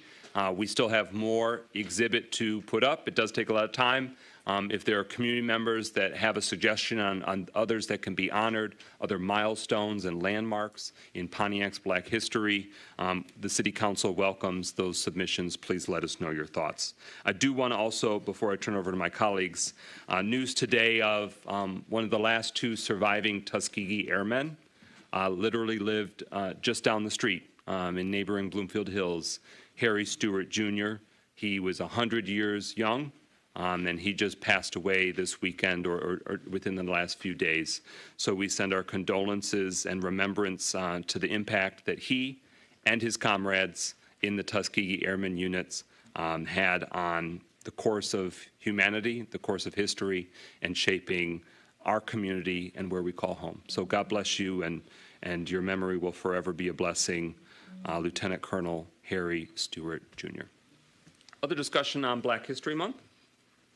You'll see in the yes, you'll be next. I just want to say on the communications, the first meeting in March, a month from now, Pontiac United will be coming to give their presentations of who wins their contest for Black History Month.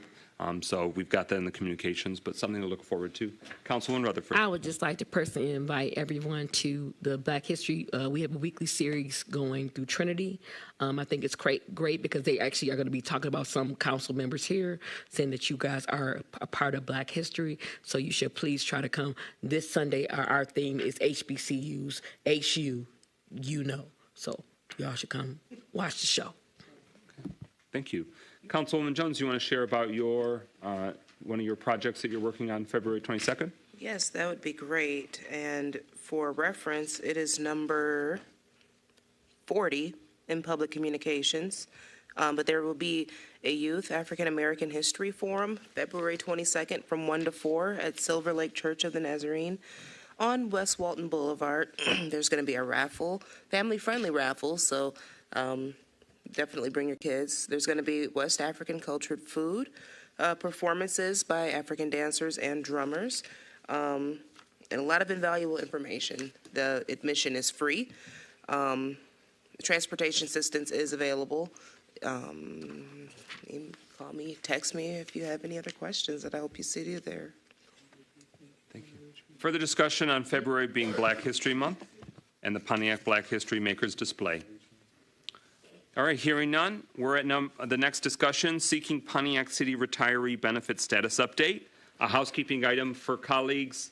I mentioned GERS being a special presentation at our next regular meeting on the 18th, but we also have that special meeting we authorized at 5 p.m. That is a legal update regarding the retiree benefits more broadly. So please mark your calendars that we'll be starting early at 5 p.m. For council members and go into closed session for that legal update. Mayor Greimel or administration, anything you'd like to make sure we know about in terms of the latest status update for Pontiac City retiree benefits? I think you summed it up well in terms of next steps. The one thing I will mention, because I spoke at the meeting 2 weeks ago, the city council meeting 2 weeks ago, that we were going to be talking with the actuary for GERS, and we did talk with the actuary for GERS. Just to give a little context to this, we reached a written agreement with Cypria last summer that would provide the $400 to retirees only. And then several months after that, in the fall, Cypria came back and said, no, we don't want it just for retirees, we also want it for beneficiaries. And so it was their change in position, and they're trying to change the deal after the fact, that then led to us trying to have these more recent conversations to try to accommodate that. And it's true what Claudia Filler said, which is we did reach a kind of a verbal agreement on an approach, but GERS has said that that approach is not possible to implement. And so that's what's led to us going back to the drawing board with the actuary. We had that conversation, and the actuary is drawing up some numbers. Thank you, Mayor, for that update.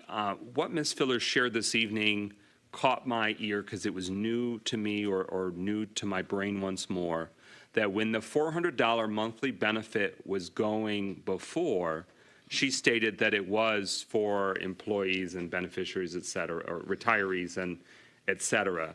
So is that your understanding? Do we need to just verify and confirm that? Because that was a light bulb like, oh, that was noteworthy information that caught my ear.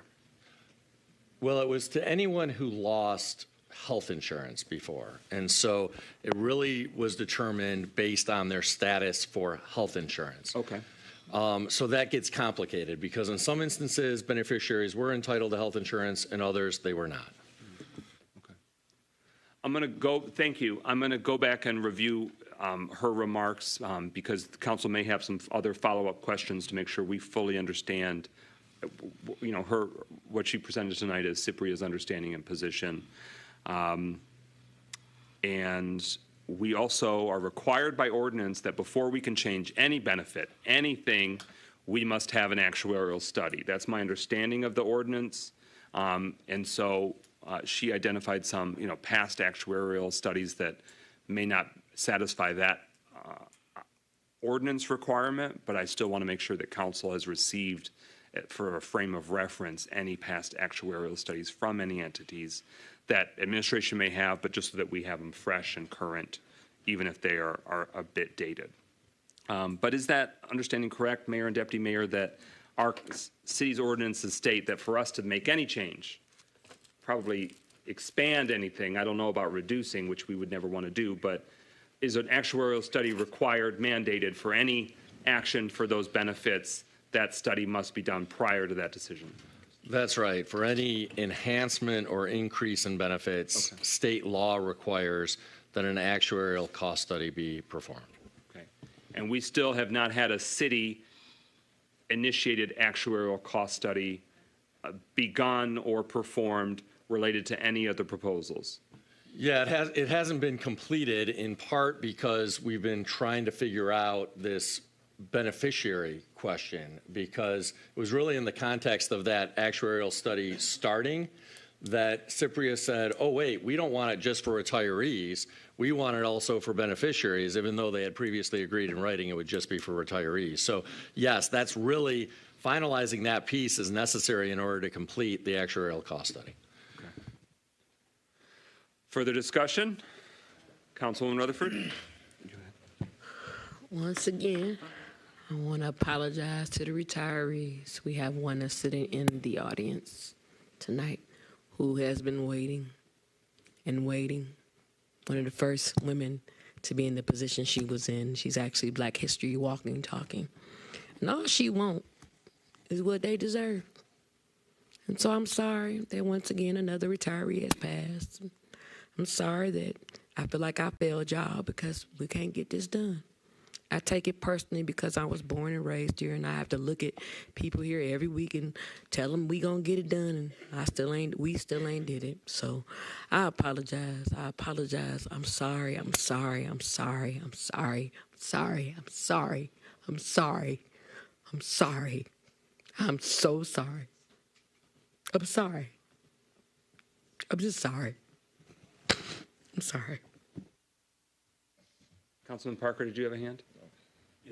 And then Councilman James. Okay. I'm just wondering, do we have any kind of a status on our website about the retiree benefits? Is there any kind of, because I really think we're at the point where we're past the point, but there needs to be the latest update on the city's website. And if the latest update is that GERS is going to be at the next meeting, February 18th, Pontiac is working to get some kind of an agreement with GERS about the newest change. There just needs to be, there's no reason why we can't put a current status update on our website so people can just go there and see what the current issue is. Is there a reason why we can't do that? I mean, I realize it's moving. Maybe the website is not the ideal place, but we need to have some place where people can go to find the latest information. Because this is, well, it's past old. But we need, one of the problems is the flow of information is always so out there. You know, we should be able to know what's the latest on the problem with the retiree health care. Is there any one place in the city where any resident could go and say, okay, according to this, this is the latest status? Mayor Gremlin? There is not currently that. It's certainly simple enough to post on the website that GERS will be presenting at the next meeting. I think a lot of this is very complicated, so it's not easy to distill to, a paragraph. But, I'm open to suggestions if you have some thoughts about how to provide updates in a way that is clear and succinct and timely updated as things are evolving. Any follow-up? No. Further discussion, Councilwoman Jones. More of a clarification. So not next week, the week after on the 18th, the Cypria's attorneys will be present. The city's attorneys will be present for a closed session to give us an update on negotiations with Cypria and their attorneys. But GERS, representatives from the reestablished General Employees Retirement System. So some of their board members, some of their, perhaps their attorneys, their actuarial, point person, Ms. Gates, like that's GERS, the system that actually administers the pension, that sort of handles the investments and the financing of the retirement system and those funds. They will be here as a special presentation during the regular meeting, so they'll be able to share out with the council and the community. Okay, that's what I was getting at there, the public, presentation, if that were become a version. Further discussion? Pastor Parker. Anything? He passed. Okay. Hearing no further discussion, we will keep this, as you heard, this was our top legislative priority for the year. We want to see it satisfactorily completed, so we will keep bringing this up every council meeting. We're now at the next discussion item, seeking Finance Department reorganization and leadership status update. At the last City Council meeting, we approved an expanded scope with the Raymond Group for financial leadership and financial operations for the city. Mayor Greimel, can you confirm that that was executed and that expanded scope began at the beginning of February as was anticipated? Yeah, so we have executed the contract with Raymond. Raymond is now running the finance department. The two individuals from Raymond are Daniel Clark, who is effectively the director of the department, and then Misty, whose last name? Abbott, Misty Abbott. So those are the two people assigned from Raymond. Do you have anything to add, Deputy Mayor? Thank you, Mayor. So as the mayor said, Raymond has fully engaged in the contract, and along with just having them now in that capacity, so they were already doing accounting work. Now they're actually doing strategic and administrative work as well. Some of that work is going to be helping us with the budget. There are some things that they will be helping us do. I know one of the things that the council has been asking for are more robust budget presentations that are not just reduced to the bare minimums of the numbers, but that break it out and show the budget in different lights. So that is what they are actually helping us work on now. So you should see, as a result of this, just a much more in-depth breakdown of the numbers. Also, I spoke with Daniel and Misty about the subcommittee meetings and just how, the reports that are given to council during the subcommittee meetings, and how can those reports be even more digestible and useful to council. So you should see in the coming months a much greater focus on being able to describe the numbers as opposed to just being handed information. Okay, thank you. The Finance and Personnel Subcommittee of the City Council meets next Thursday, February 13th at 2 p.m. Councilman James is next on the speakers list, but I just wanted to finish the question of, is there a finance director identified, internal finance director, or are the interviews still ongoing? You had shared initially some interviews were on the horizon. How has that been going, Mayor and Deputy Mayor? Yeah, we continue to look for a in-house finance director. Of course, the contract with Raymond does allow for renegotiation if and when we identify an in-house finance director candidate. I can just say, though, that it's a very difficult environment, not just for Pontiac, but for all municipalities, all governments, to find good in-house finance directors. So we do have this longer-term contract with Raymond to serve in that capacity. Thank you. Councilwoman James?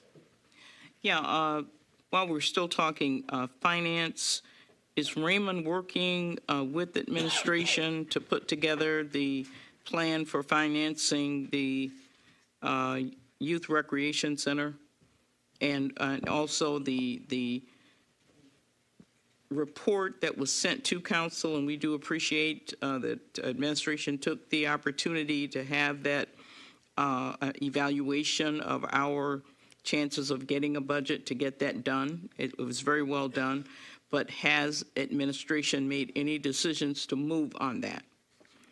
Mayor or Deputy Mayor? No, the short answer, no decisions to move on that. The answer to the first part of your question, yes, both Raymond and Baird are working with the administration to put together the full plan of how we would finance any major capital investment. And part of the reasoning behind this is that, as Councilwoman Rutherford has noted multiple times, it's not just one major capital investment that we have. We have several.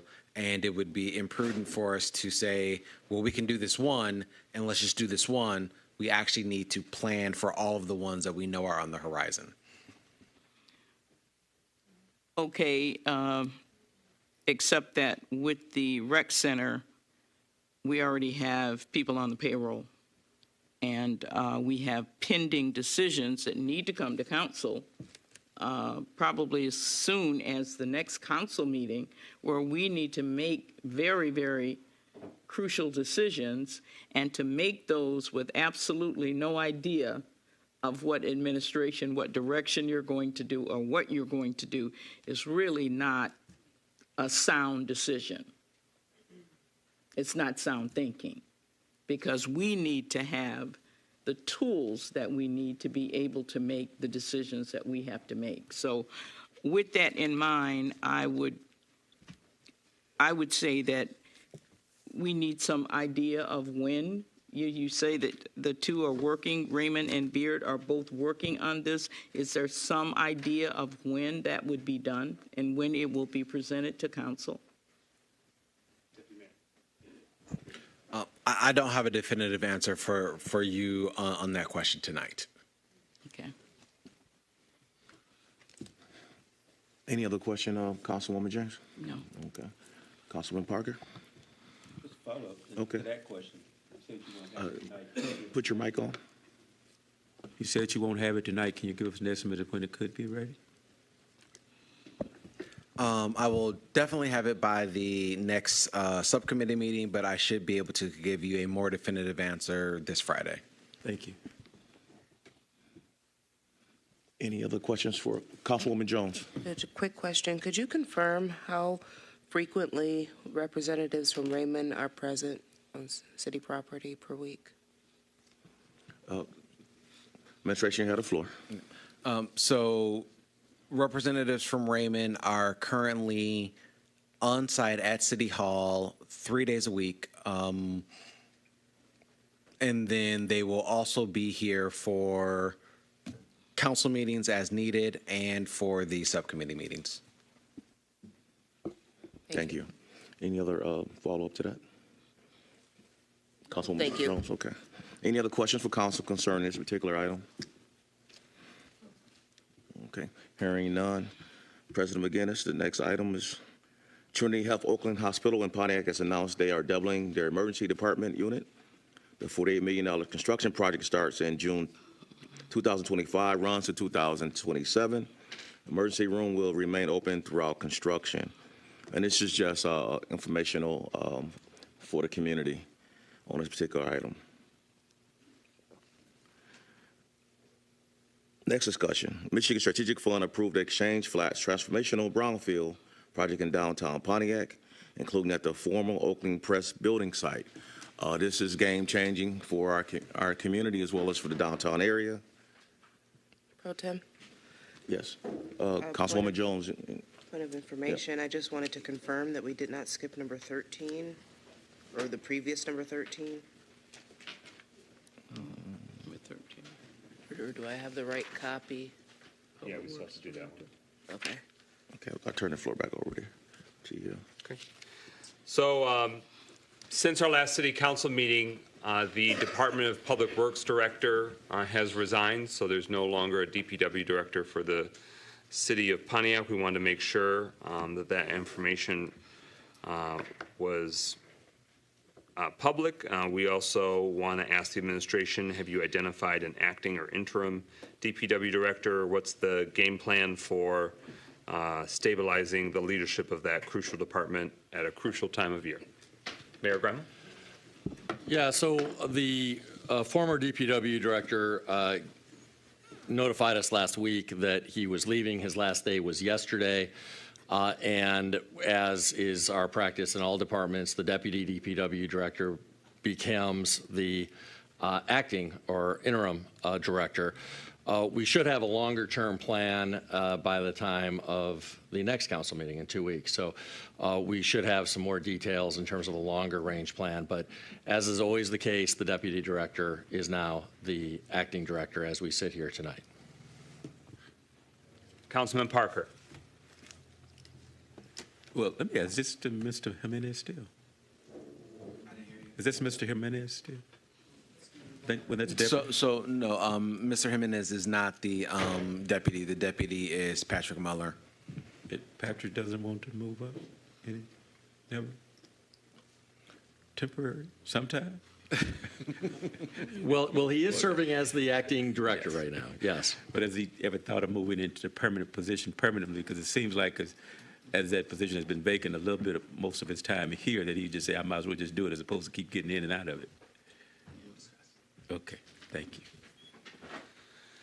All right, I just want to, put it out there, I mean, the department staff, the hardworking people of the DPW team, I just hope that the administration's, providing clarity, communication, reassurance in terms of the support they need, the guidance they need, the stability that the department needs. I would not want this to lead to a further exodus of the rank and file of DPW, in part because there is that leadership vacuum, as we've seen in other departments. Councilwoman Jones and then Rutherford. My question for the DPW director, Patrick Mueller is the current acting DPW director.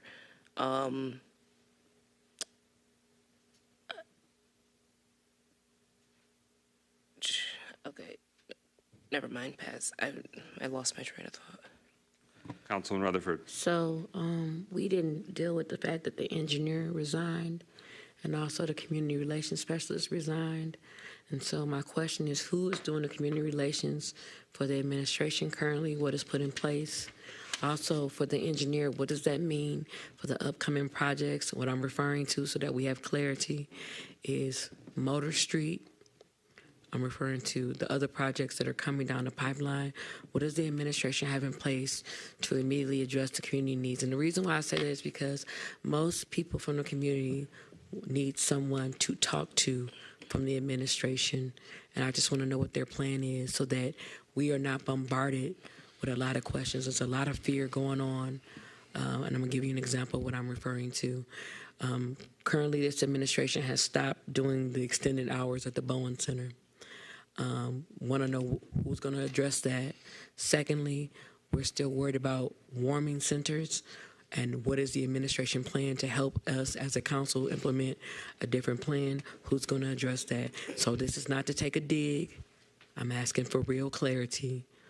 Who's going to address these community concerns now that that position is no longer there?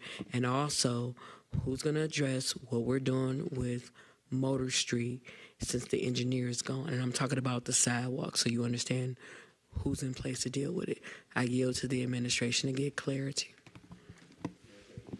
Yeah, so in terms of the city engineer, just for clarity, Shannon Filarecki is still the city engineer, so that hasn't changed.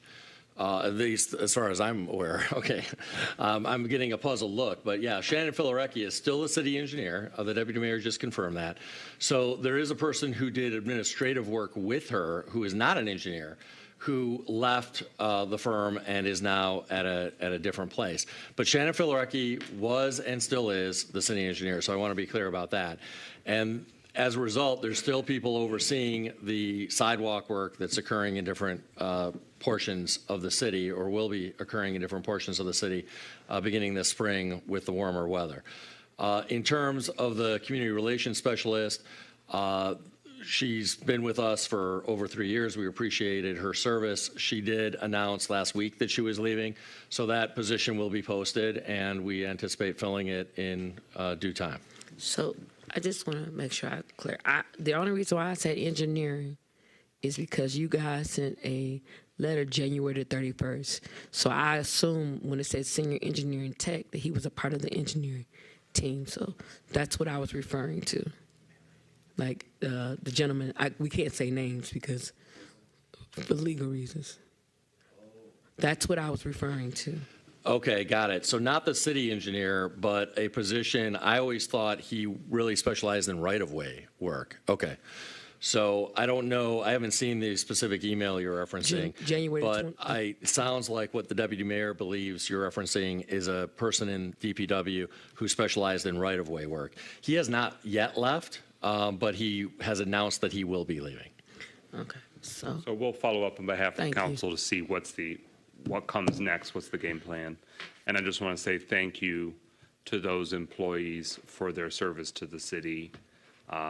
I think we can say names, but if we're not going to, I'll just say the right-of-ways, like, that's a lot of work. And I know that I've, over the years, submitted a lot of stuff for right-of-way work on the east side, and I just want to say thank you to him for his work and to the community relations specialist for her work, and to the DPW director. We only had him for 6 months, but he did a lot of stuff.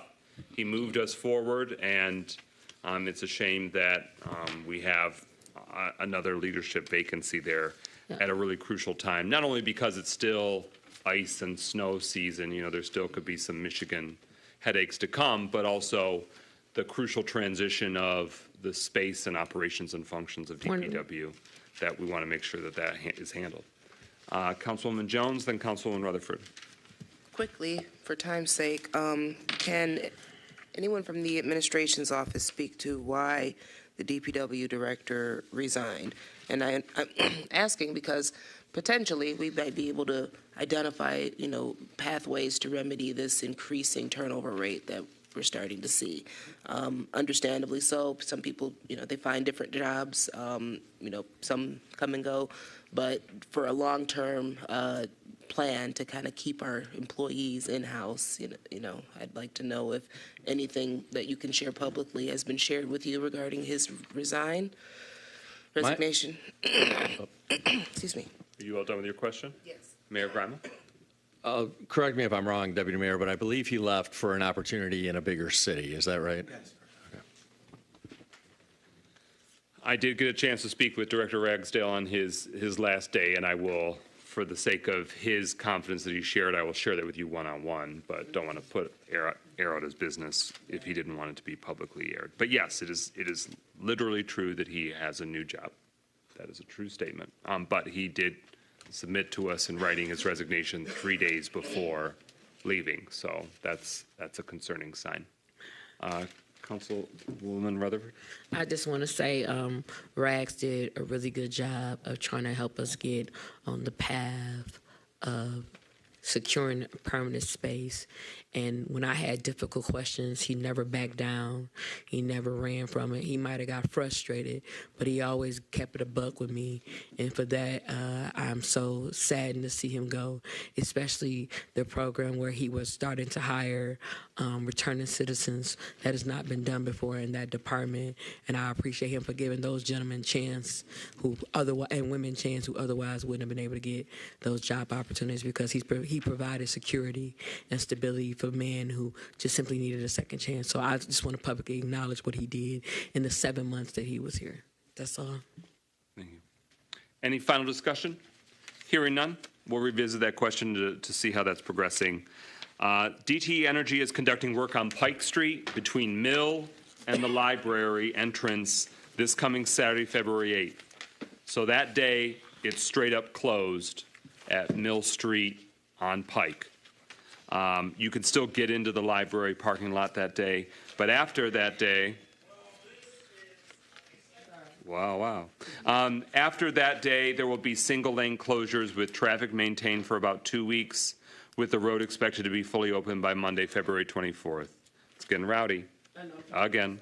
All right, so any discussion? We just want to make sure the community knew that. Okay. And then finally, starting July 1st, the City of Pontiac will begin offering property tax bills in Spanish as well as English. If a resident has that request, thank you to the administration for implementing that. If a resident wants that, wants their tax bill in Spanish for that season, they can request it from the Treasury office now when they're just conducting business, or they can submit a written email request at an identified email address. Point of information. You can see that in the communications. Yes, ma'am. Is that a one-time request that needs to be made, or should the individual plan to do it repeated? I mean, assuming if they're needing it once, then, you know, they're probably going to need it again. But I just want to clarify that for a resident. Deputy Mayor? So it's currently planned to be you ask, we switch it over, and then we'll stay switched over until we get notification otherwise. Okay, thank you very much. Any further discussion? Hearing none, that concludes discussions. We're now at subcommittee reports. For the sake of time, we don't have to go fully in depth. Communications Engagement Operations, Chairman Goodman. That meeting was held this last Friday. Next, economic development, housing, and planning.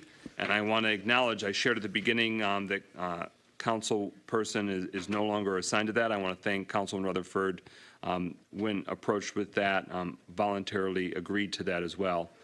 So I want to thank her for that. But Chairwoman Jones, is there anything you want to share about economic development, housing, and planning, which met yesterday? Yes, well, you said that. We met yesterday on 2-3. We received updates from code enforcement, the planning division, which heavily emphasized the master plan update, which was received today during the presentation. During the ordinance. The updates from the economic development department, which included the small business grants, wrapping up this first round and then introducing round 2 to come March, which we discussed earlier, as well as the housing study timeline, which Council President mentioned we are anticipating to receive in March.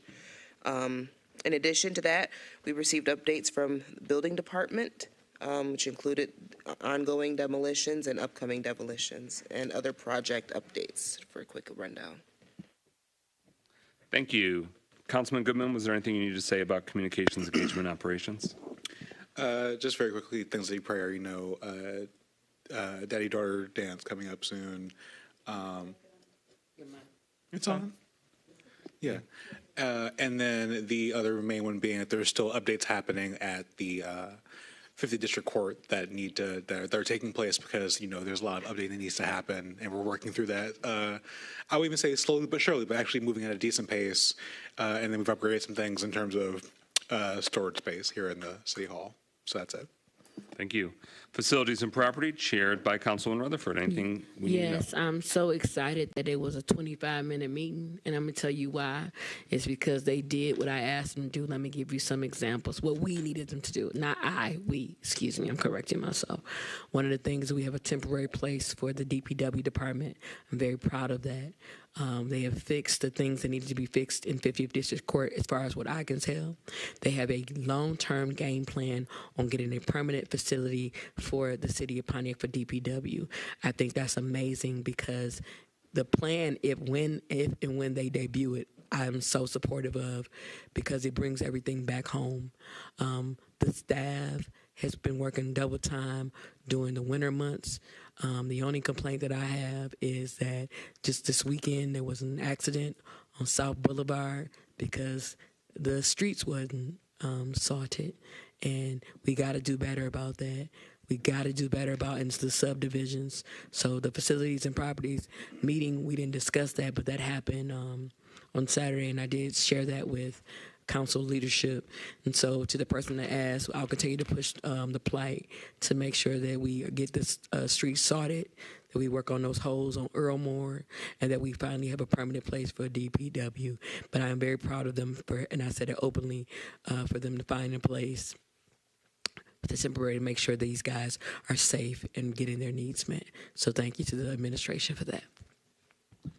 Thank you. Finance and Personnel, I chair that subcommittee. As I shared, the next meeting is next Thursday, February 13th at 2 p.m. in the council conference room. We're going to be reviewing how the Raymond Group has been able to address the backlog, see where we're at, and that'll be the primary focus, but we will also engage with human resources, grants and philanthropy, and where there might be any financial impact with economic development.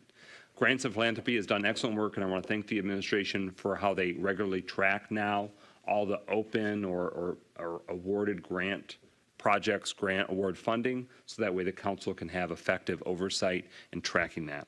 Law in the Courts, Councilman Parker chairs that subcommittee.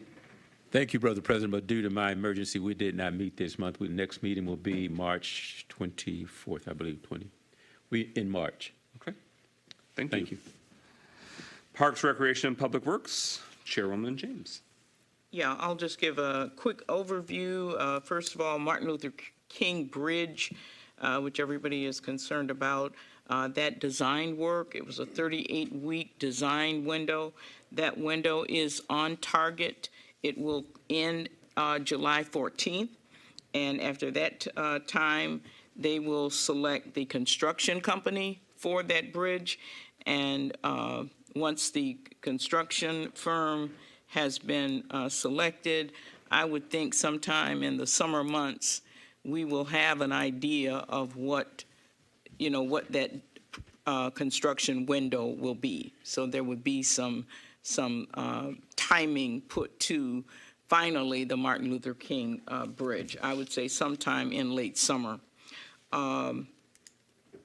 You've already heard about the DTE is in their temporary facility. DPW is in their temporary facility in the DPD building. The mini and neighborhood park status, the RFQ, we expect that to be written. It's already written, but we expect it to be released sometime around the middle of February. We hope to have a construction company selected by, I would say, sometime in April for the mini and neighborhood parks. And we've determined that once that construction company is in place, that the first park that they will be working on would be the Art Dunlap Park, because that park has private funds that have been donated for that work. And so it's very important to, that individual has been waiting now. He donated $25,000 almost 2 years ago. And so we really need to get that work started so that park will be prioritized. So we should have cost and timing on all 8 of the mini and neighborhood parks. Sometime I would say early summer that we should know what that flow is going to look like. Youth Recreation Center, the contract for construction services has still not been approved by council. And I think that's it for Parks and Rec. Thank you. Public Safety, Health, and Wellness, Chair Carrington. Yes, thank you, President McGinnis. We did not meet last month because we meet every other month. Our next meeting is next Thursday at 4:30 p.m. in council chambers. That's February conference room, February 13th. Please come out. We'll be talking about the GVI program, which we actually added 2 positions tonight. We'll be more in depth, as well as some other issues concerning public safety in our city of Pontiac. Good night. Thank you. We're at closing comments. Mayor Grimel, you have the floor. Thank you. As was alluded to by members of the public, it's true that I'm not running or seeking re-election. But that does not mean that I'm resigning or stepping down, as some members of the public said. So I am serving out, of course, the rest of my term that I was elected for. So I've got another 10 months roughly in office, and look forward to continuing to work with City Council to advance the progress we're making in the city. I also want to just remind people again, I know this was mentioned earlier in the meeting, that there is an opportunity through a virtual webinar to provide feedback on the draft master plan. That is tomorrow, Wednesday, February 5th at 4 p.m. For more information, you can go to visionpontiac.com. And I also want to note that there are a couple of opportunities to weigh in on the Woodward Avenue corridor plan. Woodward Avenue is an MDOT roadway. It's under the jurisdiction of the state, the Michigan Department of Transportation. And MDOT is conducting a couple of opportunities to look at the entire Woodward corridor all the way from Detroit up to downtown Pontiac. There's an in-person open house opportunity that is 2 weeks from today. So on Tuesday, February 18th, there are 2 time slots that day. One is from noon to 2 p.m. The other is from 4 to 6 p.m. Those are in Pleasant Ridge. So that's at the Pleasant Ridge Community Center at 4 Ridge Road in Pleasant Ridge, Michigan. And then there's also on February 20th a virtual open house. That, again, is Thursday, February 20th from 4 to 6 p.m. And if you want to attend that, you can go to michigan.gov/Woodward Plan. So we hope to have good Pontiac representation in providing the input that MDOT is seeking. That's all I've got. Thank you, Mayor. Deputy Mayor says no. But welcome back from your travels. Clerk Doyle. Councilman Parker. Thank you, Brother President. I just want to say thank you to this administration for allowing us, even though we may have violated some codes and ordinances, allowing us to have a warming center that is operational and providing some services to those in the community. I do want to thank you for that, even as we work at where we make a more permanent location. I don't want to take all in. I just want to say I know there's a lot of issues that are on the docket that needs to be addressed. I know there's a lot of things that's going on, but I remembered where we were 3 years ago, and we said we would not be like the previous council, and we're getting like the previous council. And I'm going to just close and say hurt people, but healed people, heal people. And with that, I'll say good night. Councilman James? Just one announcement, and that is that the District Council meeting will be for the month of February 27th. That's Thursday, February 27th. And we originally were going to have our clerk, but I understand he's going to be out of town that month. We do want to focus on the redistricting because I've gotten a lot of calls from people who would be new to District 4. And I do know that there's a tremendous amount of interest in the changes to the district, a lot of concern and disappointment.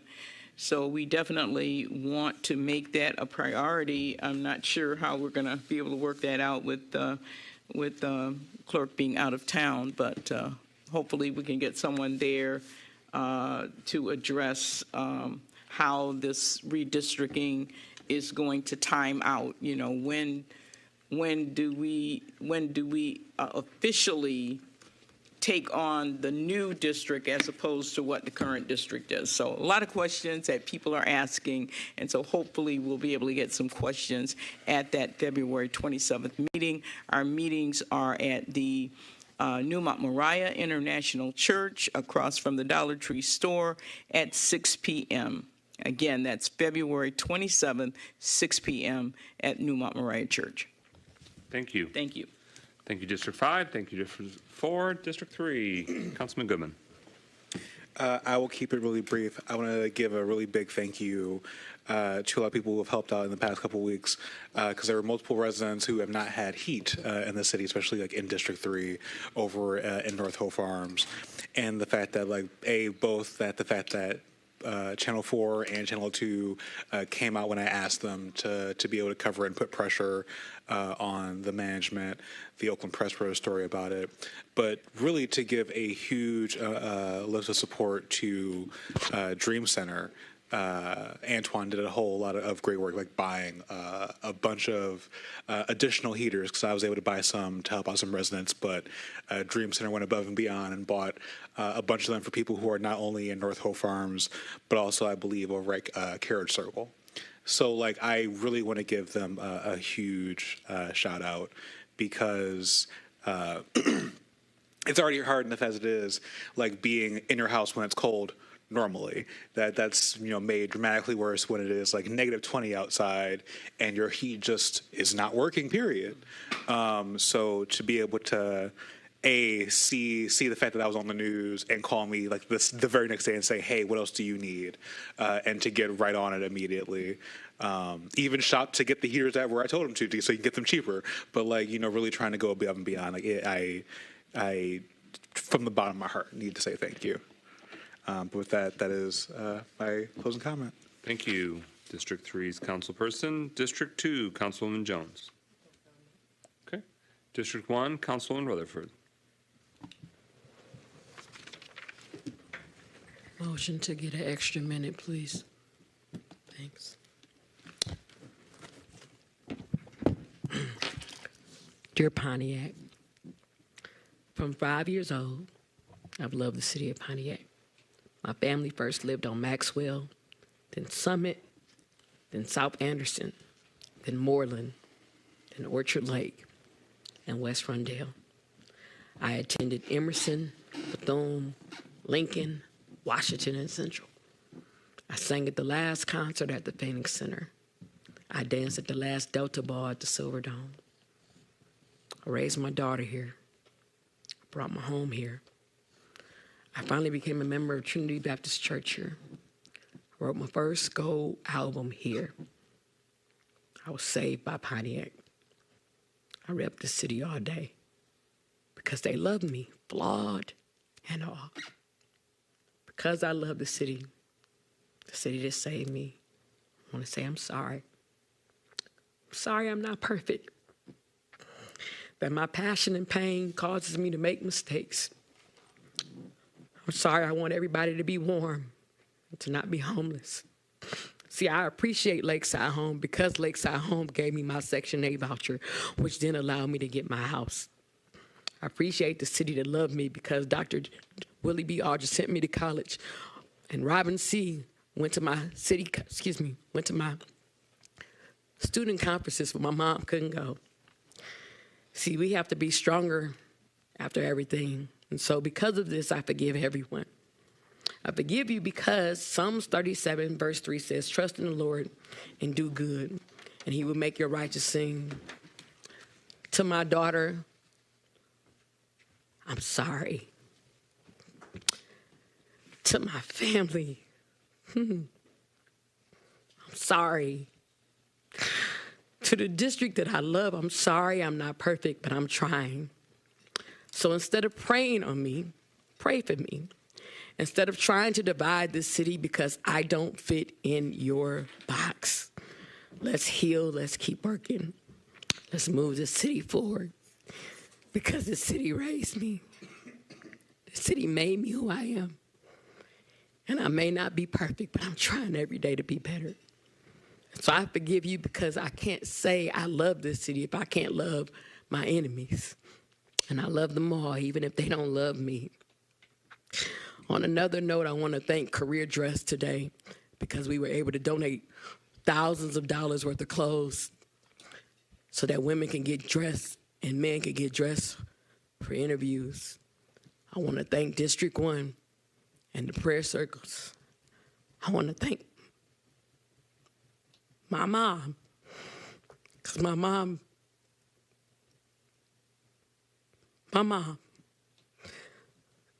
and I want to thank everybody who checked on my daughter. At the end of the day, we still Pontiac, and nobody deserves to experience what she experienced this week. But I told her, I would say I would forgive people because it's the right thing to do. And to my pastor, Pastor John Tobert, I thank you. I thank you for helping me keep my mind together. And I thank you for making sure that I stay straight. Let's move the city forward. Let's stop playing on people. Because this campaign stuff is dirty and it's evil. And if I'm not here or if somebody else is here, make them do their job. Stop settling for what they tell you and find out information and tell the truth. Because I love this city, and I don't care what anybody say about it. This city is the best city in the world. And I just want to say that. God bless you all, and y'all have a good night. Thank you. Thank you. We are at the 11 o'clock hour. I'll just briefly share that the next District 7 meeting, our monthly meeting, is next Monday, February 10th. Yes, that sounds right. February 10th at 7 o'clock p.m. at Prospect Missionary Baptist Church, 351 Prospect Street. All are encouraged, welcomed, and invited. With that, that concludes our meeting. Is there a motion to adjourn? It's been moved by Councilman Goodman, seconded by Councilman Parker, that we adjourn this evening's meeting. Hearing no discussion, roll call, Clerk Doyle. Goodman? Yes. James? Yes. Jones? Yes. McGinnis? Yes. Parker? Yes. 5 yeas, no nays. We stand adjourned at 11 o'clock p.m. Thank you.